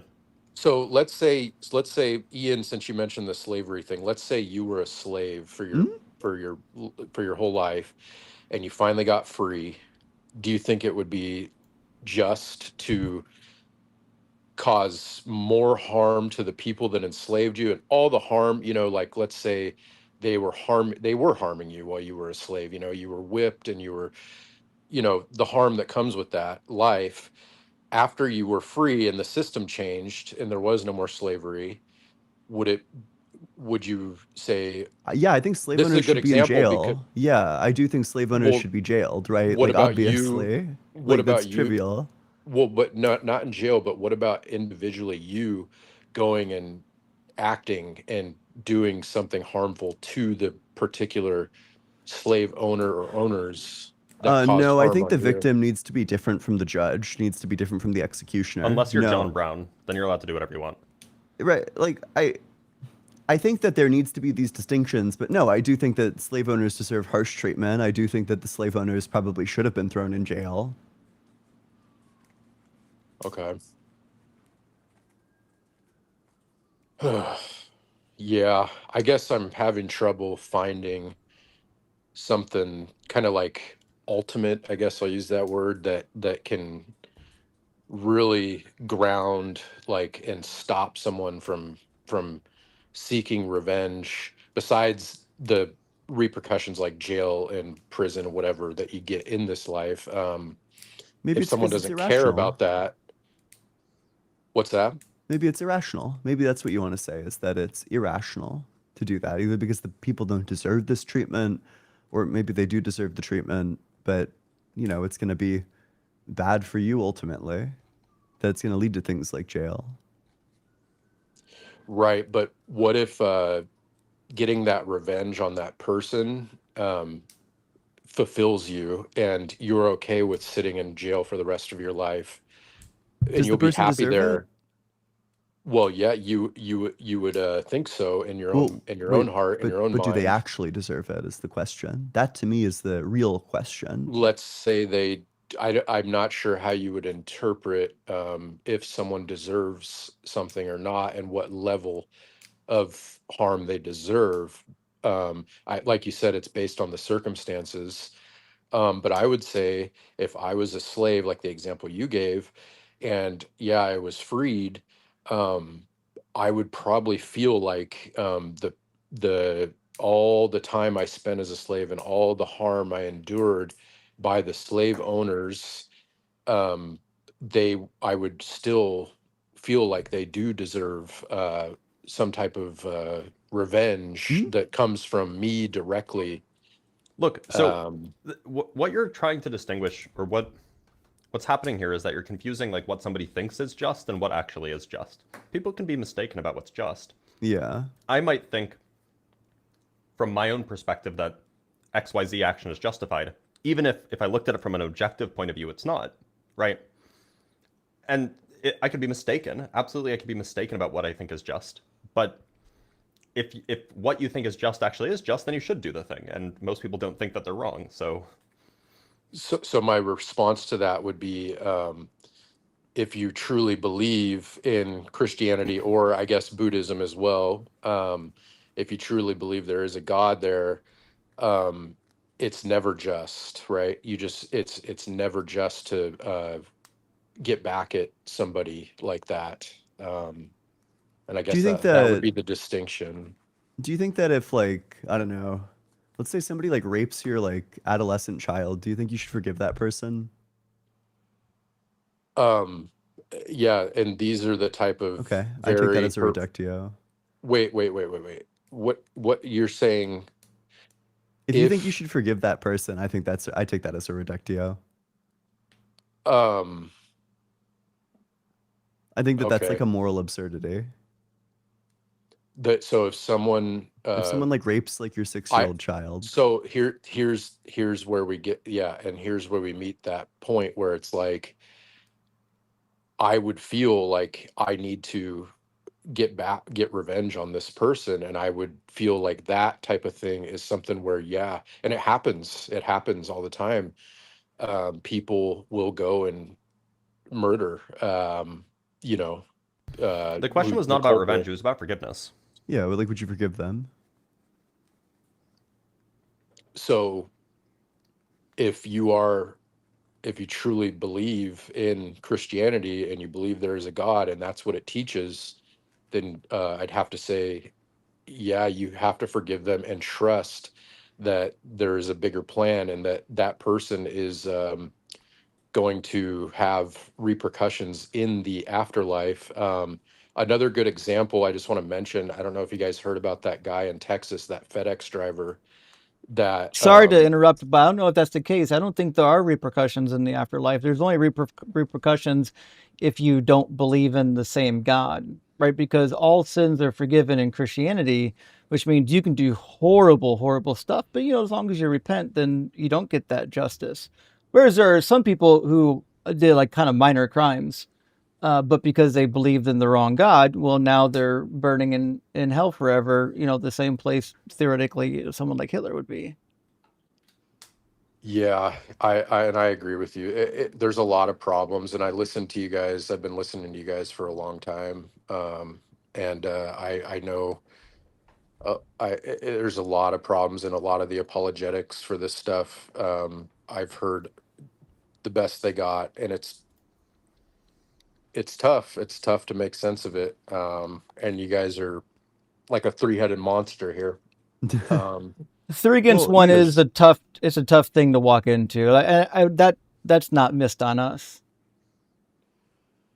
Yeah.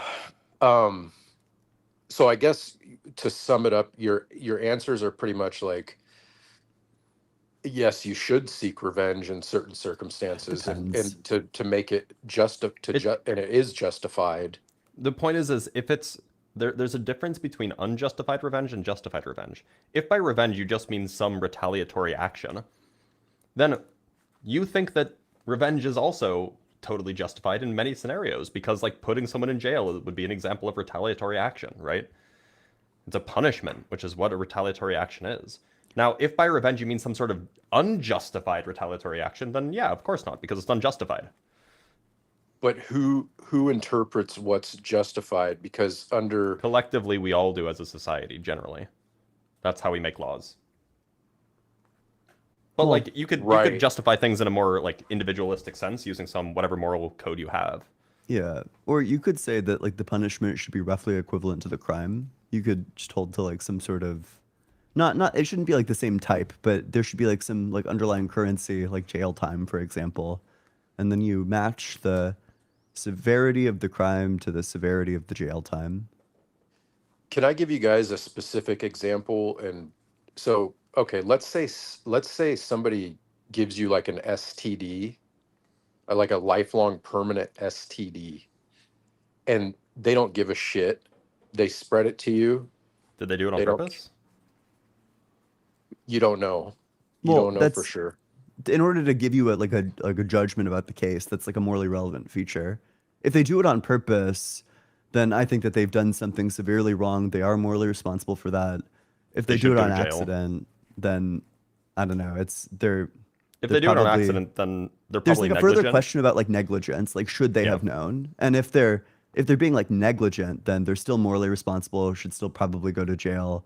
But if it's like a total accident, like some crazy set of circumstances led to this, then I don't think that they're morally responsible. I think it's a tragedy. So let's say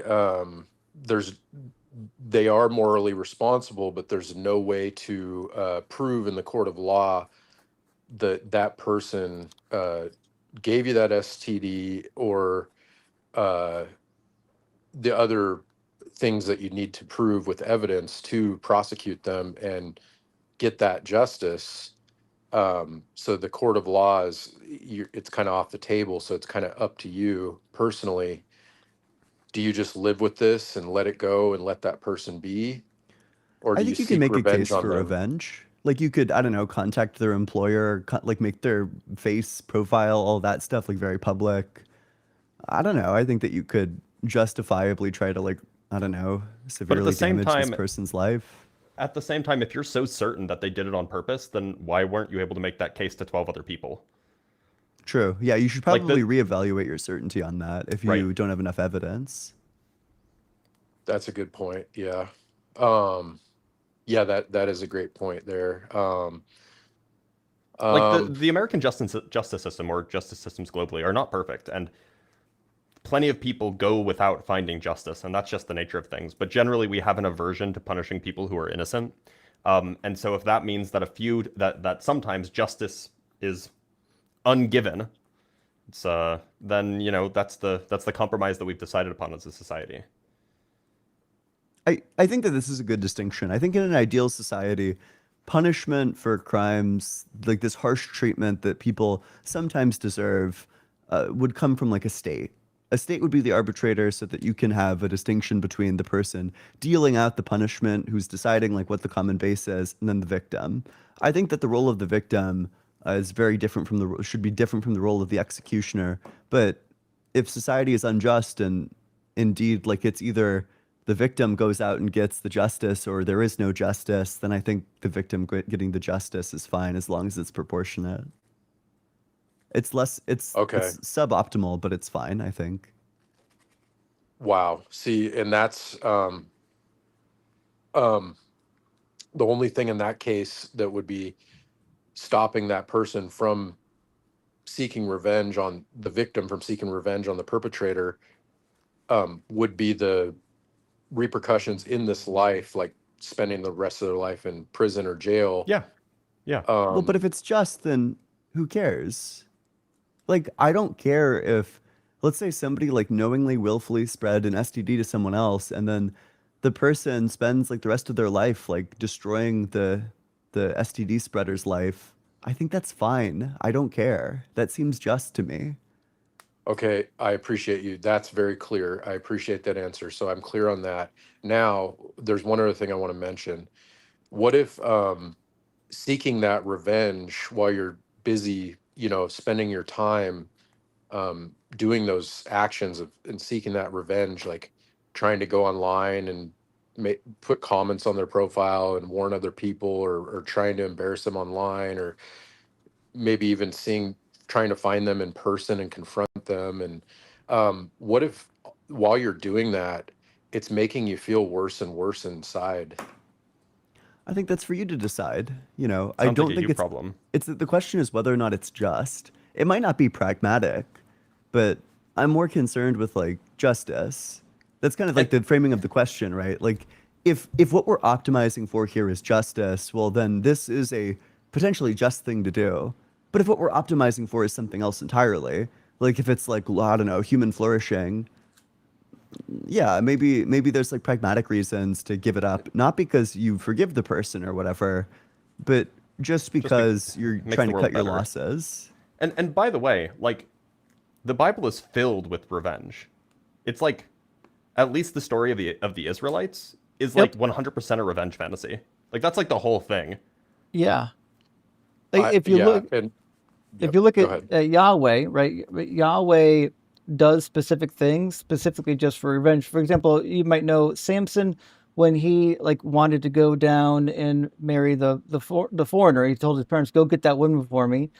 And they're like, "Oh, you're not supposed to do that." Well, at the beginning of that section, it literally says that this thing that Samson did, this bad thing, was actually from the Lord because God was seeking an occasion or for which he could punish the Philistines, which is, then it turned into a whole thing where he got to kill a bunch of Philistines.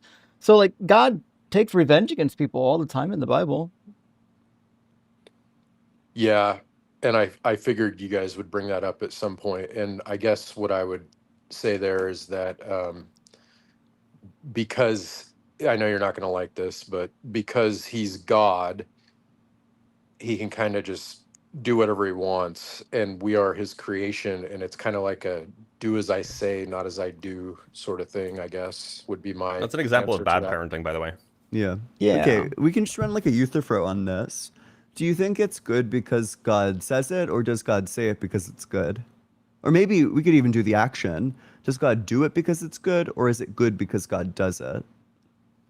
There is a apologetic for this. There is an Yeah, answer, you but I want to forgot say what that it was. God I'm not is going to get off of here and goodness. go on Chat No, GPT. I'll help you because I out don't here. remember What it, you want to but- say is God is goodness, but you can't say that if you're saying that goodness is different between us and God. And also the Euthyphro that Ian's running is about the action. not the goodness.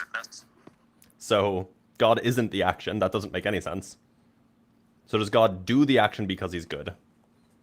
Or does doing the action does God doing the action make it good? Yeah. It's a question about like the explanatory chain. Like what explains the goodness there? Does the goodness of this action explain why God does it, or does the fact that God does it explain why it's good?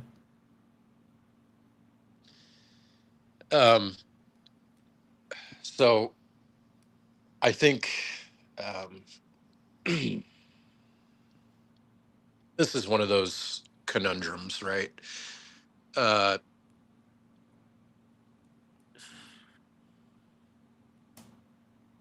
What do I want to say here?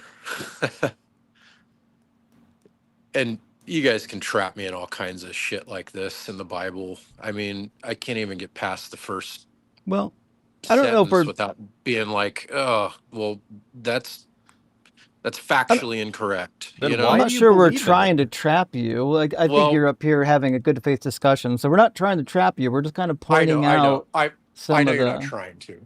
I know, Yeah. I know. Well, yeah, I agree. I'm trying to be as good faith as possible, but I don't want to say, something stupid here that gets me caught up. What That's was I going to okay. say? Dang Listen, it. you've been like very good faith. I know we're asking you like pretty extremes, but I mean, the topic of ethics is and justice is going to be filled with extreme cases. Right. I was just going to mention something, but dang it, it Listen, popped out if of my mind. you've been so nice and I don't know, you've been like a good guy so far. So if you want to say that you're not sure, it's totally fine. I'm not gonna like make you bite the bullet or whatever. Well, I really want to figure this out. And oh, so what keeps coming to my mind, another thing too, is like drug addicts. Some people are genetically predisposed to having more addictive personalities than others. And um, it seems, many families have at least one person in their family that's, struggles with addiction.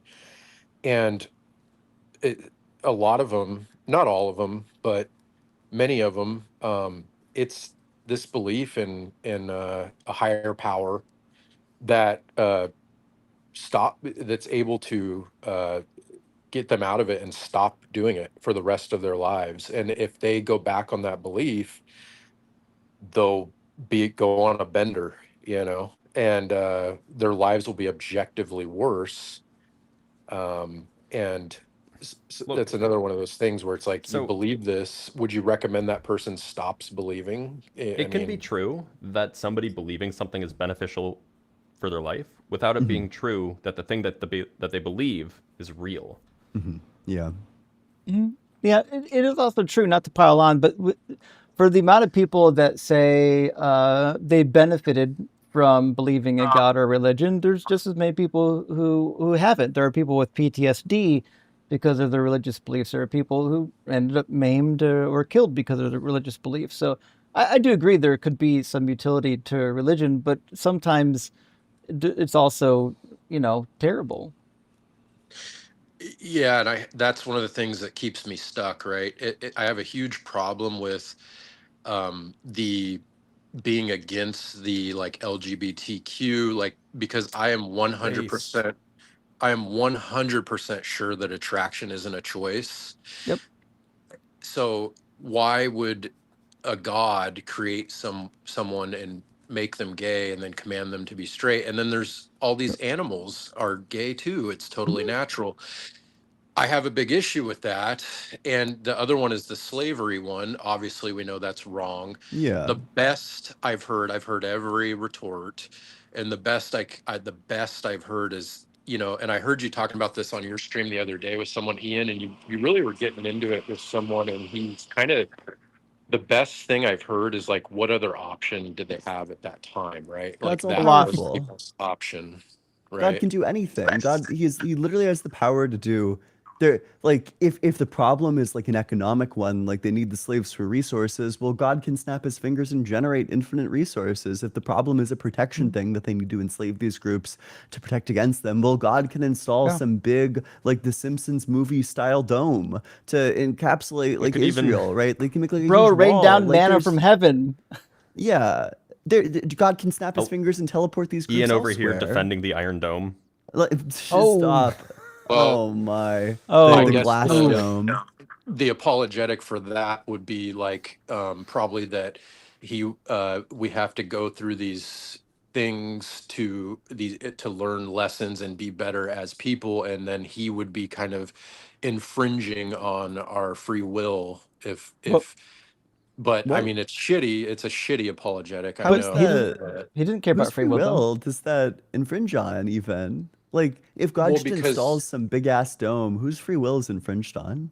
Or if he just gives you like a ton of resources, whose free like I could see how free will is infringed on if you own a slave. That seems like free will infringing, but I don't know how those other things would be.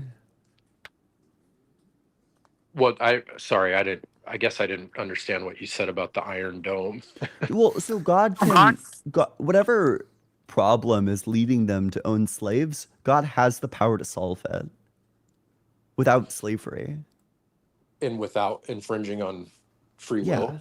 Yeah. Like, what's In the fact, problem? slavery is the infringing solution, right? Him saying, yeah, you should own these slaves. It's okay. That's the one that infringes on free will, right? I disagree because I feel like it's in our nature to be evil and do these evil things.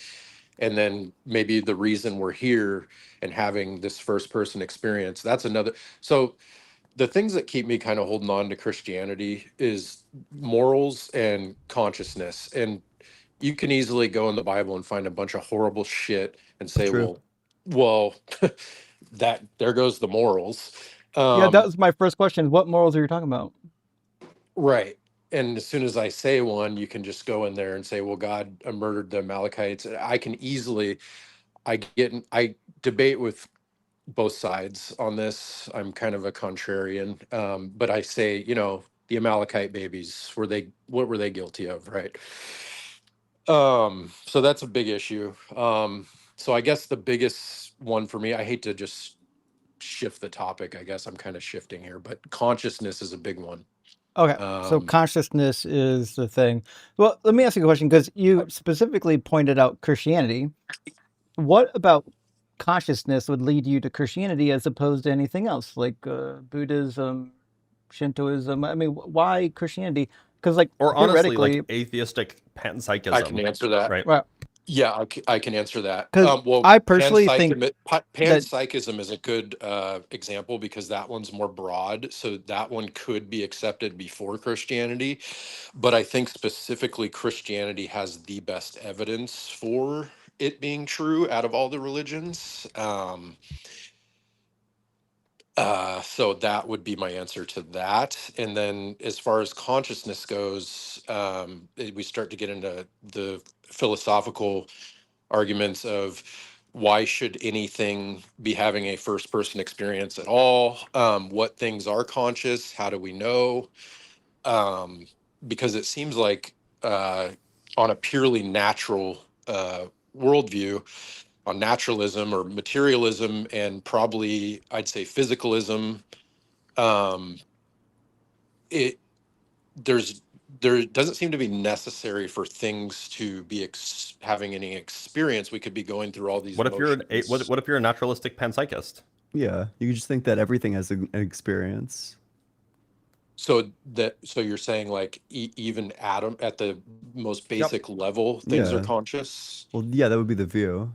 So Like- if consciousness is fundamental, which I've been seeing some stuff lately that there are people starting to think that, some philosophers. This is not a new study this position. stuff. Right. Okay. Well then, maybe it is panpsychism, but Look, if we pointed out the problems with Christianity, namely the moral problems, Mhm. and the only thing holding you onto Christianity is the question of mind, well, there's a view that you could hold that solves the question of mind, say naturalistic panpsychism or something, that doesn't have the moral problems that Christianity does. So why hold on to the like? It seems like you're holding on to a view that makes you have to deal with these, apparent contradictions when you could just hold on to a better view that doesn't make you deal with those contradictions and answers all of the same questions. Because panpsychism is more. It's more under.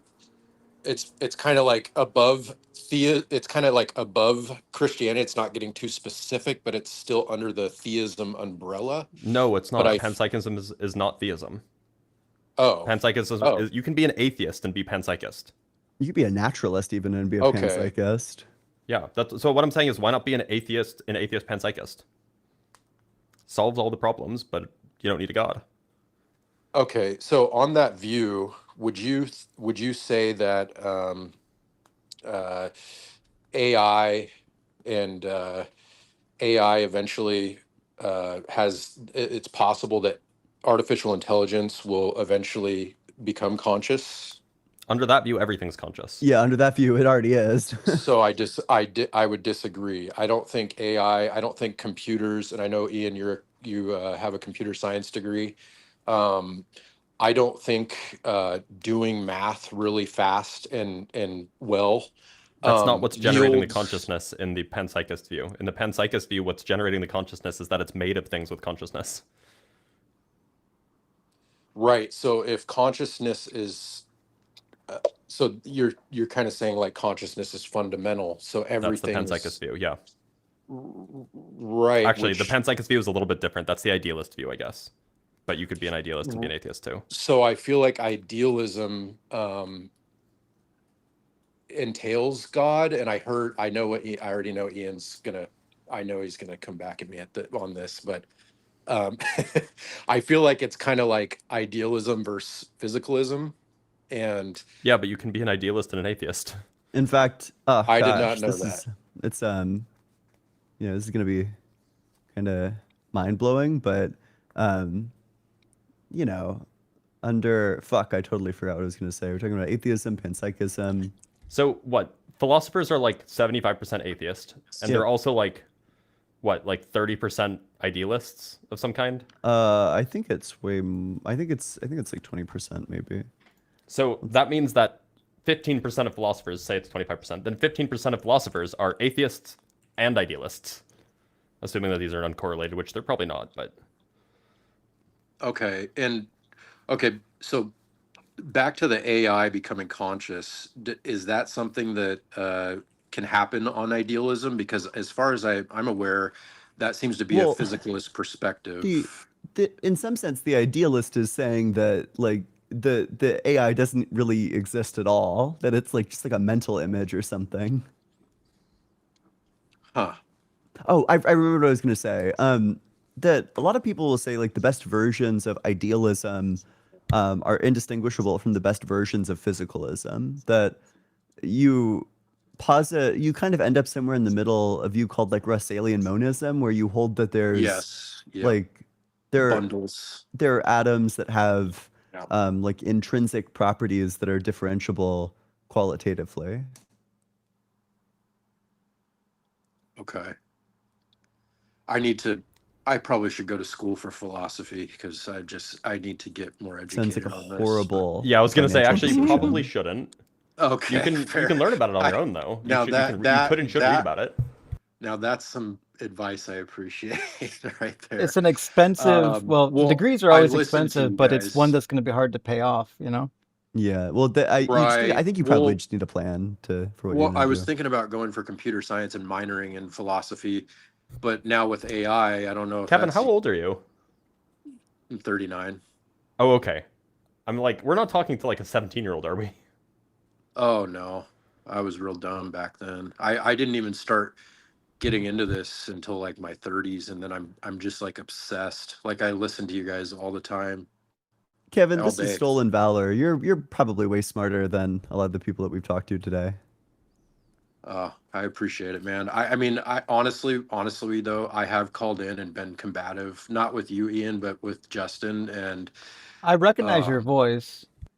yeah, it wasn't fruitful, and I just thought like, well, that was stupid. We didn't get anywhere. I want to learn, Hmm. you know, and Uh, you know, We talked the first time almost 2 years ago, didn't we? On the line Probably. I Bro on might a over be. here Monday night. remembering conversations from 2 years. What, at the day of the week? Yeah, it was a Monday night. It was on Skep Talk with John. I What the call, yeah, fuck? we did. I think, oh yeah, Hmm. I said, I did. I Yep. remember that. I said, you Mhm. guys said, how do you know God exists? And I said, I know God exists the same way I know I'm conscious. And that one You really got pissed you it. guys off. Yep. Justin, do you know what BAP is? What's BAP? Broad autism phenotype. No. It's often the traits that family members of those who have autism display, where you don't Yeah. have diagnosable autism in any sense of the word, but you do have phenotypes that are associated with autism. Yeah, actually, so it's funny. I used to date a therapist. She was doing her PhD, and one of her specialties was in autism. And I remember one day we were talking about something, and she goes, "Justin, have you ever considered that you're autistic as well as your son?" I was like, "Pretty fucking sure I am." But like, she goes, "It explains a lot about you." I was like, "It sure does," but I'm too old to Including get remembering the diagnosed. exact day of the week that you had a conversation with somebody 2 years ago, by the The way. crazy thing is my brain is so selective. Like when, for example, when I read the Bible, I can tell you, like when I read a passage, like weeks later, I can tell you what page it was on, left or right, what paragraph it was in, and if it was towards the top of the chapter or the bottom of the chapter. I've just got a really weird memory. And but if you told me, hey, I've got a meeting at 3 o'clock on Tuesday, I will not fucking be there. I will never remember that. Anyway, Yeah. we're a bit off So, topic. well, being cordial with you guys is a lot more fruitful and works way better.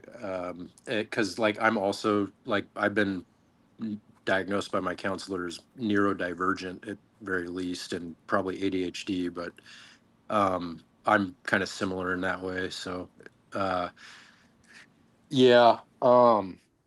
Damn it, I forgot what I was gonna say. Damn it, I That's had okay. something. I had something good. I thought was good, but I get. Oh, so with Ian, your argument with the time that I don't know how you escape that. I mean, I don't know how. Nobody, that seems inescapable. If God is Technically, in time, God. God changes, he's in time. If he doesn't change, then he didn't create. So how there's no how does anybody escape that? I mean, it's Well, just I'll help You you don't. out. There are, well, gosh, I'm being evil. I'll lay my cards on the table. There are two escapes. You either say that God is temporal, but then you have to find some reason why it's not problematic that God didn't create time, because then at that point time just always exists. Um, or you need to say that kind of the conclusion that you arrive at is that either way, time is eternal. So the alternative is that God is just eternally created, and then it's just God chilling with like the timeline forever.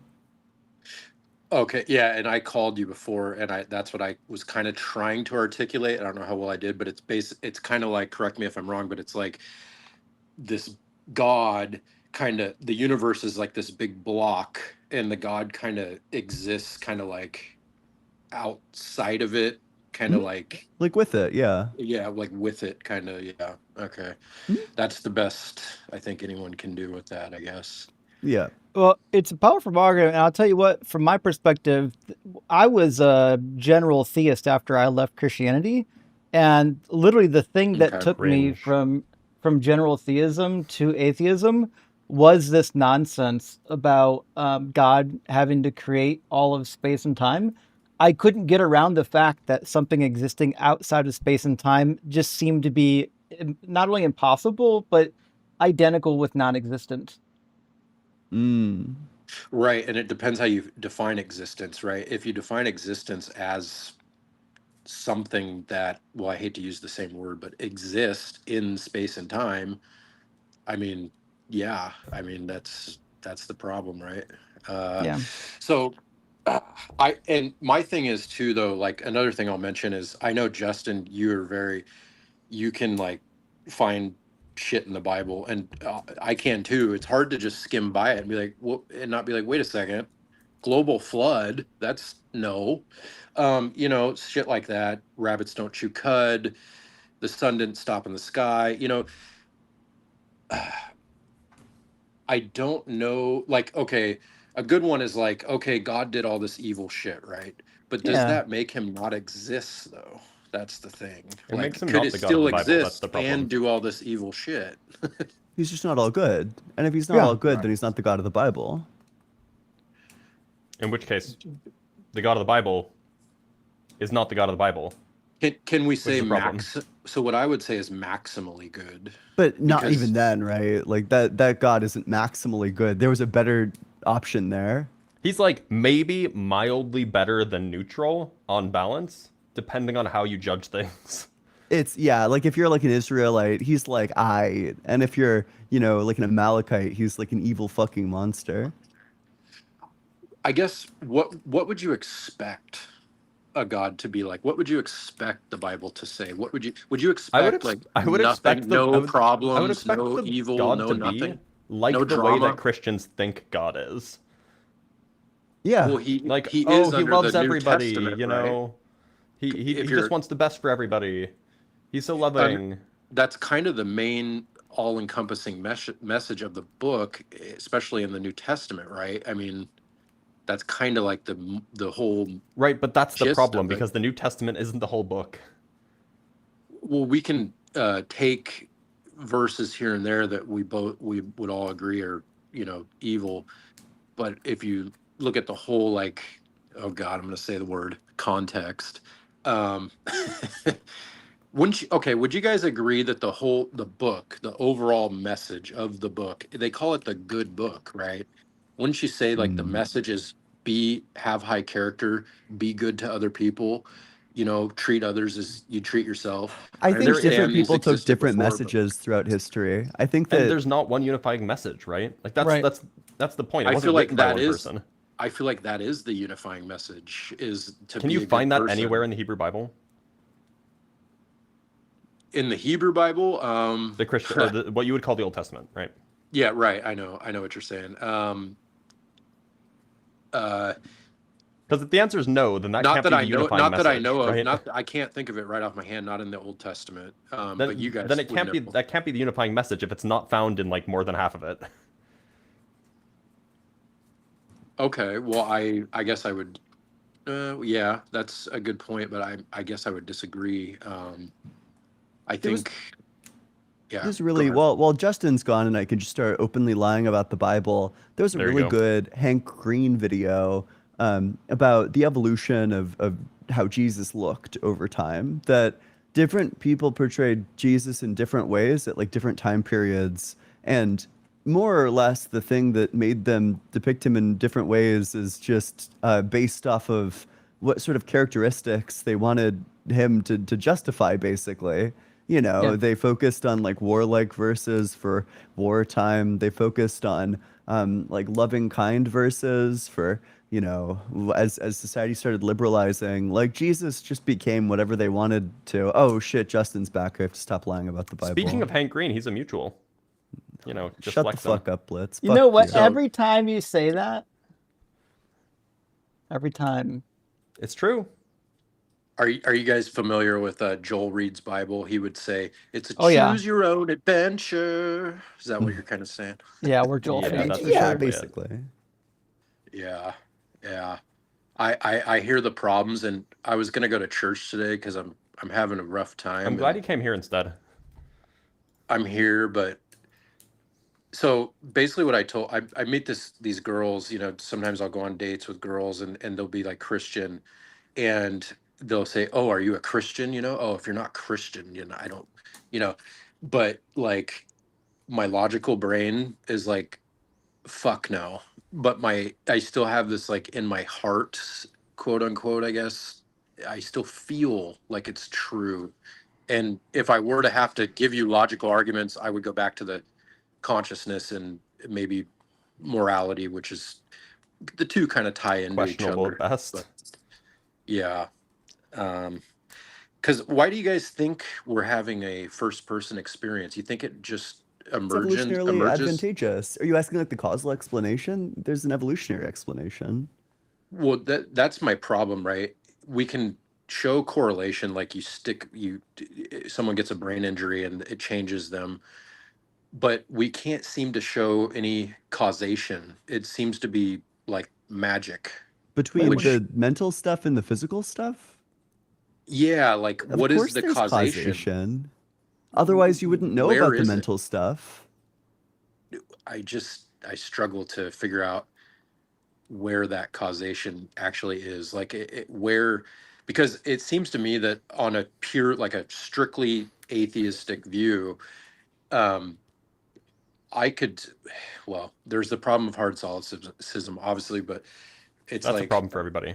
Look, right, maybe I can right. just shortcut this and explain. Like, we can just be maximally humble and say, like, we don't know how consciousness happens in the brain. But like, even if I gave you a black box and the black box splat out, or the black box out, you know, from its output chamber, it produced flames, right? It produced flames whenever you pressed certain keys. You don't have to know what's going on inside the black box to know that pressing those certain keys caused the black box to produce flames, right? Like, you don't have to know what's going on inside the machinery to know that there's a causal relationship between the input and the output. Sure, sure. Yeah, it seems to be a brain that's causing it. But there are also other weird like slime molds and stuff that they say Those aren't can move. conscious unless you're a panpsychist or an idealist. Maybe not an idealist. Okay. Okay. They're I problem solvers. They can optimize problem solving, but so can AI. Or they can optimally solve problems, but so can AI, and AI doesn't have to be conscious. yeah. You guys are familiar with Lawrence Kuhn, right? The Closer to Truth guy. I'm not. Sorry. Okay. Well, he's been doing this Closer to Truth series for years. He has this website with all these different philosophers on there that and all their different views, and he has all the categories, and he's very obsessed with this consciousness thing, and he doesn't seem to believe one way or another. He's still open to theism, um, being a god being the cause of it. um, and I know more philosophers than not are not the are atheists. Yep, correct. But um, it's still Well, that would be an argument ad populum, and unless we're actually looking directly at their evidence and their arguments for their positions, and examining those and finding if there's any Which we should, fallacies. but that's not something to do today. Right, Well, right. I'm actually coming around to the position that, for the people who don't have time to read up on this stuff, I think that looking to what the authorities in the field say is probably like a based way of forming your opinions. 100%. Sure, and that it's like with climate change. It's like there's a scientific consensus on it and overwhelming evidence that. Based. And I'm sorry, but this is another one Bro where probably voted for Bernie Sanders. I don't vote because what's wrong with that? what I think. Kevin, aren't you Canadian? Please, Kevin, finish. I want to hear the rest Sorry, of go that. ahead. Well, I think with climate change, because I pay very close attention to it, what's occurring is we've emitted about 2.5 trillion tons of No, Kevin, I carbon wanted to hear why you dioxide. don't vote. Oh, because I'm explaining that because Okay. nobody seems to understand what a deep emergency we're actually in. They don't match my views on it. We need something like a COVID type lockdown, like a very drastic change, because the whole world is based on fossil fuels, and we kind of chose our fate here. And the closest comparable mass extinction event is probably the Permian, and something like 90% of life was wiped out in a very short time. Well, we're dwarfing all the major mass extinctions in the Earth's past, besides the asteroid, have a commonality of a massive influx of carbon dioxide into the atmosphere.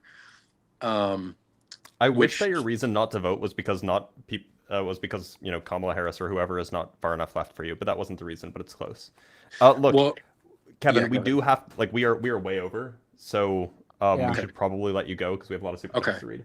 Okay, yeah, thanks for talking to me. Also, you should vote, Kevin. Some people are certainly worse, as we've seen. Yeah, definitely vote. I agree, but it's like we're facing abrupt mass extinction no matter what. I mean, it's going to keep getting hotter and hotter, faster and faster, and eventually it's conducive to bacterial and disease Nope, growth. I agree. I agree with It's all I of agree. that. we're gonna die. It's not. No, I It's agree. Damn. I agree. I agree with all of I this. mean, You it's know, gonna some people collapse are Still vote. civilization. some If we're people are gonna, going if to we're get gonna us die, there you may as well quicker. vote. What's that? Sorry. If, I you, was if we're all saying, gonna die, you may as well vote. yeah, some people are certainly going to get us to death quicker. That okay? Sure. Yeah. Okay. Well, thanks, guys. All right, get him out of here. Thanks for All being right. cool, Kevin. Yep. All right, You good to hear too. from you again, See ya. buddy. Take care. Hey, you too. Thanks, man. I'll tell Oh, you that what, guy's like, a terminally chill guy. Terminally chill. oof, you don't know Kevin then. Listen, I just want to say, I've talked to Kevin a couple of times now since I first interacted with him, and this is huge. This is huge positive movement for Kevin. Like, this is huge. If y'all I knew love what he this. was like a couple years ago, this is like really good evidence of what we're doing here. Like, actually, like, it matters. It's actually moving the needle. You know what I mean? Like, we're doing some good stuff. I love this. All right, we have So some super chats to read, and then I have to go because I have a meeting soon. yeah, I have to eat lunch. absolutely, absolutely. All right, one second. Let me grab the get the super chats back up here, and then we'll keep the thing rolling. I gotta fucking write down in my notes here before I forget. Kevin is deconstructing. I might find one of his old videos eventually and do a montage of his progress, because it sounds to Kevin is me cool now. like, what I'm sure he was always a decent individual. It just seems to me though that like this is like a huge progress for him, and it'd be nice to capture that. All right, Yeah, I can believe that. but let me grab these super chats here. One second, I would get all the donos and of the right range, and yeah, we do. Yeah, a bunch left still. Yeah, but thank you, friends, for hanging out late with us on the stream. Space Lord of 75 says, I always laugh at Jordan Peterson when he brings up some dude like, yeah, Carl Jung. Just because you're impressed by someone doesn't mean we all have to be. Arg. I agree. I don't know about y'all, of all the arguments of the Jordan Peterson-esque arguments, the nonsense archetypes from Jung is they're the worst. They're so boring. I can't, it's hard for me to tolerate them. Yeah. Bro, I think the worst Um, part is that people don't even lead with like, yeah, I'm a Jordan Peterson follower, so I can kick them right away. I It's know. like 30 fucking minutes of like, yeah, and I just think, gibberish, gibberish, gibberish. I just think that there are these shared commonalities in our psychology. I just think that lobsters have certain dominance characteristics. Yeah, and then you know. Oh boy. And from Kane Malice says, me and Dr. Blitz have one thing in common, never studying. The difference is my report card actually reflected it. You know what, Dr. Blitz? I had a really, really close friend when I was doing my engineering classes early on. I think I talked to you about my setup, but I did a co-op when I was in high school, and I had this really good friend who's literally slept through like half the classes and made straight A's. And I had to do what I told you all do, just study repetitiously and whatnot. And it drove me insane. I almost wanted to strangle him. So thanks for bringing up that school PTSD, sorry. Dr. Blitz. I really appreciate that. I'm sorry. And from Amir, good to see you, friend, says, your faces when UFO came into the room. Yeah. I mean, if you hear someone talk about UFOs, it's just an immediate, like, audible groan or Like, grimace. just glaze over. Yeah, you know it's about to get wild. The fuzzy logic says, I find that using flashcards with the on-key method of space repetition can help embed knowledge while focusing on any gaps. There are free apps. I assume this was intentional word salad. Oh, spaced sounds right. repetition. I just don't know what the Anki method. Sorry. Yeah. Spaced repetition. I don't know. No, yeah. that's it's like an app I thought. Okay, yeah, I don't know what Anki is, so. I actually have a very specific flashcard model that works really well for me. I don't know if anyone has ever tried this, but I start out with a stack of flashcards and I will do one at a time. And then I have non-memorized and memorized. So as I memorize it, I throw it into the memorize, and I repeat it front to back every single time I add a new one in, because anyone can remember one thing at a time. That's it. That's the whole thing. True. From Space Lord again says, atheist is part of my worldview as much as theist is part of Christians. Not a lot. That's a fair point. That's fair, actually, yeah. And from I'm the Big Cheese says debates are useful is making fallacious principle claims of impossibility of creating consciousness without proving any argument. Black swan fallacy. Perhaps. I find his arguments did, I think, fall into the category of like incredulity. Like, I don't know how else we could explain it. Therefore, God. That's right? roughly how my conversation went with him. Yeah. And incubitabilis question: does energy or matter exist in the non-boundary state, which is timeless? Yeah, sure. Did you say yeah, sure, or yeah, sir?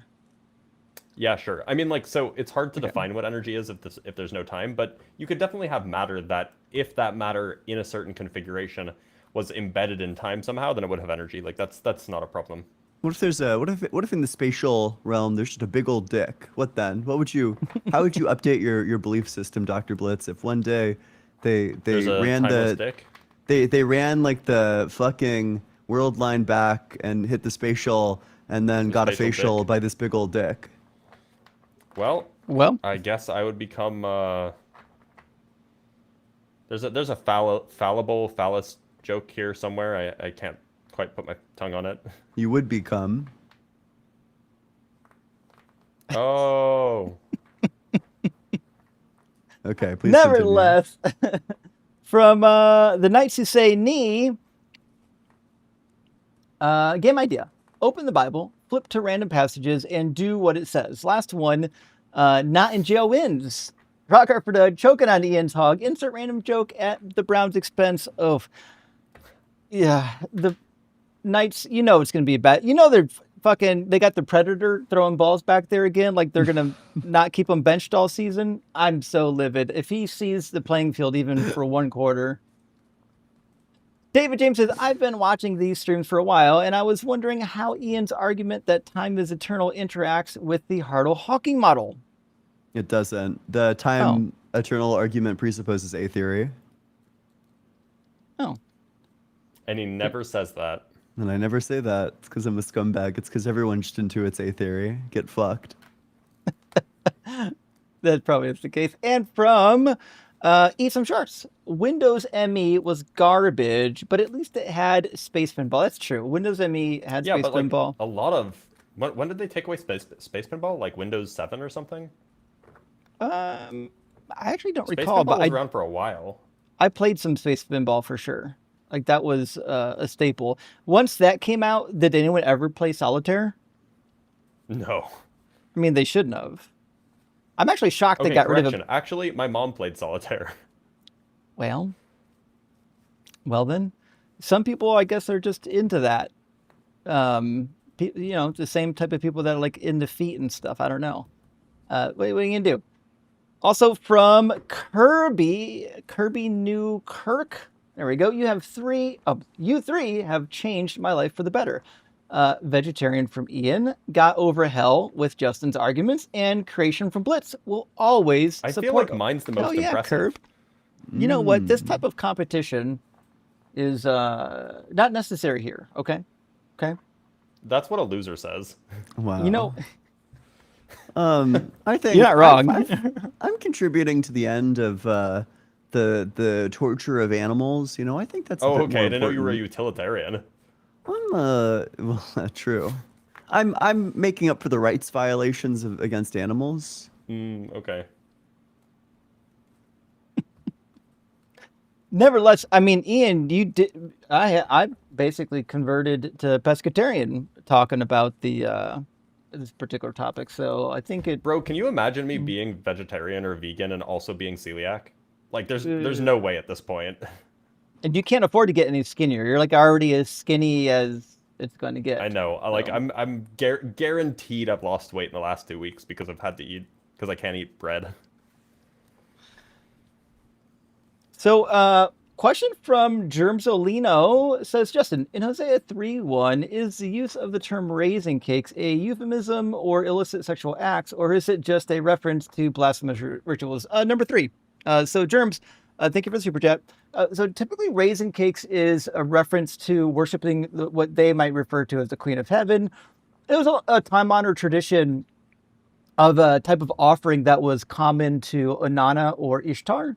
And so if you see talk about making raisin cakes in any sort of ritualistic or offensive setting, or even in a religious tone, it's typically because they're offering it to the goddess of heaven. Also, you'll find the same thing with burning incense. They talk negatively about burning incense, but typically burning incense just means burning incense to the gods. And certain gods had certain things that they enjoyed, and raisin cakes was one of them. So hope that helps.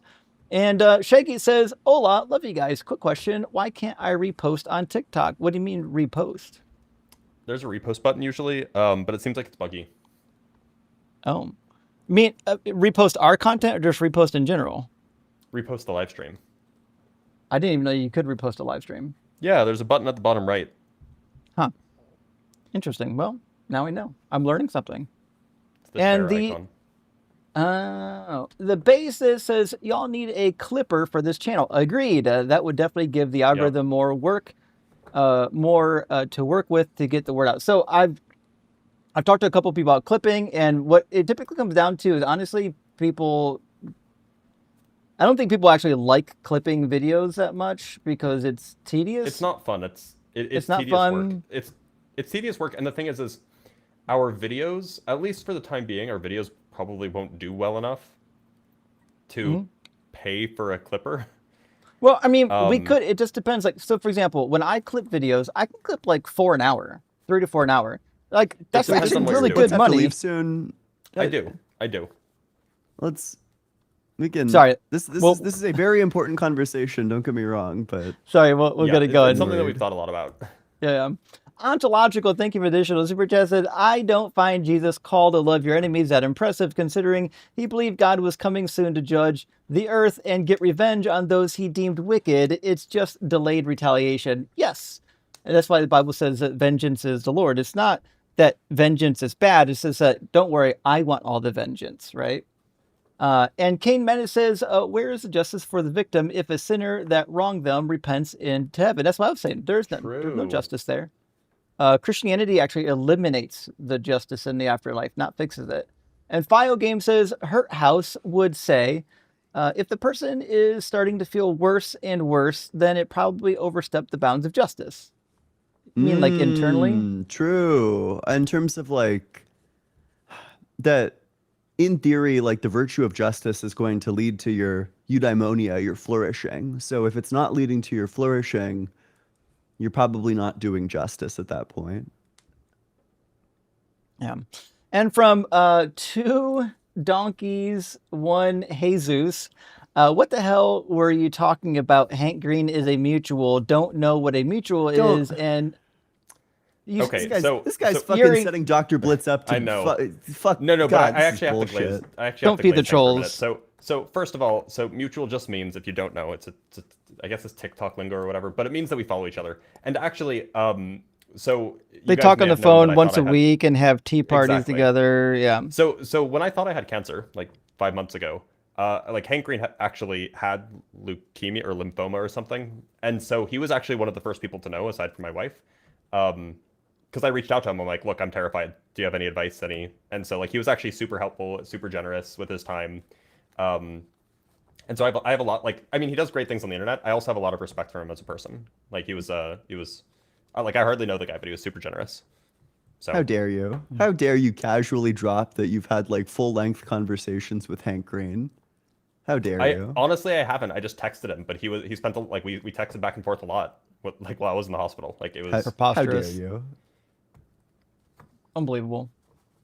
And last super chat from, if I click on it, maybe we'll get it. There we go. From Adam, Adham Lab Wham. Hello, Dr. B. Glad you're feeling better. You guys call yourselves idealists. What is your understanding between consciousness and time? Oh, we're not idealists. None of us are. I wasn't. Yeah.